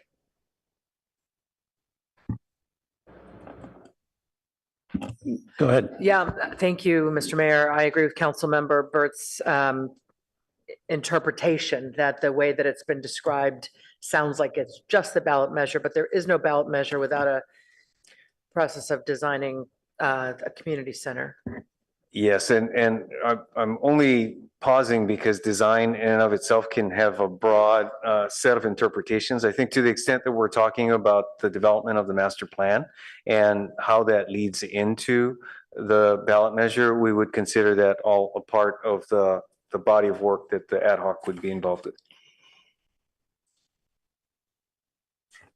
So what would the ad hoc not be involved in? Or is nothing? Budget decisions that would go to the council as a whole, but presumably through the finance committee. Broader liaison with the school district. And perhaps those are just a few examples that come to mind. Okay. Councilmember Liu? Oh, I just want to confirm the expectation then. So in terms of publicly accessible meetings, the Coverly ad hoc would still have some meetings that were open to the public and recorded and streamed and otherwise, and things would also come to the city council. So can you talk a little bit more about the norms of like what that proportion or what you think that would look like? Well, actually, I think it's not necessarily a given that the Coverly ad hoc would have public meetings. Definitely any action would be taken by the full council in a public meeting. That said, similar to the way we've operated with ad hoc committees last year and previous, well, last year, perhaps the best example, that the ad hoc would be more flexible in terms of its meetings, could meet in public, but no action would be taken without coming to the full council. And somewhat consistent with guidelines that we had suggested, there would not even be a recommendation from the committee because the public would not have the opportunity to weigh in on the development of those recommendations. It would simply go to a full city council discussion.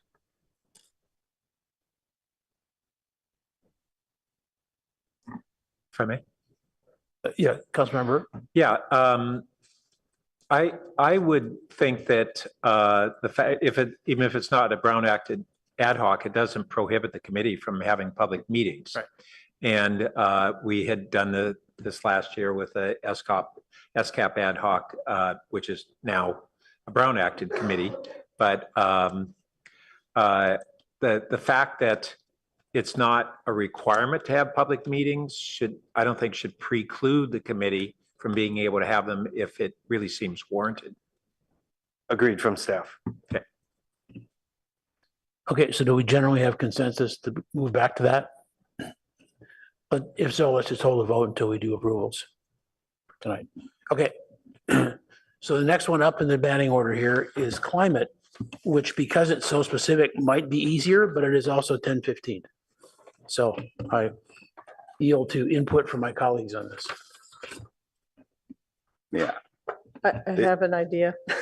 Okay. As to how to Vice handle it. Mayor? I would like to talk about at least the scope of it. I think we might be able to get through that tonight, even if we come back on the specific priority objectives, given the hour. Just because I would like to recommend some changes, but that would be dividing it up. So I don't know how people feel about it, but we could get through that part. Okay, others? Councilman Rectal? We've already pushed this once. I mean, the public who's trying to follow this at home is kind of being, I feel like a radio serial here. So I really would like to get this off our plate if we can, but I'm not sure if we can get through all four sections. I am sure that we can't. We can't get through all four tonight. Cannot or can't? Cannot. Cannot. No. But I'm just asking if we want to do one more, so we're halfway through. What are we getting down there? Yeah.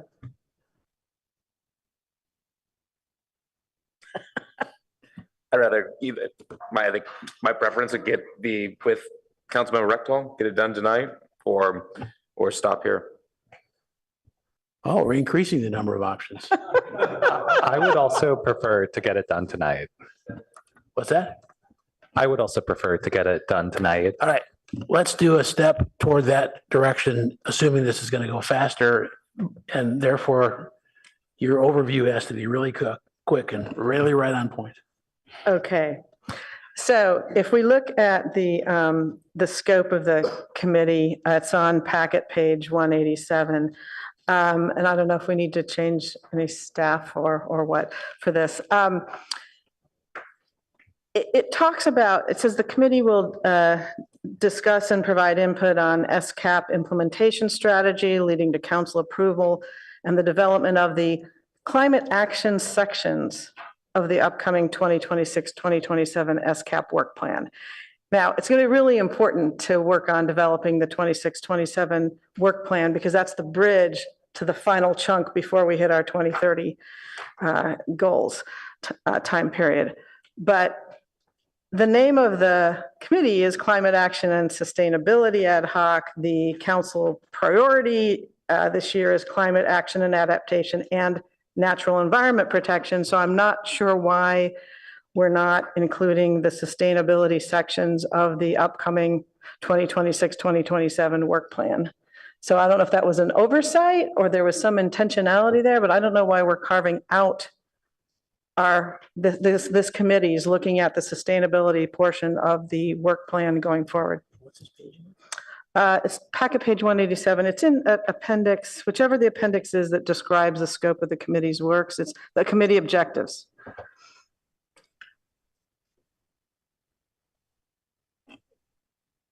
But I'd like that.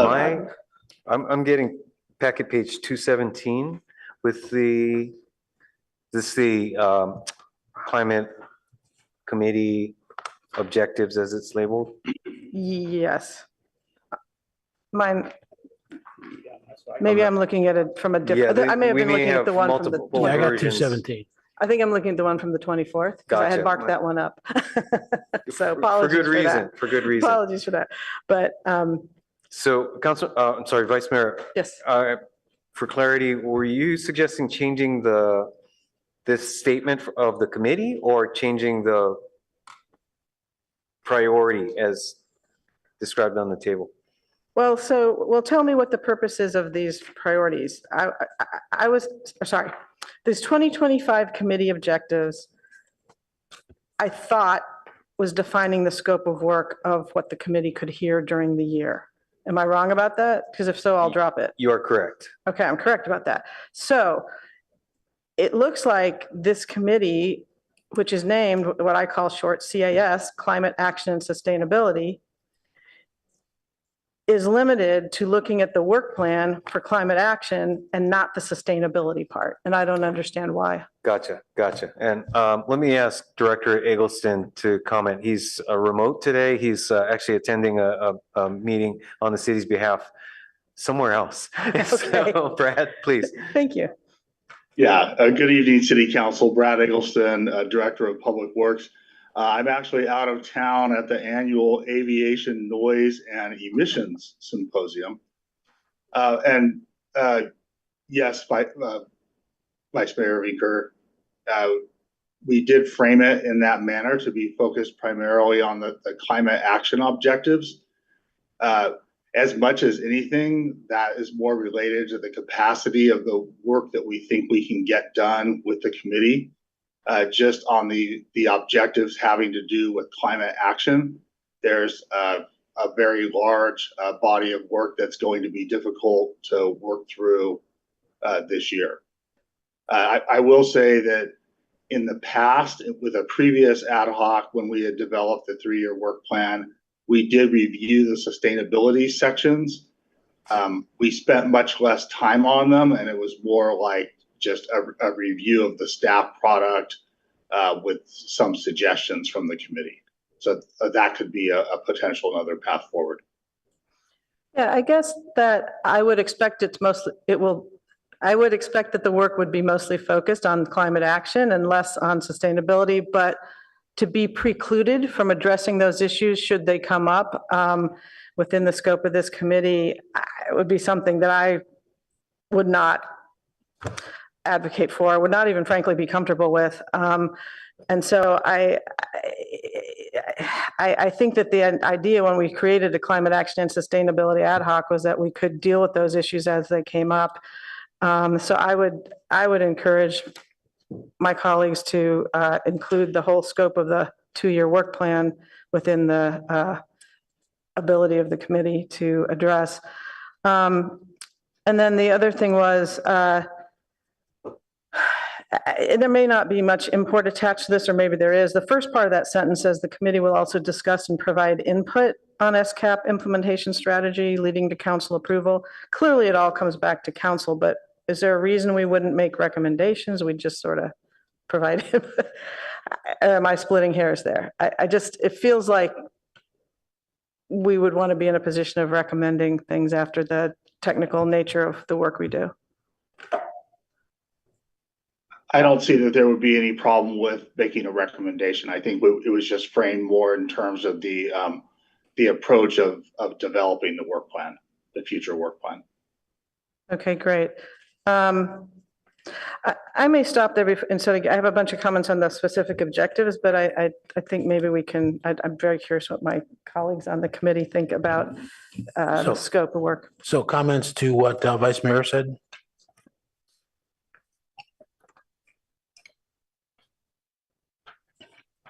Councilmember Burke? Yeah, so I do agree that the committee should be able to have under its purview other sustainability goals. A couple other related questions. I will note that a number of these other objectives are actually sustainability related and now they don't have to go through this committee because they have their own momentum, but just to acknowledge that. I do see that under, develop and obtain approval for strategies for that whole very important 26-27 work plan. And then it lists one really good one, which is including engaging with the Student Climate Coalition on its heat mapping. I think that's a good thing, but I don't think that's core. And so if we were going to list a whole bunch, we've got 10 we ought to list. But I think we ought to just keep it at that higher level. And then I did want to, that's all I have on that part. I have something else on this section. Any other comments on the scope? No? Okay. All right, then let's go to specifics. Did you want to come back for specifics or? Yes, please. And I'll maybe even just mention my top couple because I've got a few. But I think the biggest one for me is I had a question and a comment on the complete construction of the initial pilot area of the electric grid modernization, line 21. So that's charted for Q2. And I'm trying to remember, I thought we had an earlier goal for that. And I'm wondering, Mr. Eggleston, if you could sort of update us on the timeline there, both for the pilot, and then I think if you could remind our colleagues the sort of the end goal, end time, which is not this year. I'm actually going to ask Assistant Director Jonathan Abenshine to speak more directly to that. So the most recent information I have is that the grid modernization project is scheduled to wrap up toward the end of this month. That's you'll see that in the informational report on the SCAP, also on this agenda. But whether every last punch list item is being wrapped up or whether there were some very last items that, may spill over into Q2, I think that was the, that making sure that we didn't lock ourselves into that March deadline in case things spilled into April was really the only consideration there. And the whole project is, what, 2-3 years, 3-4 years off for the whole city? Yeah, so the entire project, the goal is to complete the overhead sections by the end of 2027. But this objective is about the pilot 1,200 home pilot area specifically. Yes, I'm aware of that. Thank you. Because that's a predicate for, I'd like to see something added here. And that is that, given the concerns I articulated a couple weeks ago about the about 40% of the city's power supply coming from a federal hydro plant that, has some risky things happening to it, given some changes in federal policy, and given the fact that it'll be years until our grid mod project is done, I'd like to see us get going on assessing establishing a microgrid and a BESS, a battery electronic storage system here in Palo Alto. That'd take a while to do. And that's something we've talked about in a lot of contexts. I've heard a lot from the public about it. And just preliminarily assessing how one might go about that is something I think that we're going to not, we might regret it if we wait on even figuring out how to do that. So that's something I'd like to offer up. I'm gonna, along those same lines, and I'll just jump to the last one, 39, which is propose an updated multifamily EV charger program, which I think is really important for climate goals, but also for equity and environmental justice goals. But I'm also concerned about federal policy changes on that. So I just want to encourage that while it's an end of the year goal, that we have some sort of mid-year update based on to see whether federal policy has affected that at all on infrastructure support.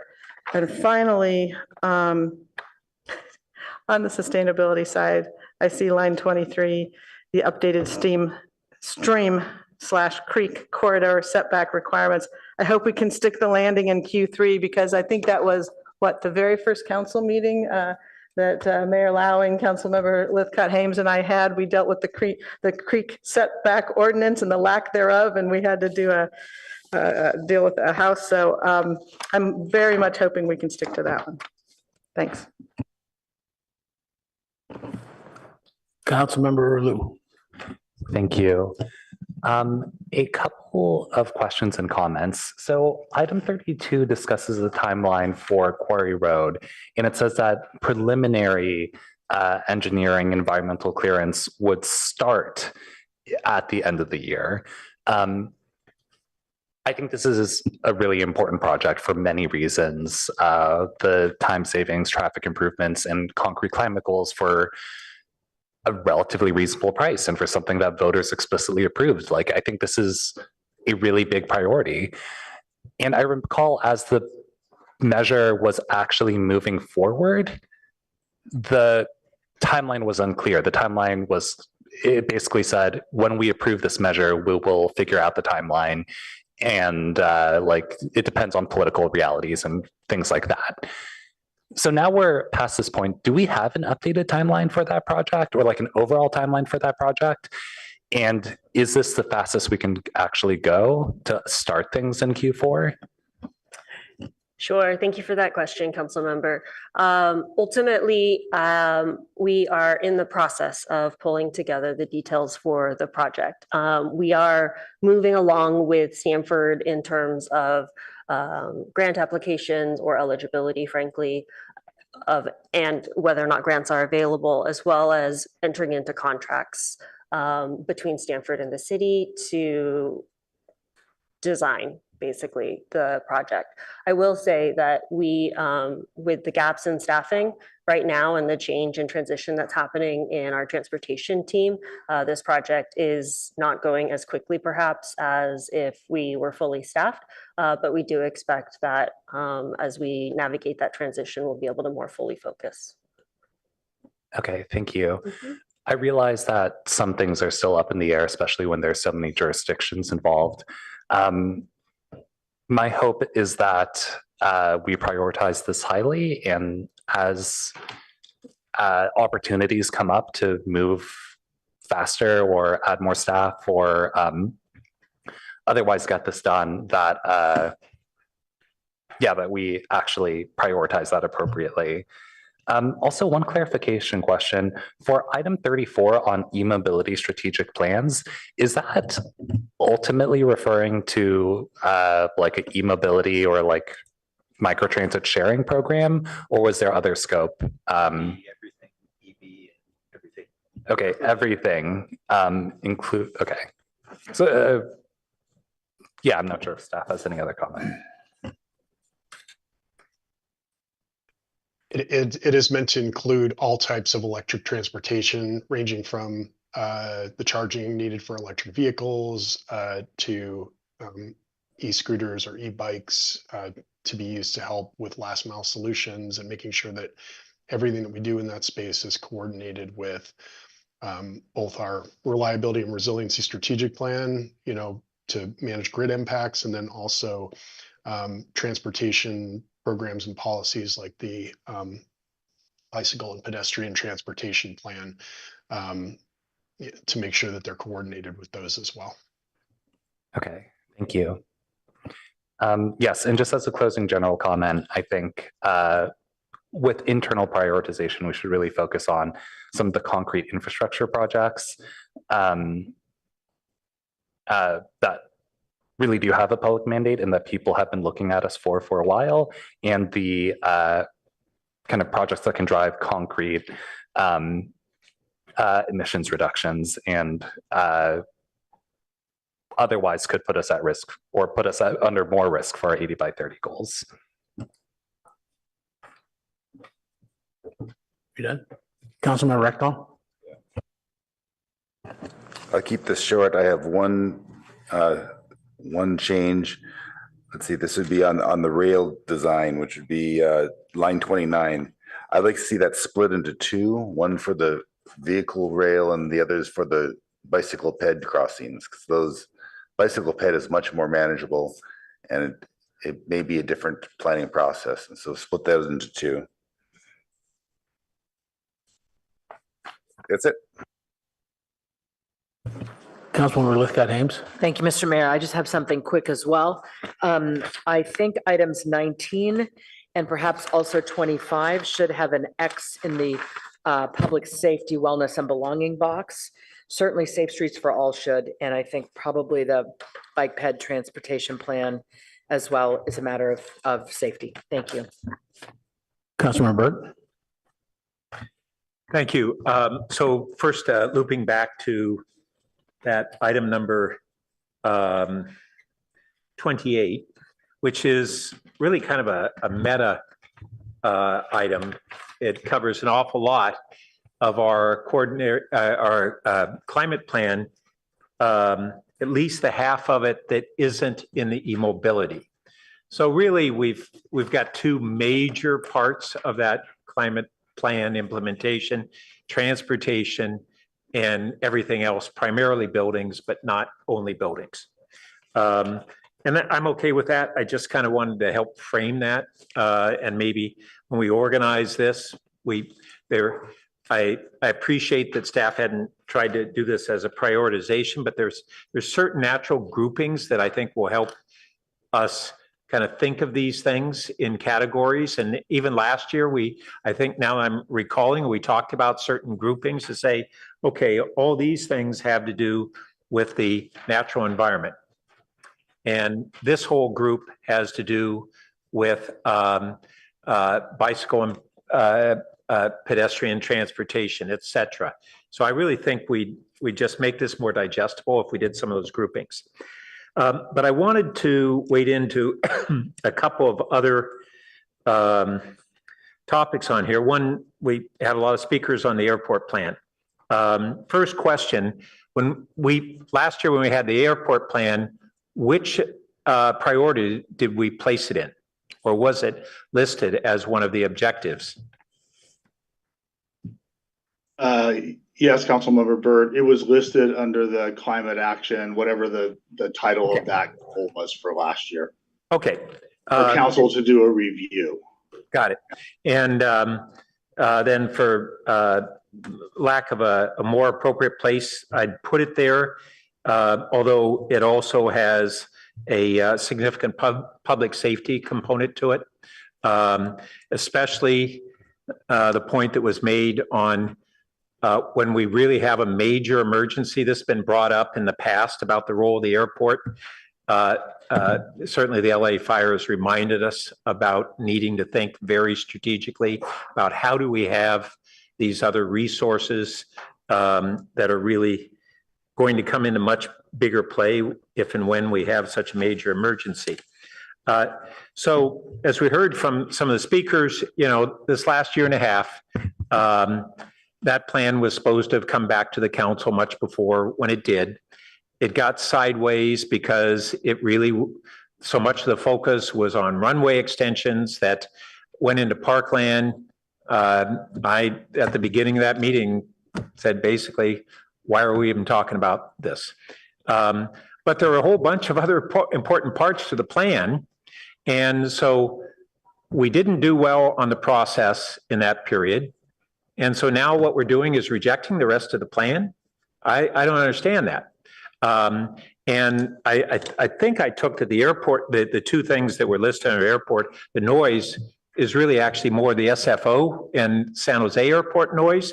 Is that what's being referred to, that our airport manager has actually an important role supporting our efforts on that? And then the lead-free gas, that's moving forward and will continue to move forward. But we have this whole future, and we'd just be beginning the planning of a microgrid there. And then we have issues around that were part of the plan of any other safety improvements, tower replacement, all these things that are paid for, I think it's 90% by FAA. And I thought we were told that we had to go forward with the master plan as a requirement of the airport. And now we're being told we can just jettison it. I'm just confused on that. And whether it's a requirement or not, I think we should go forward with the focused areas that remain important to us. Anything that improves safety, including the tower, and a focus on this whole microgrid where we have the potential to transform that airport. And I will note, to increase revenue, because solar awnings, we've looked at this now for 15, 20 years, have significant revenue potential for planes that are not under hangars and are sitting out in the sun and rain, and we can charge more for storing them under solar awnings than we can for just tie downs on the tarmac. So I would recommend that we place the airport plan back on the objective list with a more narrowed focus. And then last. At the appropriate time, I have some comments I'd like to make about that. Great, Councilman. I'll pause. Go ahead. Yeah, go ahead. Okay, thank you. I just want to clarify, I think you used the word jettison. That's not the intent here at all. The intent was, I think we kind of got a little ahead of ourselves on this planning. There was progress I have been trying to have the staff make on the unleaded fuel and noise issues in the past year before we brought the plan to council. There is not a lot of bandwidth beyond the day-to-day operations of the airport for that small staff team to focus on other things. And the planning work essentially became all-consuming, not all-consuming, but to the point where we weren't able to have a focus to make the progress I wanted to see in these other areas. So I wanted to point out just some of the other things that are going on this year, developing an RFP, a new RFP for fixed base operator leases, including how to address requirements for providing unleaded fuel and being competitive with that. A fee study is being worked on to evaluate the current fees and revenues and make sure those are aligned. Under the kind of auspices of the Reliability and Resiliency Strategic Plan and with involvement from the UAC, the work on the solar and microgrid, the study on that for the airport is moving forward and airport staff are involved with that. And in terms of capital program projects, the automated weather observation station capital project is moving forward, and that's taking time. So, really back to these issues of the fuel and noise, I wanted to make sure that the team there really has time to focus on implementing some of what we talked about. Yes, we do have an unleaded fuel at the airport. It's not really getting used at this point. So the phase plan we presented to council in September at the study session included other things like monitoring the use, working with airport users to encourage the use, tracking that, reinitiating the lead air monitoring that hasn't happened for many years, looking closely at the pricing and seeing what we can legally do to find ways to subsidize the higher priced unleaded fuel to promote its adoption. In terms of the noise monitoring, while we do have an objective that's working with SFO that myself and the airport manager are both involved in, this was more focused on trying to deal with noise impacts at our airport, which includes instituting this new software really to allow proactive identification of flights that aren't following the voluntary noise abatement guidance. Currently, we have to wait for someone to complain, but the idea here is to try to implement doing that proactively and then reaching out and engaging with those pilots. So I'll wrap up here in a second, but in terms of planning, as I was saying, we don't mean to jettison this process. The issue is that when we get thick into the planning work with the consultants and especially the community engagement, that takes a lot of time and doesn't leave as much time for these other efforts as we need. So the plan for this year was to consider that feedback from the study session, and I intended to have us look at and define some potential alternatives for additional study, which over the course of the year, we would get things set up to recommence that probably at the beginning of 2026. So just want to make the point, we could do this. I think it would mean we wouldn't have the resources that we wanted to devote to the noise and leaded fuel issues. Okay, well, thank you. That Very helpful comments. Yeah, that really shed some light that frankly wasn't in the staff report. There wasn't anything about the microgrid. There wasn't anything about the FBO leases. It was only leaded fuel and noise issues. So that that helps me understand that, but I still have a question of the master plan was framed to us as an obligation that we had. And so I don't understand how we don't go forward with the master plan, not to mention some potential values of it. It is an obligation and we do need to move forward with it. What we're proposing just to pause the principal effort on it while we have some emphasis on these other issues and kind of regroup and define what the next steps will be for this year. Okay, so I see in that description on packet page 226, it says pause, and you've explained that you really meant that as opposed to eliminate it and really focus on the FBO leases, the fee study, the microgrid, the noise and leaded fuel issues. So do we have are we allowed to pause? I thought we had a timeline on the master plan that we had to abide by. We're discussing this with the FAA. Oh, essentially an extension? Correct. Okay. That sheds different light on it. Should some of these things that you mentioned, Director, be in the climate action plan for this year? Even though in terms of the long range master plan, you're saying pause for a year for resource reasons. Should any of these are they close enough to be in here, or you are not asking for them to be in here? Well, I think the noise and unleaded fuel or phase out of leaded fuel are in there. I think we also have an objective about the reliability and resiliency strategic plan implementation, and the microgrid is a component of that. Okay. I think we should list the microgrid under the microgrid ongoing. Was the word I was looking for. Yeah. So it would be, we don't have any airport activities listed under the objectives. And so I think that what we should do is have an airport set of initiatives along the lines of what Brad just described as what their actual intention is. Yeah. Okay. And I would just add that I think the ones we do have that are specific to airport are in the public safety and wellness section. Oh, okay. But we don't object to having the microgrid in the climate action. Okay.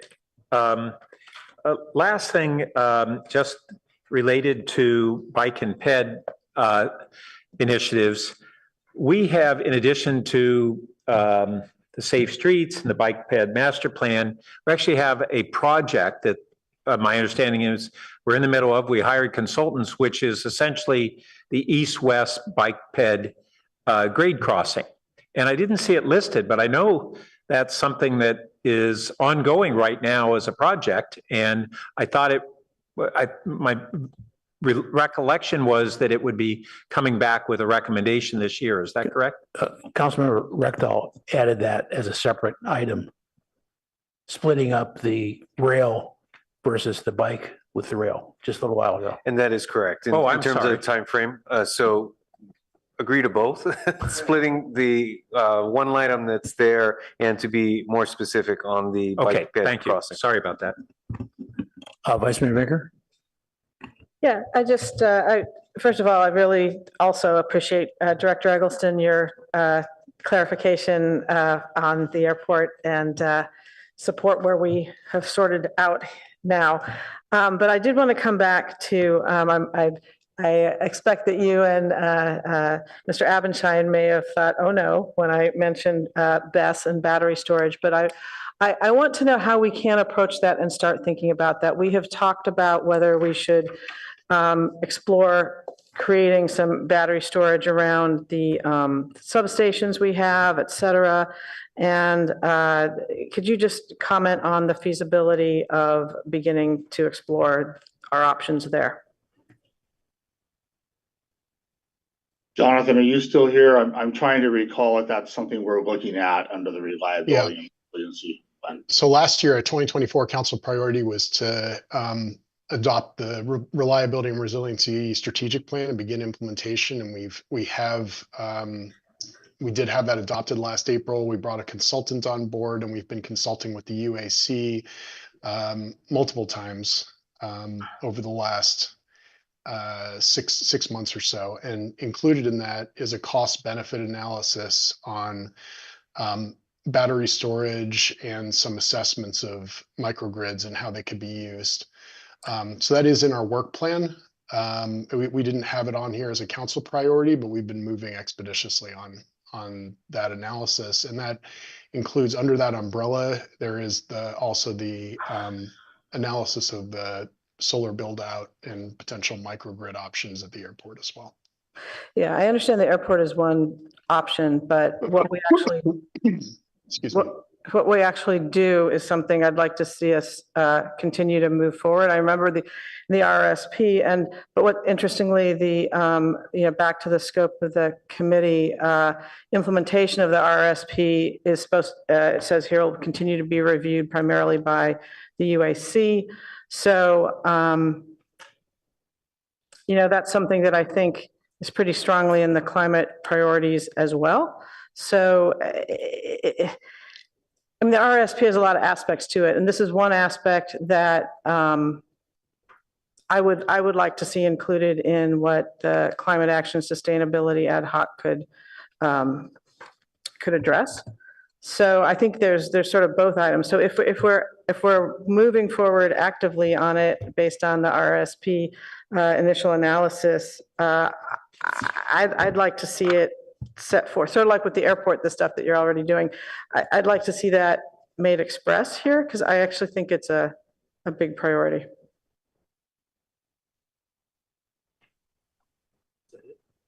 I think we could add something about it to an objective. I guess I just like to also add that we were explicitly trying to include objectives here that were already in the current work plan and where we had something discrete that we plan to accomplish this calendar year. So another way to view this one, I suspect that even if we look into it and come up with some ideas, those future things are probably going to be part of the 26 to 27 SCAP work plan that the committee would be helping us develop. The actual implementation and the development and perhaps build out or the projects on that. I guess that it feels like there's a weird gap between the RSP of last year and the work plan of next year, and to have something that indicates the continuity of intent and effort in this calendar year, I would just like it to be made express somewhere. And it sounds like understood, and I think we can do that. Okay. All right. Thank you. Okay, do we have consensus that we're done with this item and the staff know what that is? Do we want to do a read back on that, or we got that?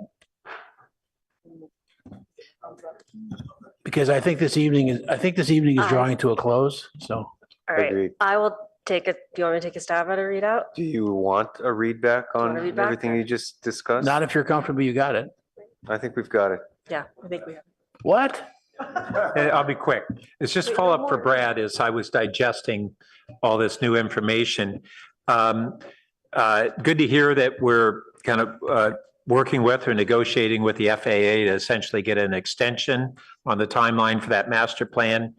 How confident are you that we'll get the extension, and what happens if we don't and we aren't proceeding on a timely basis on the plan? In the worst case, I've been told there's the potential to have to pay back the funds that the FAA has spent on the planning effort. We've also been told by legal counsel that they're not aware of any time that the FAA ever did not grant an extension. Okay, thanks. All right, I think we're going to do sections 3 and 4 next week, or is it going to have to go out 2 weeks? Next time, we will need to identify the best date for you to continue. So we'll get back to you on that. You don't need a vote on these first two. To continue plus it? the ad hoc. Oh, on the and ones to continue. date? We can do that. Sure, yes, let's take a vote. Okay, so I'll do the motion to move the approval of sections 1 and 2 of the objectives as amended. Second. Wait, I'm not done. And the Coverly change? And that Coverly reverts to an ad hoc committee. Non-Brown Act.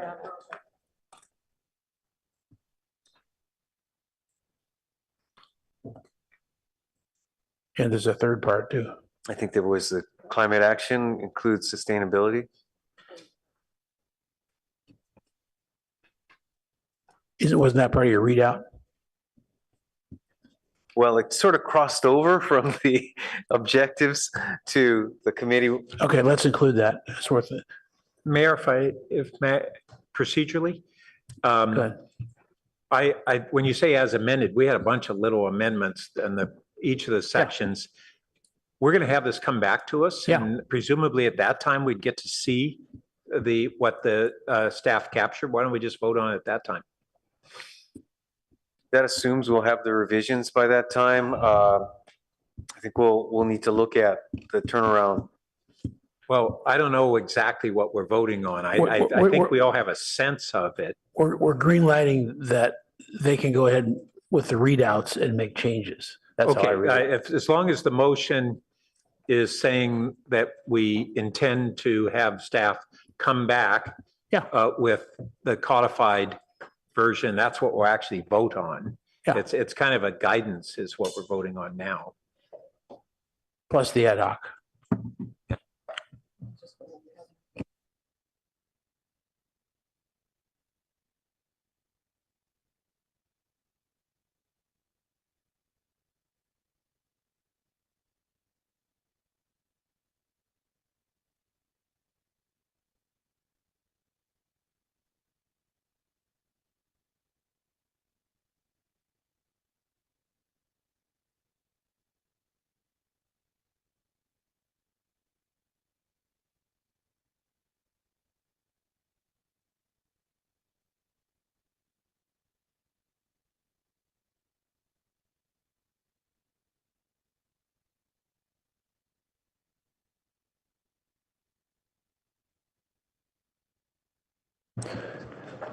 Yes, and the approval word in number 1 is inclusive of the fact that we'll see corrections and approve those as well.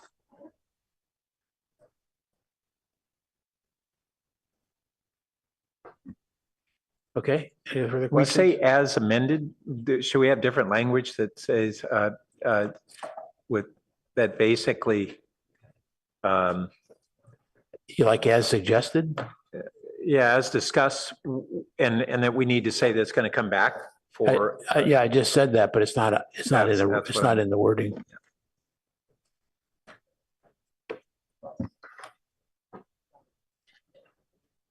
That's fine.